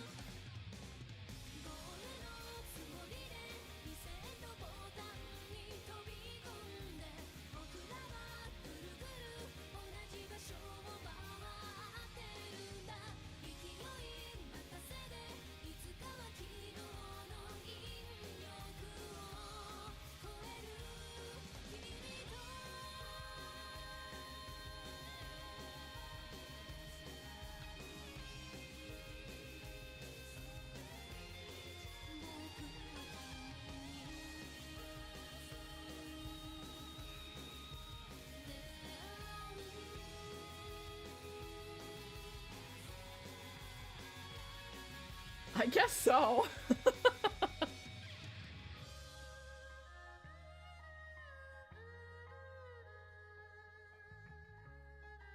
Like, tried to come back in the past and didn't, or backtracked on their new branding?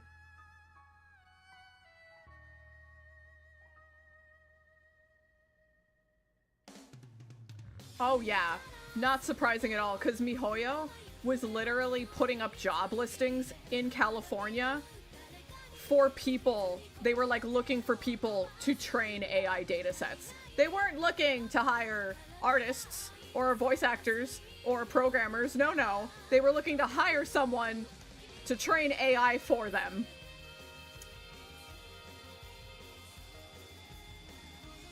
So cool. So good. Love it. Love it.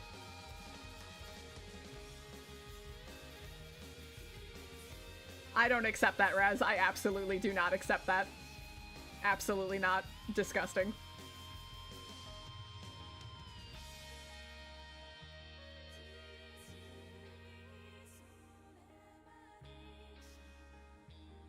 Very true. Very true. They hire, like, talent agencies. Yeah.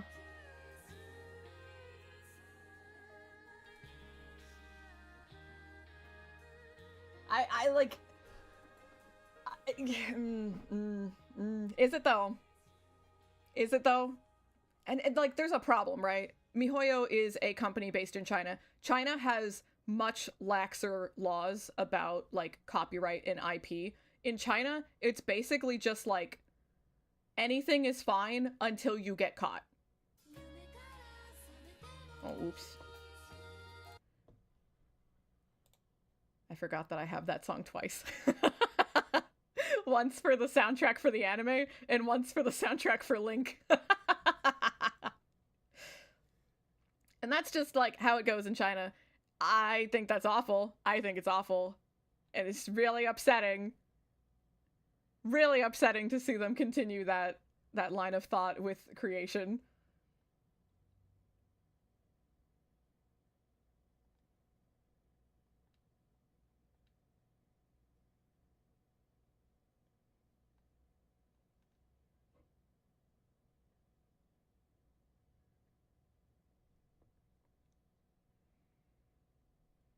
But you're literally, because like the understanding, I'm sure someone could try to like be like, well, technically speaking, there's so many people trying to be like, oh, it's actually legal, it's fine. And it's like, no, it is based on stealing from people because you are not training data sets ethically. So no, like being like, oh yeah, let's pay someone to steal for us. Get the fuck out of here. Get the fuck out of here. I hate it. Oh yeah, I hate that too. That's so fucking awful that they're like, yeah, we asked the involved people and they said yes. It's like, okay, give us that list. Who's the involved people? Who did you ask? Because it certainly looks like you didn't ask a single fucking actor. I hate it. I hate it so much.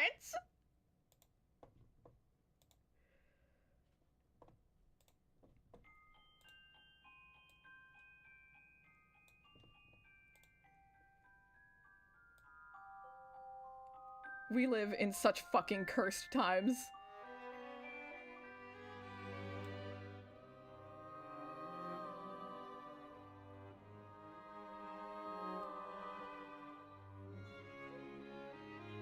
Just to like really put it into perspective for you all, you know, just to like really, like the kinds of harm that it is doing, right? I'm an artist. I draw for a living, right? People come to me and they're like, hey, I want this drawing for whatever reason. I'm like, you got it, gamer, let's go. It can be very expensive to order big things from an artist, right? Absolutely it can, because it takes a lot of time and it takes a lot of time to build up the skills to make higher quality things, right? You have to pay for that because you didn't take the time to build those skills up yourself as well, right? Not that there's like anything bad or wrong with that. It's good that we all specialize in different things and work together and come together on these projects, right? It's in a space now where like it's common to kind of like split payments up, right? Because there's this fear of getting scammed, right? Oh, if I just pay this artist $2,000, how do I know they're just not going to ghost me with my money, right?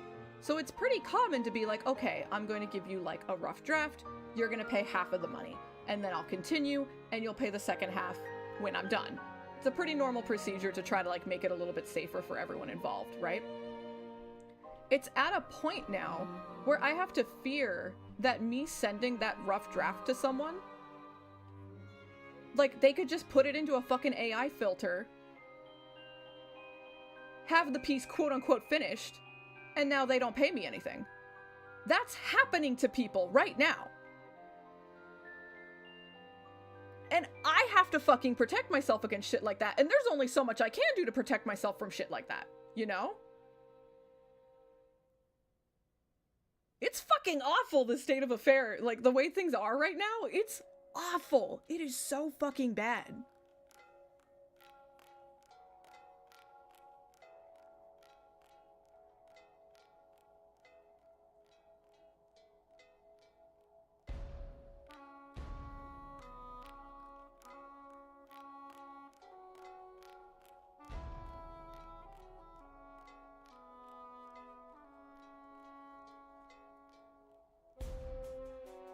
I'm seeing so many poor fucking people who are like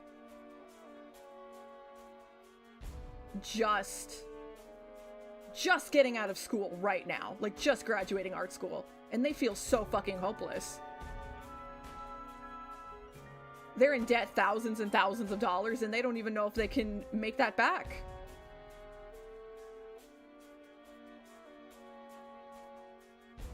But that's the thing, Raz. It's so easy to say that. Is your client in a different country than you? How are you going to take them to court if they live on the other side of the planet and the laws in their country are different than the laws in your country?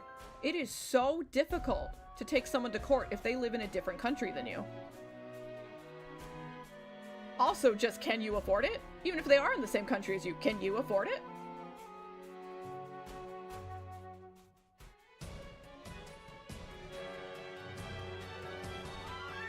You can try to do every single little thing you can to protect yourself. And at the end of the day, it still might not be enough and it still might not mean shit and you can still get screwed over. It's terrible how little is in our court when it comes to small independent illustrators. If you're bigger, if you can afford to take care of yourself, or if you work for like a big company that takes care of its own, great, good for you. I'm jealous.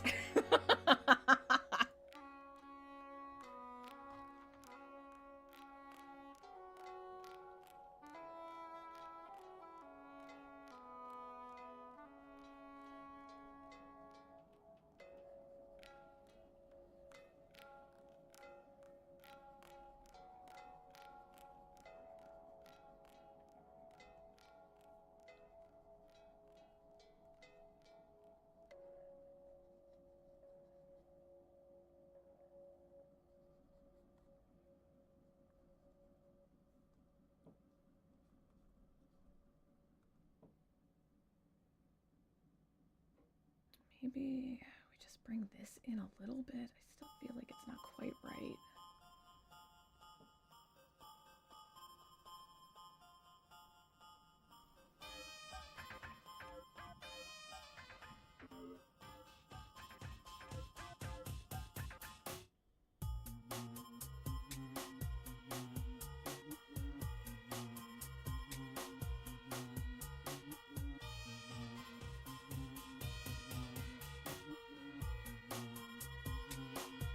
I think I like that better. I think I like that better.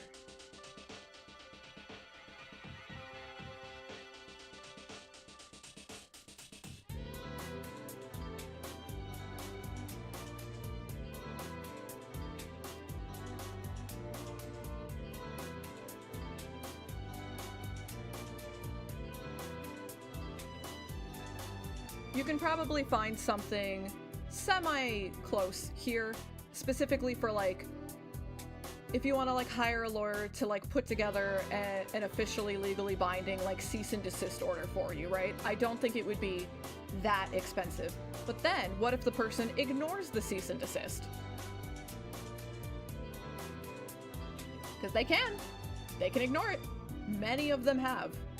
As soon as these big AI data sets popped up and were stealing thousands and thousands and thousands of artists' drawings, people sent legally binding cease and desist to them, and they just ignored it.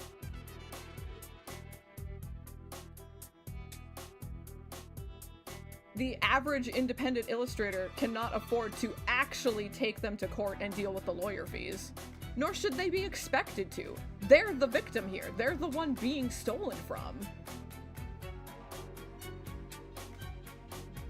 It's a huge fucking issue, and it's so upsetting to see how blasé the internet is about it on whole. So frustrating.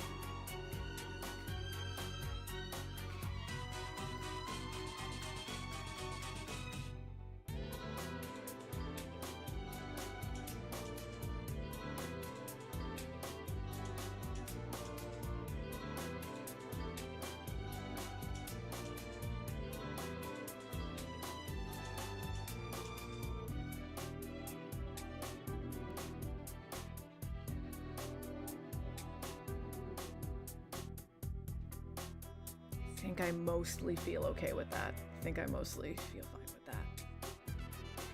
It's not perfect, but it's enough that it doesn't make me cringe. That's pretty good. So now we just gotta get that other foot drawn.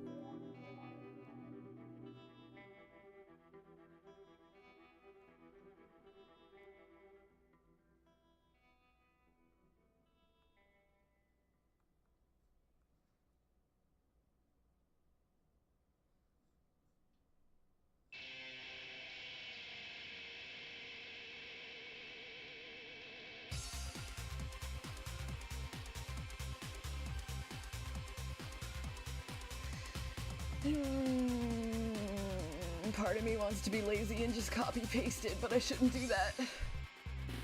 I should draw it, because it wouldn't be copy pasted, be at a slightly different angle.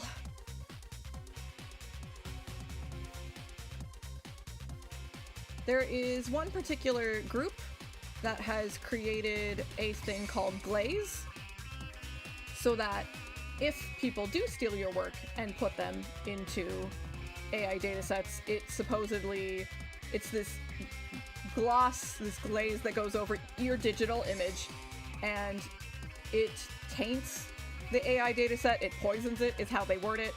I don't know how that technology works, and I don't know how much the AI tech bros have gone into countermeasures against it. But that is literally about it. That's about it. These people do not care about the efficacy of what they're doing. They don't. There's so much documentation of them speaking to each other, like in their Discord servers and stuff, about like, oh, if we steal from this many people, how could they possibly all come after us? Like, they know that they're stealing.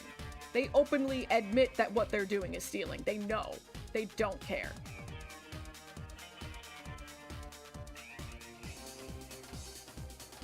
But that's about it. That is literally about it. They take data, they take images, they take whatever the fuck they can get from any website they can take in mass.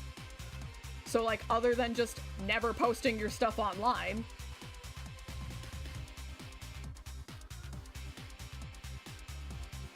when for a lot of artists, that's how we get our work out there. That's how we find clients. That's how we get jobs.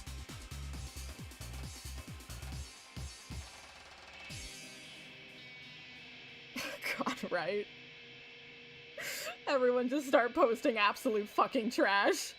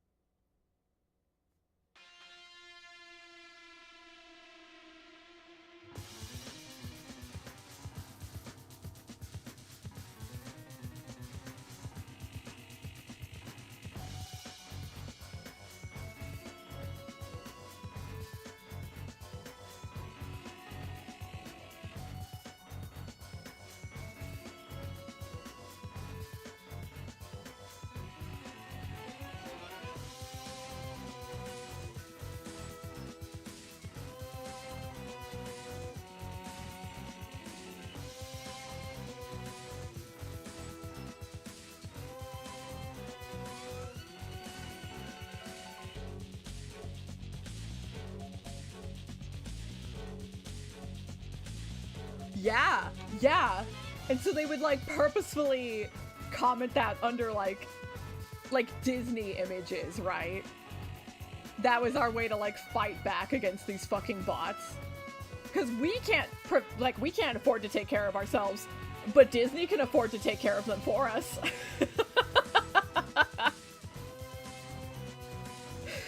Oh, God. That's the other thing, too, is, like, this is not our first rodeo, us artists. We've had to deal with people stealing our shit in different ways. Like, every fucking year there's a new way where people try to steal our shit.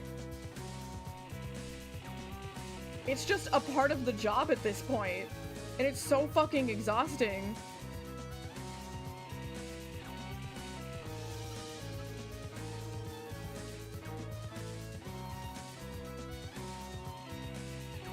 Yeah, as upsetting as that whole concept was, like, the fact that that's real, the ways that people were, like, making fun of it was really fucking funny. Yeah, right? Oh, God.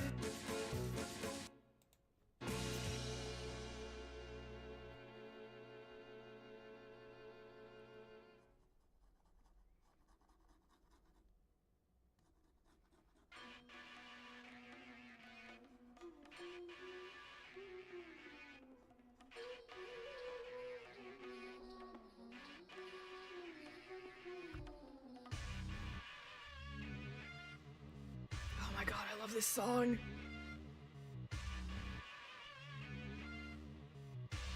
I think this is what plays when they go in the Forest of Pain. It's been a while since I watched though, but I think so. Or both. Sometimes it's both, right? More often than not, it's both.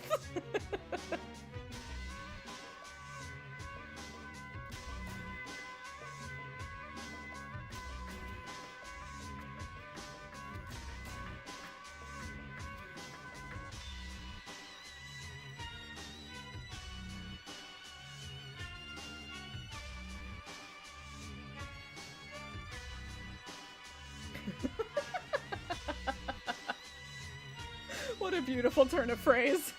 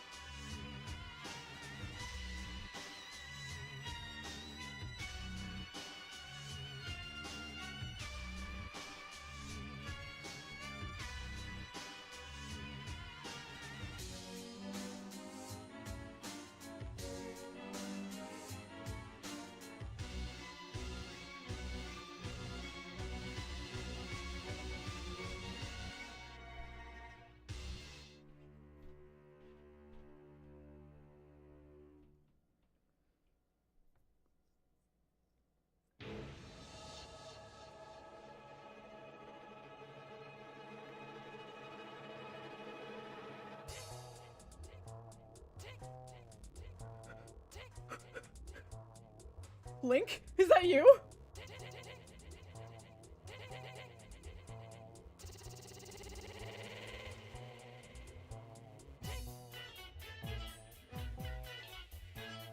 Is this an audio bit from .hack?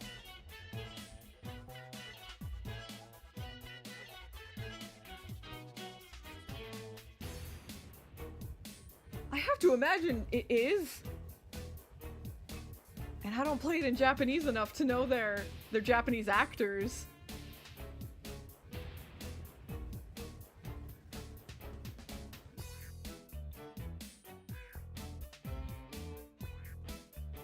Because I always play it in English.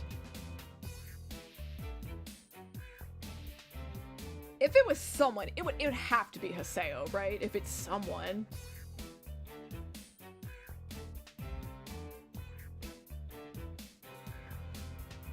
Oh, really? That's sick. I wonder if anyone is like thought the same thing.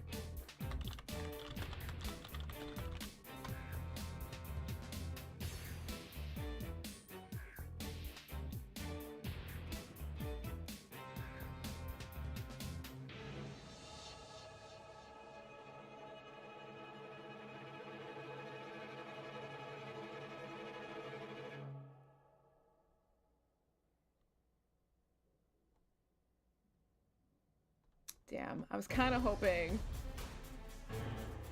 I would like find maybe a Reddit post or something, but I'm not seeing anything.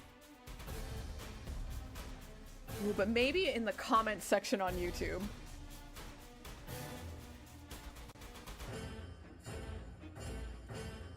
No, they turned the comments off. No! I want to know!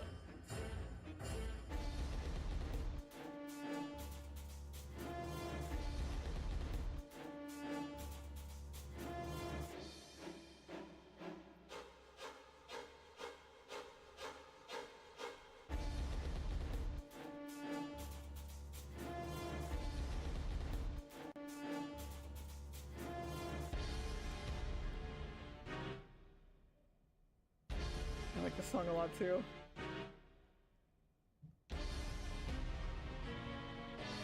Syrup Yuri Anthology. Oh. Oh boy. I guess I'm good not reading it then. Yikes. Interesting. I'm slightly curious about how bad it gets, but I also am not curious enough at the same time.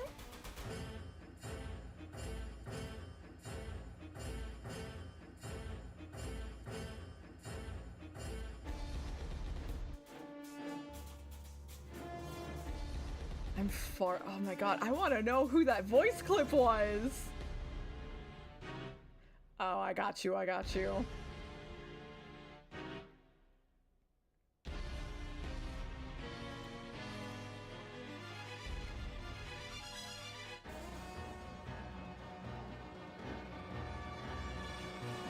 Of course not. Of course not. Why would they be?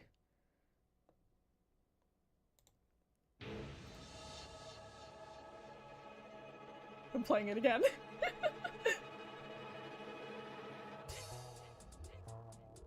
It sounds like Link!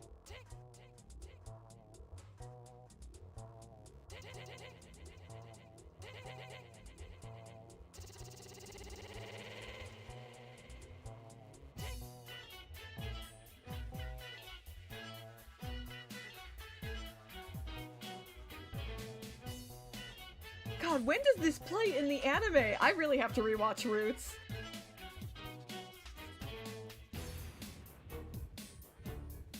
And the sound bit like only plays in the beginning part of the song. It doesn't come back. It's so weird. What did the director ask for? Like, what was the goal of this song? I'm so curious.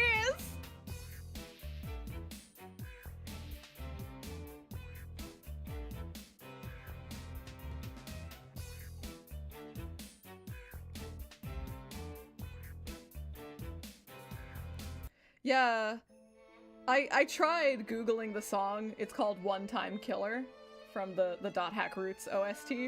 And basically all I could find is just that the song exists. I'm not really finding discussions on it, but maybe I was searching for the wrong thing. Oh, fuck yeah. There might not have been a goal, but it's still quite the decision to make to include a sound bit like that.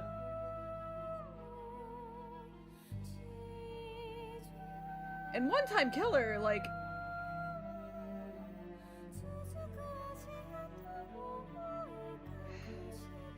I have to feel like that's about Haseo, but maybe it's not.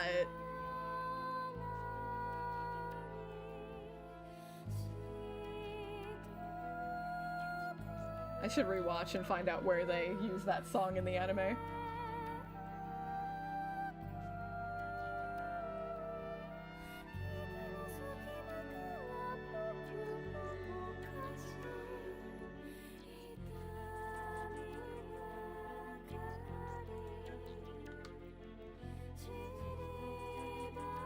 It really could be. Also, you know, like, what if his what if he is Haseo? I actually have no clue who the Japanese cast is.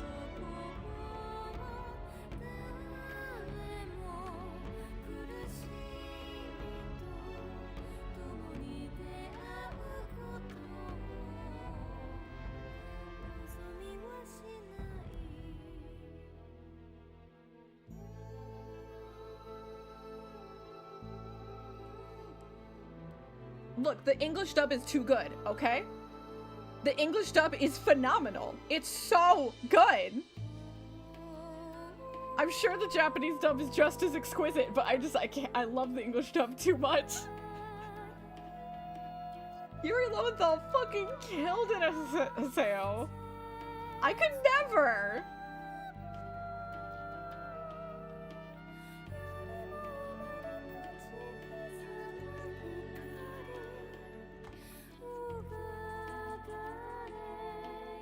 Oh yeah, the cast is gonna be fucking massive, because there's so many. There's games, and there's like side animes, and main animes, and sound dramas. Like, there's so many. The cast is gonna be fucking insane.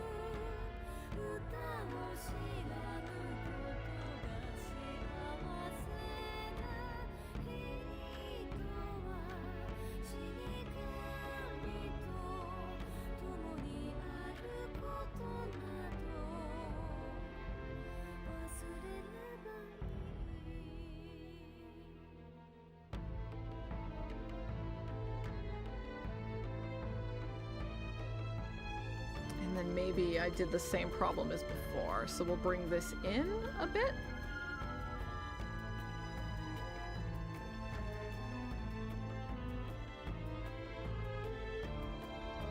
You say that as a joke, but the original Professor Layton only had 2 actors.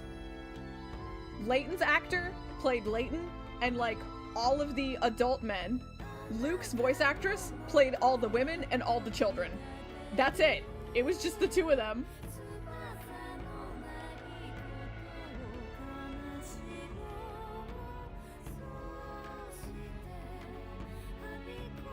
I've seen it done.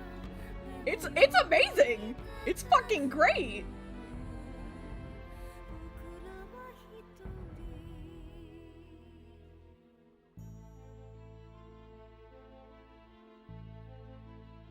Wait, Nobuyuki, I recognize that name.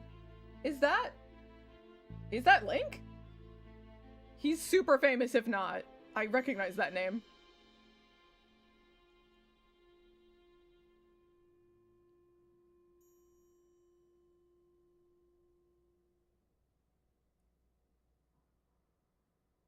Oh, so these are all the people who have been Link over the years.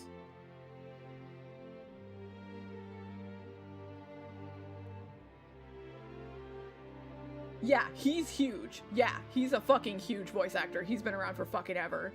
Okay. So if any of those people are in Dot Hack, we've got our in, but most... I feel like I'm hearing the Nobuyuki Link, because that's the one I'm most familiar with. Oh, he's the one in Neo 2. That's awesome. He's great.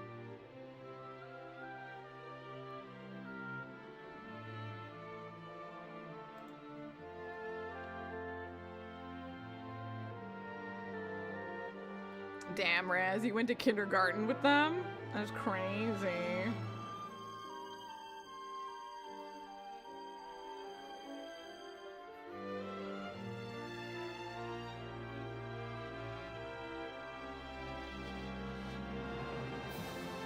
Alright, sounds good. Take care of yourself, gamer. Thanks for popping in. Fuck, I fucking knew he was Balmung. Shit. I knew he was Balmung. I knew that. God damn it.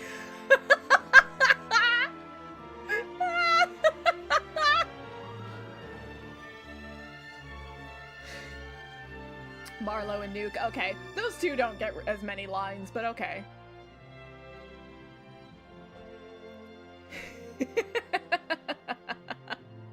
Hell yeah, Necro.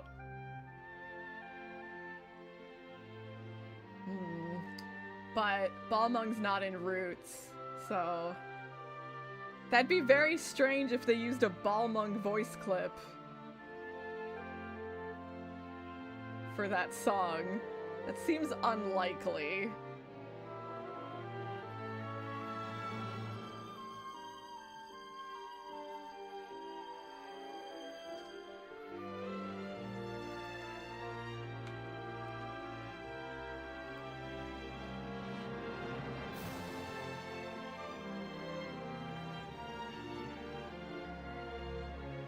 I feel like it's like tilting too much.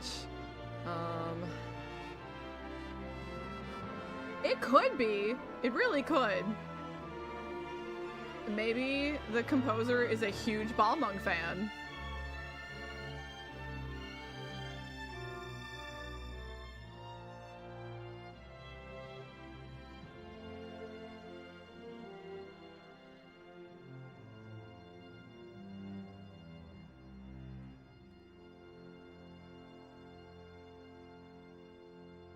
Yeah, I feel like that's the reason why I'm so familiar with his voice, is because of Soul Calibur 2. Because it's not like they dubbed that, you know? Link didn't have any lines.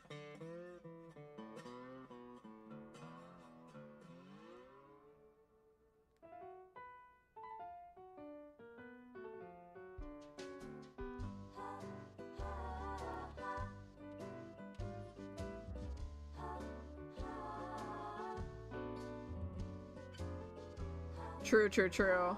I never played Ocarina of Time, but Big Sis sure played the shit out of it.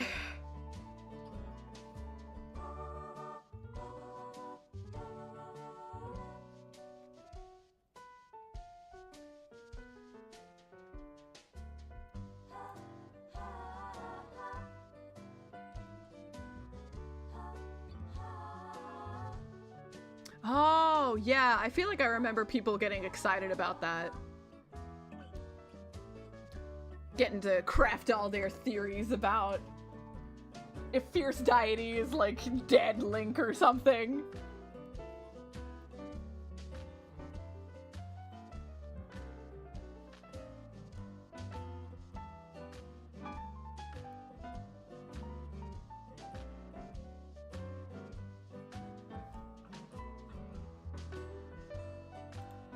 This song is called Early Times. I feel like this song played like when they were in the guild. When it was like Haseo and Tabby and Sakisaka and Shino. I feel like I remember hearing this song a decent amount in the anime.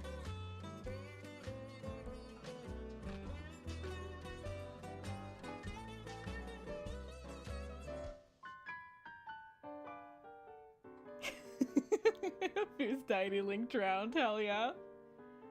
I'm telling you, the Roots soundtrack is so good. Inside and out. Excellent soundtrack.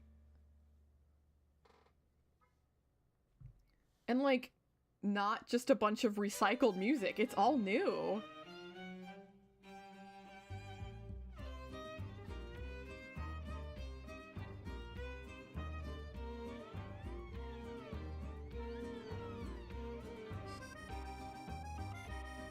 Do it! You will be doing yourself such a favor. It's such a treat. You will love it. I keep it real. I'm the first to be like, even if you're a Dot Hack fan, you can probably skip Twilight Bracelet. It's just like, it's just cute, you know? You're not really getting like delicious lore out of it or anything. It's just cute. I'll be honest and be like what is skippable and what's not. Roots is worth your time.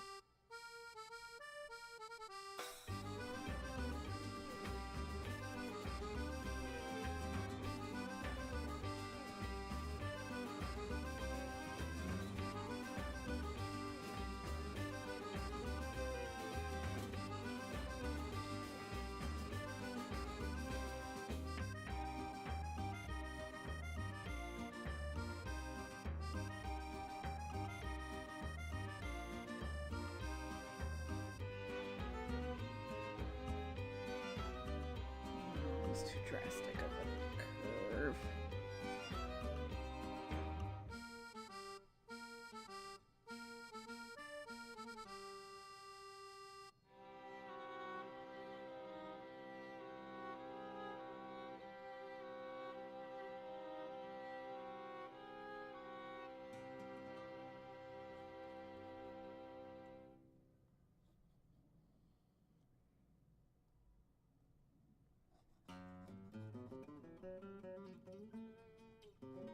Me too, it's really good. I kind of just assumed that sound is an accordion. It might not be, but I really like it, whatever it is.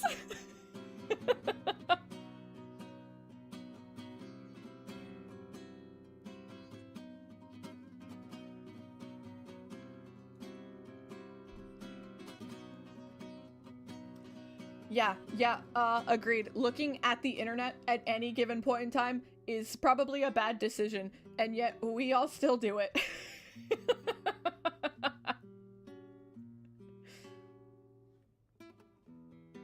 Ooh, okay. In-game a lie. Alright, that's probably like the best scenario then, right? That's like the best wrap-up.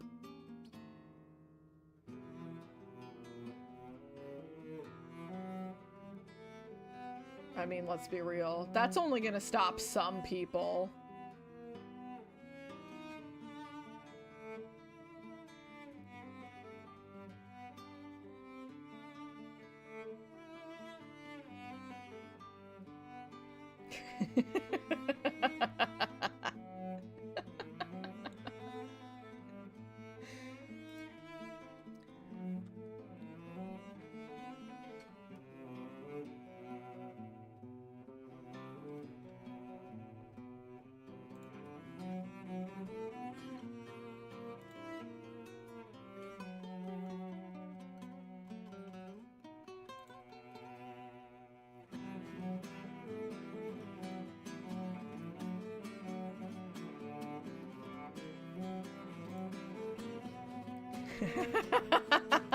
YouTube's giving me like little pop-ups. They're like, hey gamer, I don't think that belongs to you, gamer. You might want to stop playing that music. And I'm like, yeah, I'm sorry, YouTube, I know. I'm sorry.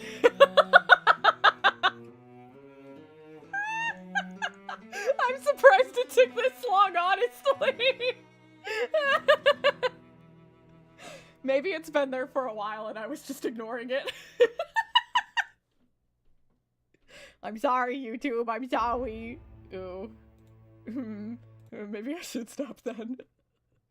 I don't want them to, like, terminate my channel. I still don't know the ins and outs of YouTube streaming. Like, Twitch, they'll just mute your VOD. Whatever, that's fine. I don't care. I don't want to, like, lose my YouTube channel. Not that it's big or anything, but... Imagine!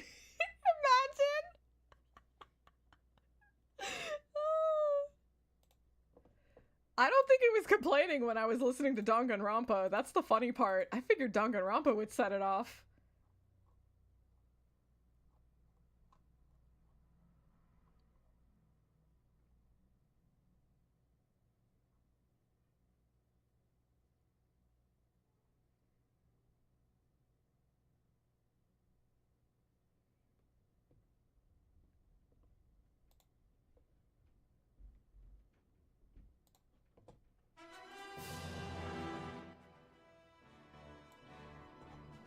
Maybe if we turn it down a little bit, maybe they won't notice.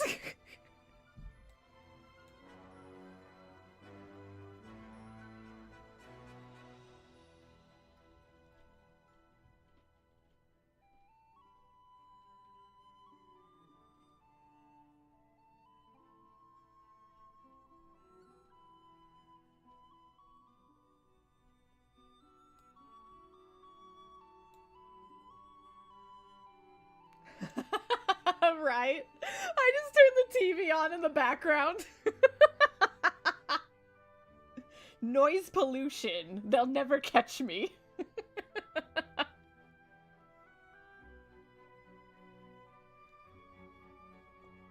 I'll just let Grandia 3 run in the background, completely glitching itself into oblivion.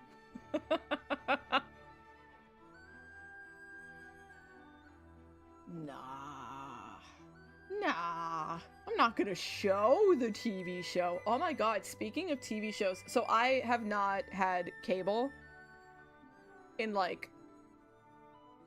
Oh my god, I should play it backwards. I think that's probably like, that's the true way out of this, right? So it used to be, the way that my TV worked, if you turned a console on that was plugged into the TV, the PS4, PS3, Switch, whatever, I think as long as it was an HDMI console, because I don't think it would do this with the PS2. But if it was an HDMI console, if you turn the console on, it would automatically turn the TV on. And it would like automatically go to the correct channel for what you were doing. It was so nice. It was so convenient. I loved it. It was really great. All of a sudden, one day, it stopped doing that. And I don't know why, but like, not the end of the world. I just now, you know, push the power button on the remote. Whatever. That's fine. I don't care. But it wasn't just that. Now, it does not matter if I was playing a video game, if I was watching YouTube on my TV, whatever, doesn't matter. Whatever's running this TV, I don't know. The second you turn the TV off, the next time you turn it on, it's playing Hell's Kitchen. It is only ever Hell's Kitchen. I don't know why. I don't know how. But it's always Hell's Kitchen. No, it's like its own channel. I think it's like, it must be like a basic local TV station, because I don't pay for TV. I don't have fucking anything. So it would just be like whatever is local, right? That's how it works, right? But it's like on TV. It's not YouTube. It's not one of the apps. It's it's like TV, and for whatever reason, there's a Hell's Kitchen channel? I don't know. It's always Hell's Kitchen. Always. I just turned my TV. I could turn it on right now. I could just hit that button, and I'm gonna see Gordon Ramsay's beautiful wrinkled face.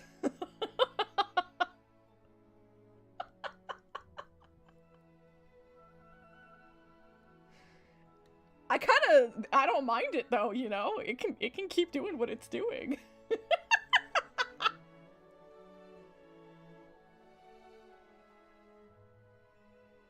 It's kind of funny.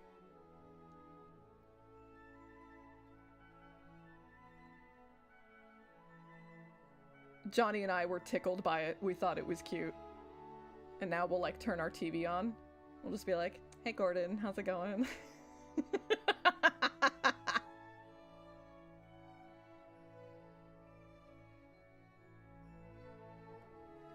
An object of power, what does that mean?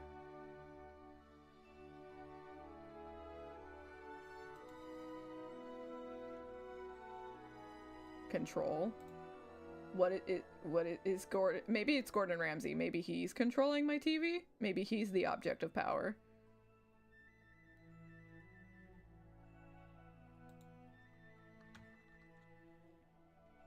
Just really making sure that I get my daily dose of Gordon Ramsay. Oh, it's cool. I've never played it. I've never played it! Caton called me on Discord once, and he was like, "Hey, I'm playing this game, watch me." And I'm like, "Yeah, sure, I'll watch you, gamer." And he was playing Control. It was cool, but like, I watched like an hour of it.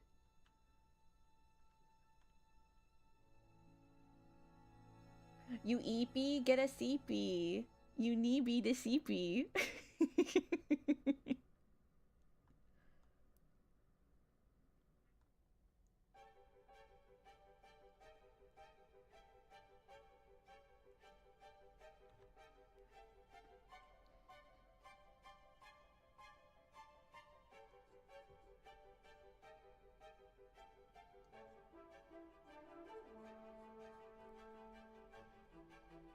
Yeah, as much as I want to be like, you know, your body definitely needs the rest to recover properly, it is also just like, it's actually exhausting to sleep that much. So I feel it. There should have. And you know what? There probably was. Do you think my brain retained it? Let's share the sandwich if it matters that much to you.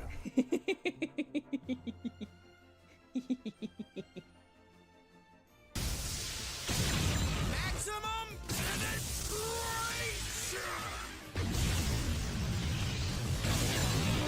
Wow.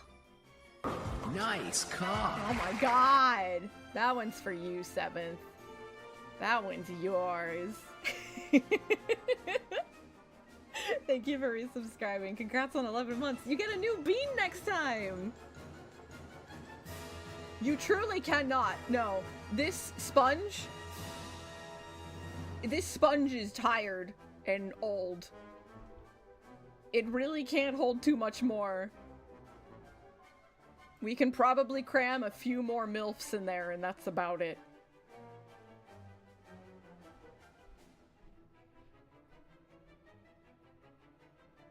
For Bean and Bean.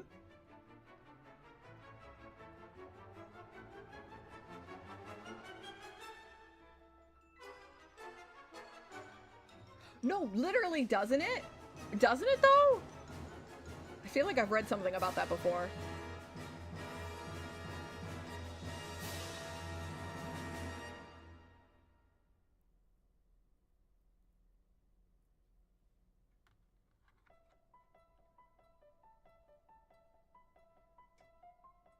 Compresses? Okay, okay. I got you. My brain certainly does that. Even, like, real time as I'm reading sentences, it does that. I think that sounds right, right? I think so.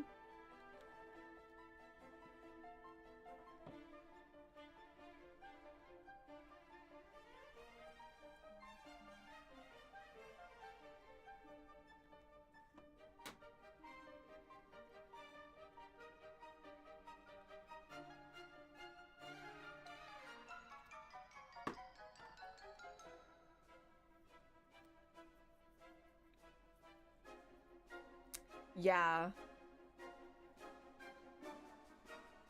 But I feel like I'm also, like, probably worse in some ways at the same time.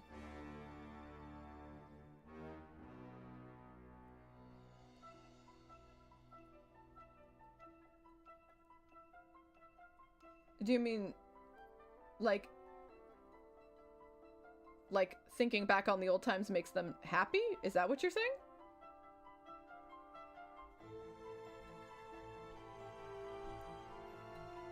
Okay, gotcha. I think she would have too. Yeah. Yeah, no, absolutely. Because, like, childbirth, your brain literally releases chemicals to make you forget how traumatic childbirth was so that you'll have more children. You're 100,000% right about that.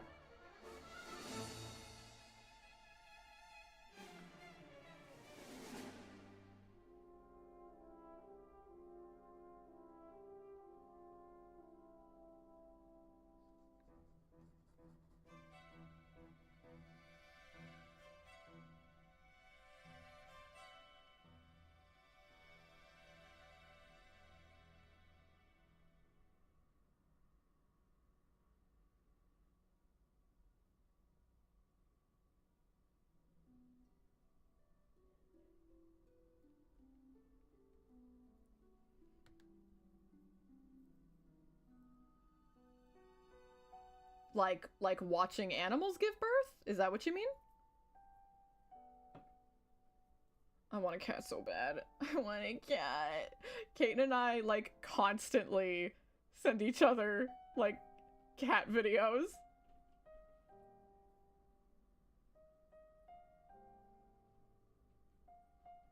Oh, I see what you mean. Okay.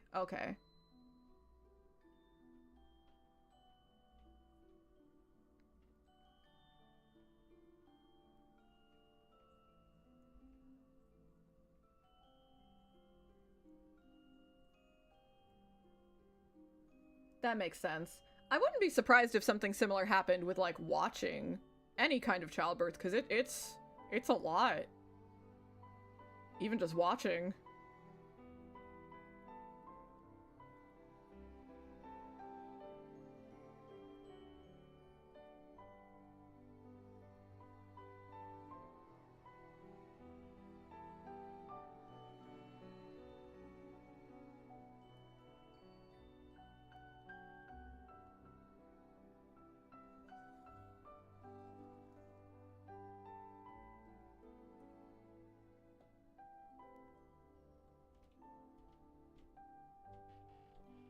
Oh, I mean a human being watching an animal giving birth. I wouldn't be surprised if our brains release that chemical during that as well.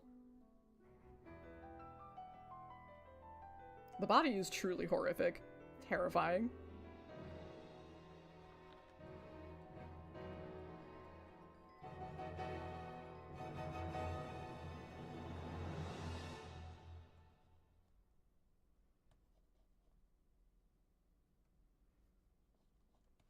I want a cat so bad, and I want, like different kinds of cats. Like, I want a Maine Coon cat. I want a black cat with white socks, because it's really cute. And I want an orange cat, and ragdolls are really cute too. Like, I love cats.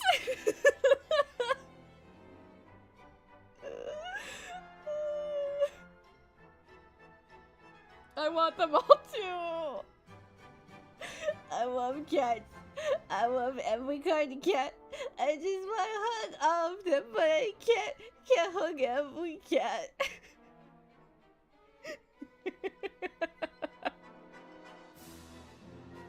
That woman is just truly me.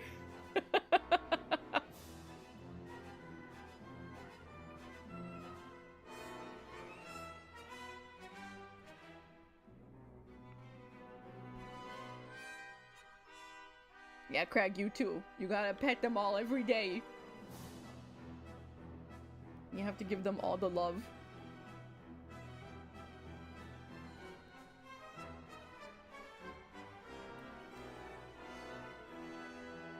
I haven't. I watched a lot of people play it when it came out.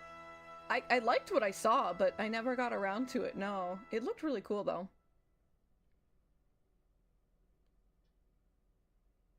Okay, you watched Free Run and Apothecary Diaries, and you loved Akudama Drive, because you have heckin' taste.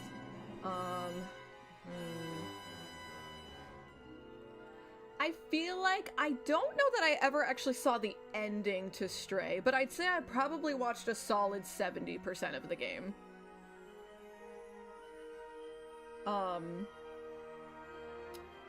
Seventh, have you seen Mushishi?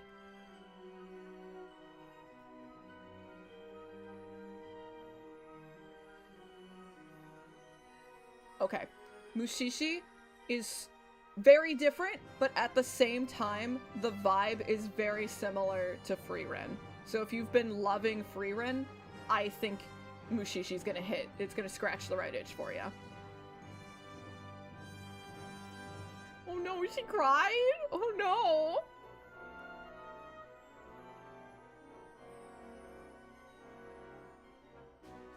Yeah, everyone was playing it when it came out, so I definitely saw multiple people playing through the game, but I think somehow I never caught the ending.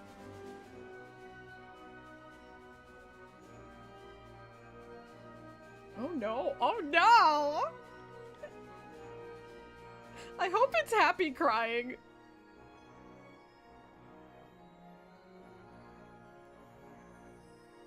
Yeah, huge recommend from me. Mushishi is one of my all-time favorite anime.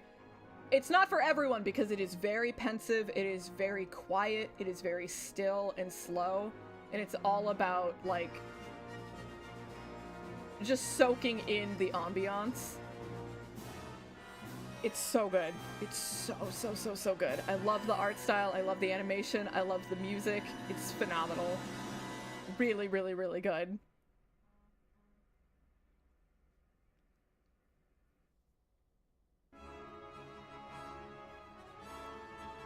I've never, like, sat down and made a list about, like, games that I've played or started or anything, or for manga or anime or anything. I've always kind of wanted to, because then, like, I see people sharing their lists and stuff, and I think that's really cute. I've thought about it. But I'm also scared of how long it'll take to make that list because I've never done one before. And I've watched so many at this point.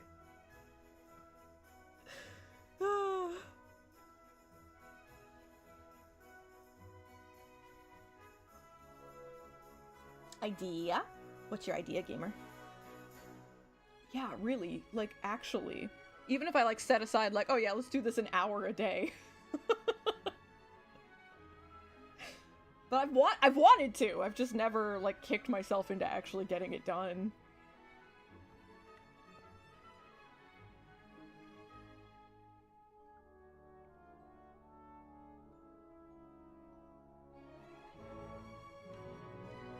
Yeah, I think stuff like that, because, like, I see people who are like, oh, here's this list of games that I played this year. I don't even fucking keep track of that! I don't even do that!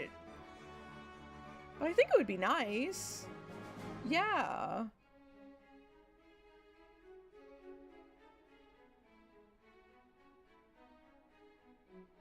Okay, good. Yeah. Because I definitely, especially during my college years, I watched a lot of things. I remember I just, like, sat down and I did all this fucking research where it was like, I literally searched year by year, and it wasn't just Japanese. I was watching Korean animation, I was watching French animation, I was watching Russian animation. Like, I really, I watched a lot of shit in college. Because to me, that's like how you broaden your artistic vocabulary. Like when you know, you're spending so much time drawing and everything, it helps to have this broad smorgasbord of ideas in your head. I don't know how to fucking say it, but... And not even, like, I guess subconsciously references, but I just, like, to me, seeing how other artists approach art teaches me new things, right? Like, oh, you decided to tell this story in that perspective or that way. Even if I'm never gonna use that myself, understanding what I like and don't like about other people's techniques helps inform my own, right?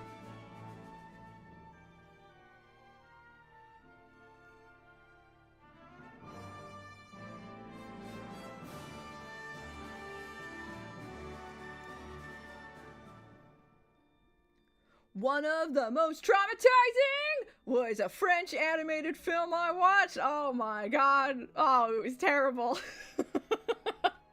Big recommend. It was beautiful.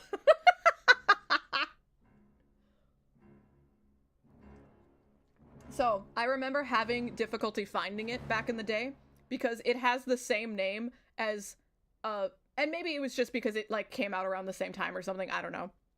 It's called The Illusionist. It is a French animated film, but there is a live-action film also called The Illusionist. So I remember when I was looking for it, I had a lot of trouble. But it is a French animated film, and actually, the art is done by the Professor Layton character designer. It's beautiful, and it's a silent film. There are no words. And it's all about your dreams dying. Great film.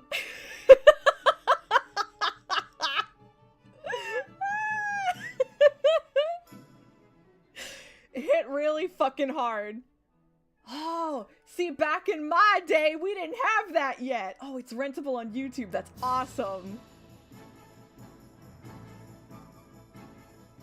It's absolutely worth a watch. And, like, they don't speak. So none of the characters have names. There is no dialogue. They make, like, little Sims sounds here and there. But there's no dialogue in the movie. And you 100,000% understand what is going on at all times. It is so good. Oh, do they block that stuff? That's sad.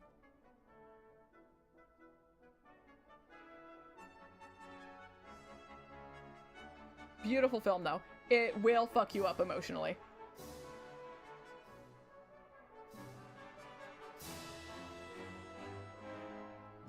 Do you have to have, like, a Redbox subscription or something? I can't imagine that you just, like, here, give me that movie. Like, what?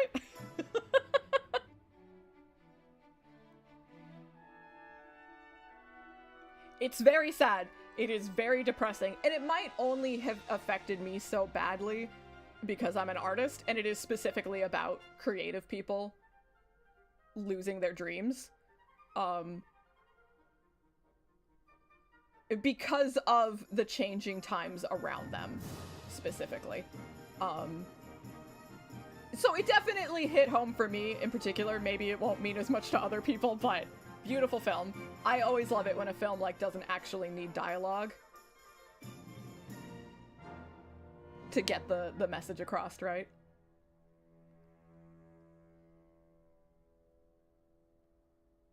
Interesting. So you could just, like, go to Redbox's website and watch it, I guess.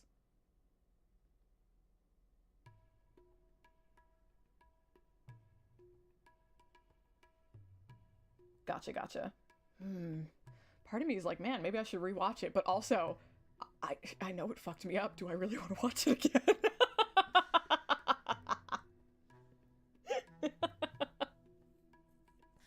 It's good, though. I guess it's not, like, I'm sure that, like, you've seen much more fucked up, like, violent or grotesque or whatever. It's a very realistic kind of depressing. True, yeah, it might fuck me up even more now.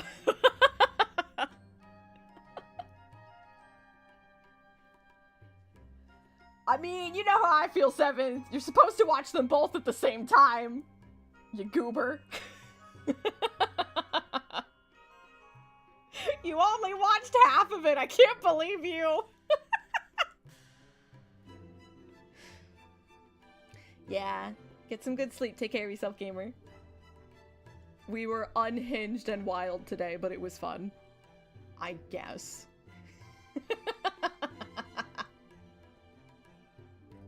Oh, you did? Wait, so then why are you only gonna watch one of them? Why wouldn't you watch both of them again?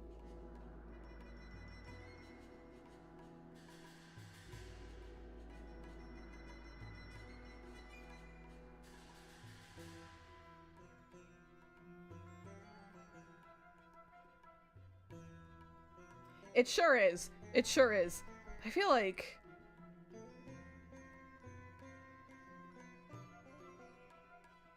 I want to say I feel like it hit hard because it was combined with the other one, but I mean, as long as you played the game, it still is gonna hit hard.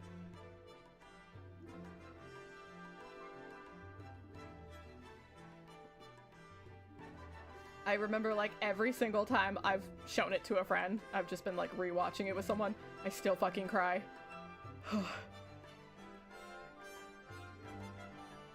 Yeah, it still hurts me every single time.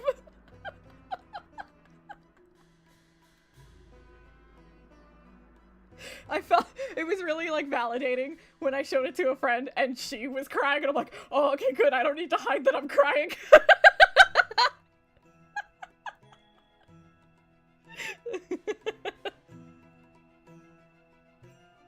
I remember Johnny came into the room and he's like, are you both fucking crying?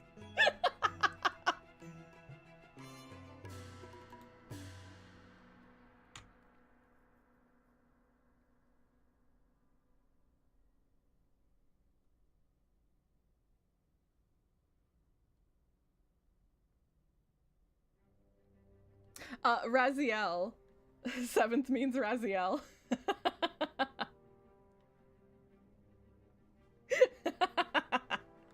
Wow, Raz, you forgot about the watch party? How could you? Yeah, we do have 3 Razes here, yeah. Kinda crazy how that worked out.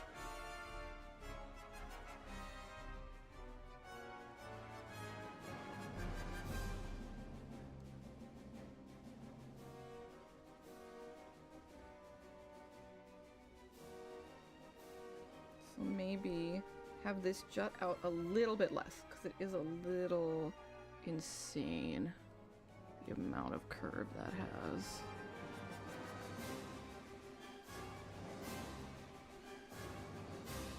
You know, I really could. I could put you all through the entire fucking ringer. I can stream every Danganronpa game. I can give you the PowerPoint presentations about the novels. We can watch along the anime.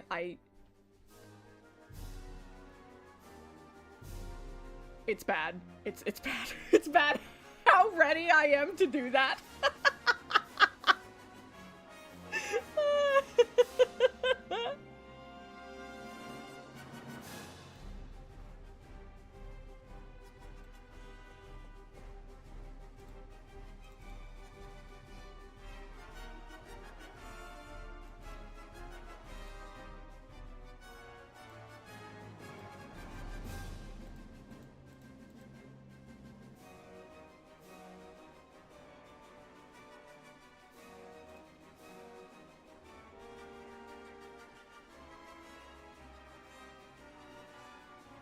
Which is kind of interesting, because, like, I feel like, and that's me looking, like, inside, or outside in, because it was the only one I read.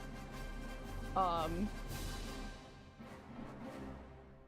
from what I thought, from what it seemed like, it was, like, the biggest one, but that's probably just because people are fucking insane for Danganronpa.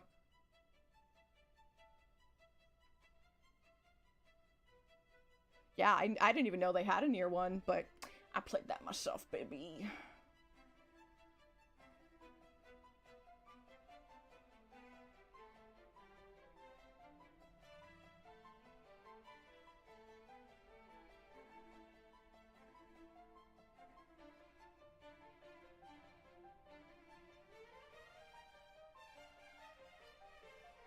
Which Drakengard do you read? Do you mean like one of the novels?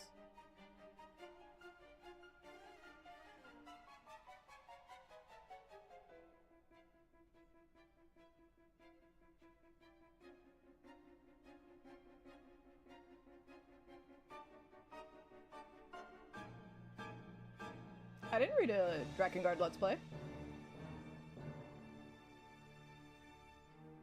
Unless I'm misunderstanding. The only Let's Play I ever read was Danganronpa 1 and 2, because back in the day, they hadn't released Danganronpa officially in English yet. And I think it was like, literally as the Let's Play of Danganronpa 2 was ending, they announced that they were gonna bring over Danganronpa 1 and 2.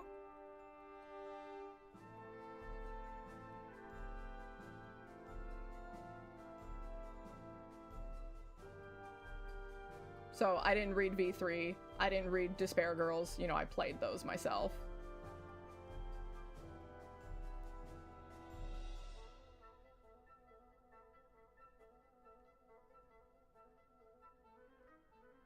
I feel like I remember we looked at a Let's Play once. But I'd never read it before looking at that on stream. Because I feel like I do remember us looking at a Let's Play once. But I hadn't read it before that.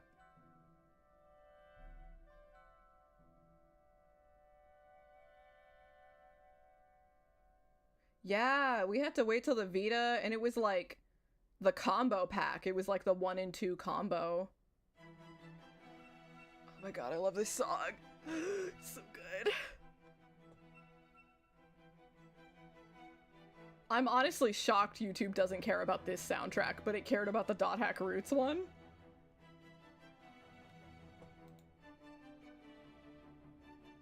For those who don't know, this is Joe Hisaishi. This is the composer for every Ghibli film. I would think that this music is a little more protected than a Dot Hack anime from forever ago.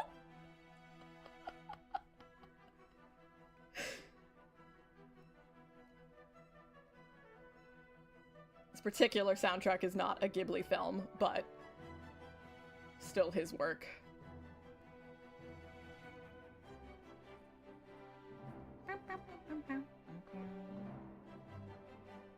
Ooh, yeah, that's kind of the scary part, right? They'll just fucking terminate me.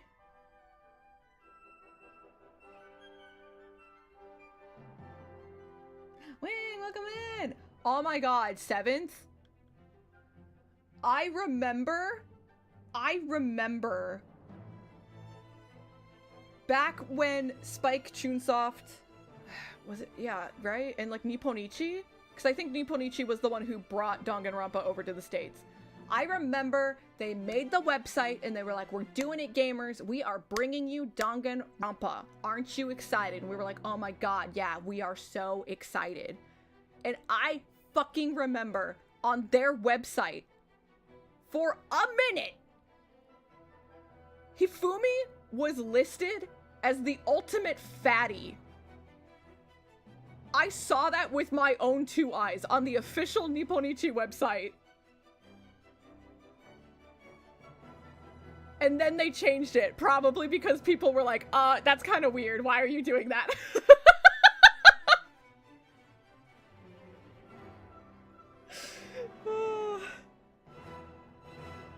And like I still get super high school level and ultimate mixed up in my brain because of reading the Let's Plays. And I still go back and forth between them.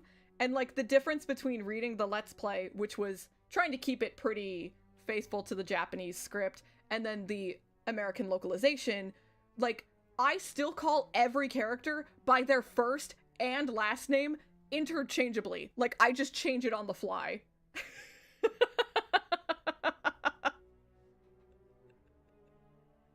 And it confuses people who only played the official translation, because that goes by the first name for everyone. So sometimes I'll get friends who are like, who the fuck are you talking about?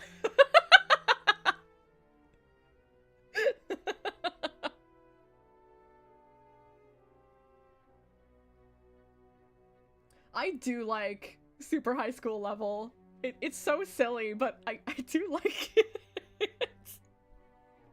Ultimate is fine too. It's fine. It's fine.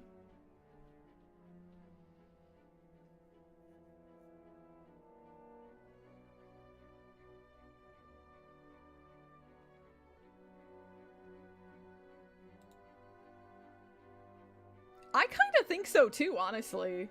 I kind of agree. It also really hits, like, the point is that it's a high school, right? That is the point. So having it in the name, that makes sense. Ultimate gives this idea of, like, you are number one ever. Always. And that's just not the case.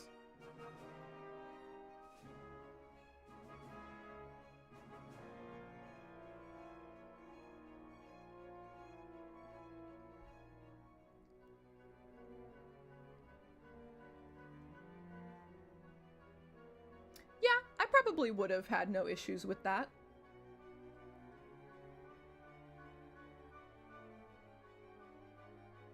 I think that would have been fine.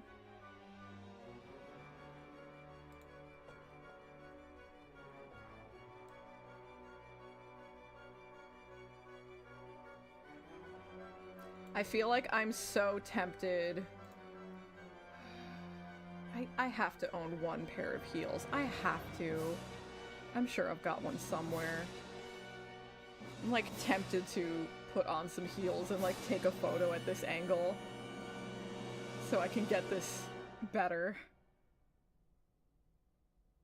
I'll do that after dinner.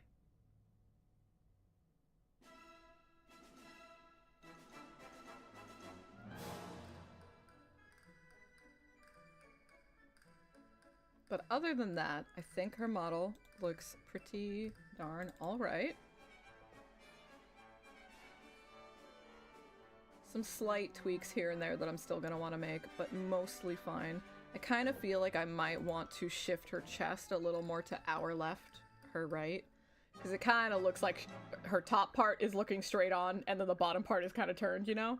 So I feel like I want to change that a little bit. Probably not. Probably not.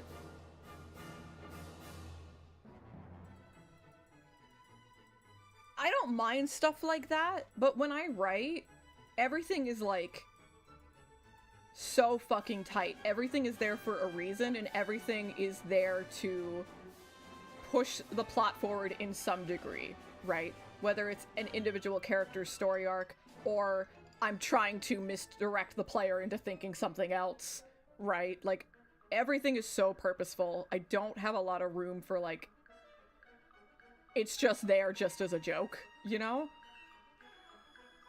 I don't know that I would. Probably not, no. But you know what I need to do? My next game, I need to have sticker collecting, and one of the stickers will be on the ceiling, and it'll be me. That's what I need to do.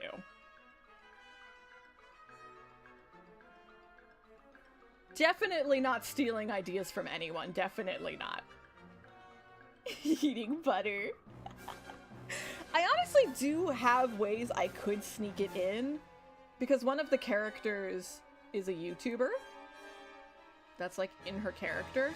So I probably could throw in some flavor text where she's talking about me, but that just seems weird and like gloaty. I don't know. It feels weird.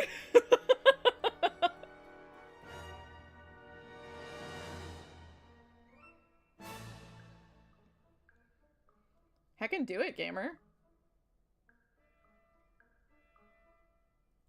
I need to have, like, a manic MILF with nothing to lose. I need to write that into one of my stories. One of my characters is a coffee aficionado as well.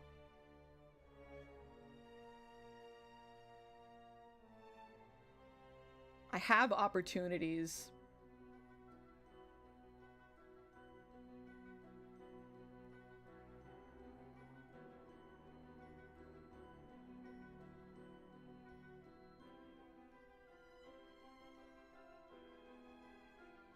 Manic MILF. And people will see MILF in the title and they'll be like, oh yeah, hot MILF, can't wait to bang her. And then it's just the most fucked up introspective piece on this just like insanely depressed woman who needs help, and it's not sexy or hot at all. That really is the kind of thing I would do. Of course that summons Kite. Welcome in, gamer.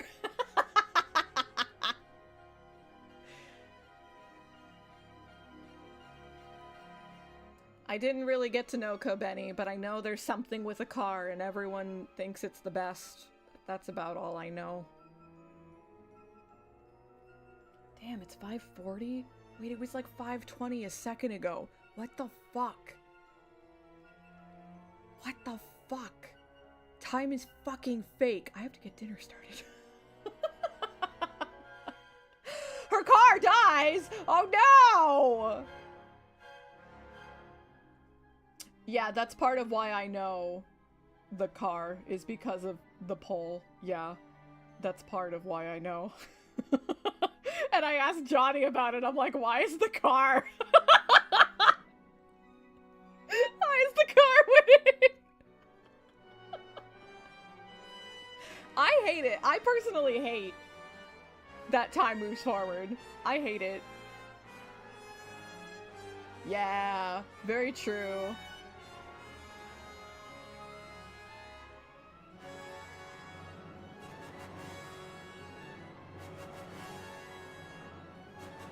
Yeah, they should just stop. It's been a good run. I've had enough. I'm fucking fed up with it. I had my fill. Let's figure something better out. I really should call it a day, though.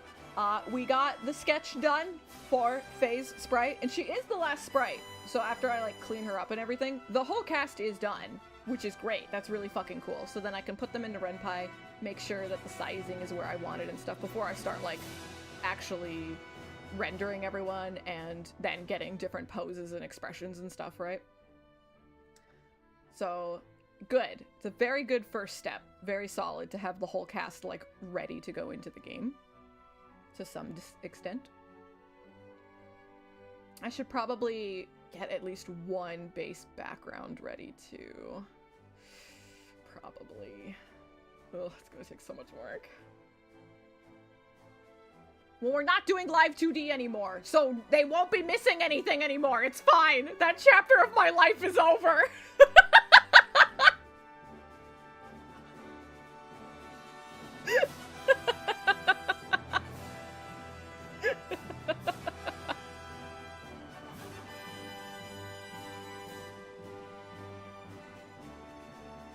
I mean, statistically speaking, 7th, that's gotta happen, right? Tomorrow is probably more Heart of the Woods, right? Saturday is going to be World's End Club, because I still have not received Psychonauts 2, and I'm not gonna ask Caden about it, I'm not gonna pressure him, I'm not gonna push him. But, like, you should be out doing things. You're not actually gonna be here tomorrow, are you? You should be enjoying your day. No, I mean, just be nice to Caden. I am doing the English dub of World's End Club. Amalia's in it too. I actually really like the dub. Good! Good.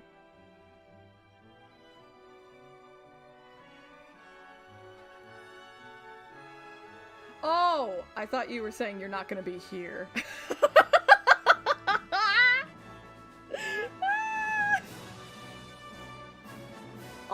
can't go? That's sad. Even if it's not for your birthday, I hope you can get, like, a reservation later. But yeah, I love the English dub of World's End Club. Super, super, super cute game. Super short. I think we'll probably get it done in, like, 2 more streams, counting this week. So it'll be done very quickly. Super, super cute, though. I love that game. So that'll be Saturday, World's End Club. It's goofy, it's wacky, it's zany, it's great. Tomorrow, I'm probably Heart of the Woods because I want to meet the gay ghost. I want to meet her. Oh, I got you, I got you. So it can happen later, just not tomorrow. That's fine.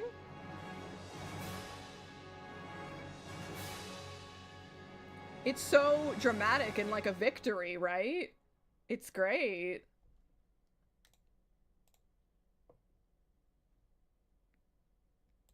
Oh. And the next song is the final boss theme.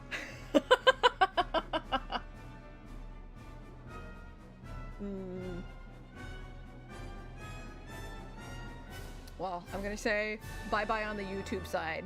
Bye-bye YouTube. Thanks for popping in and saying hi, gamers. YouTube, please don't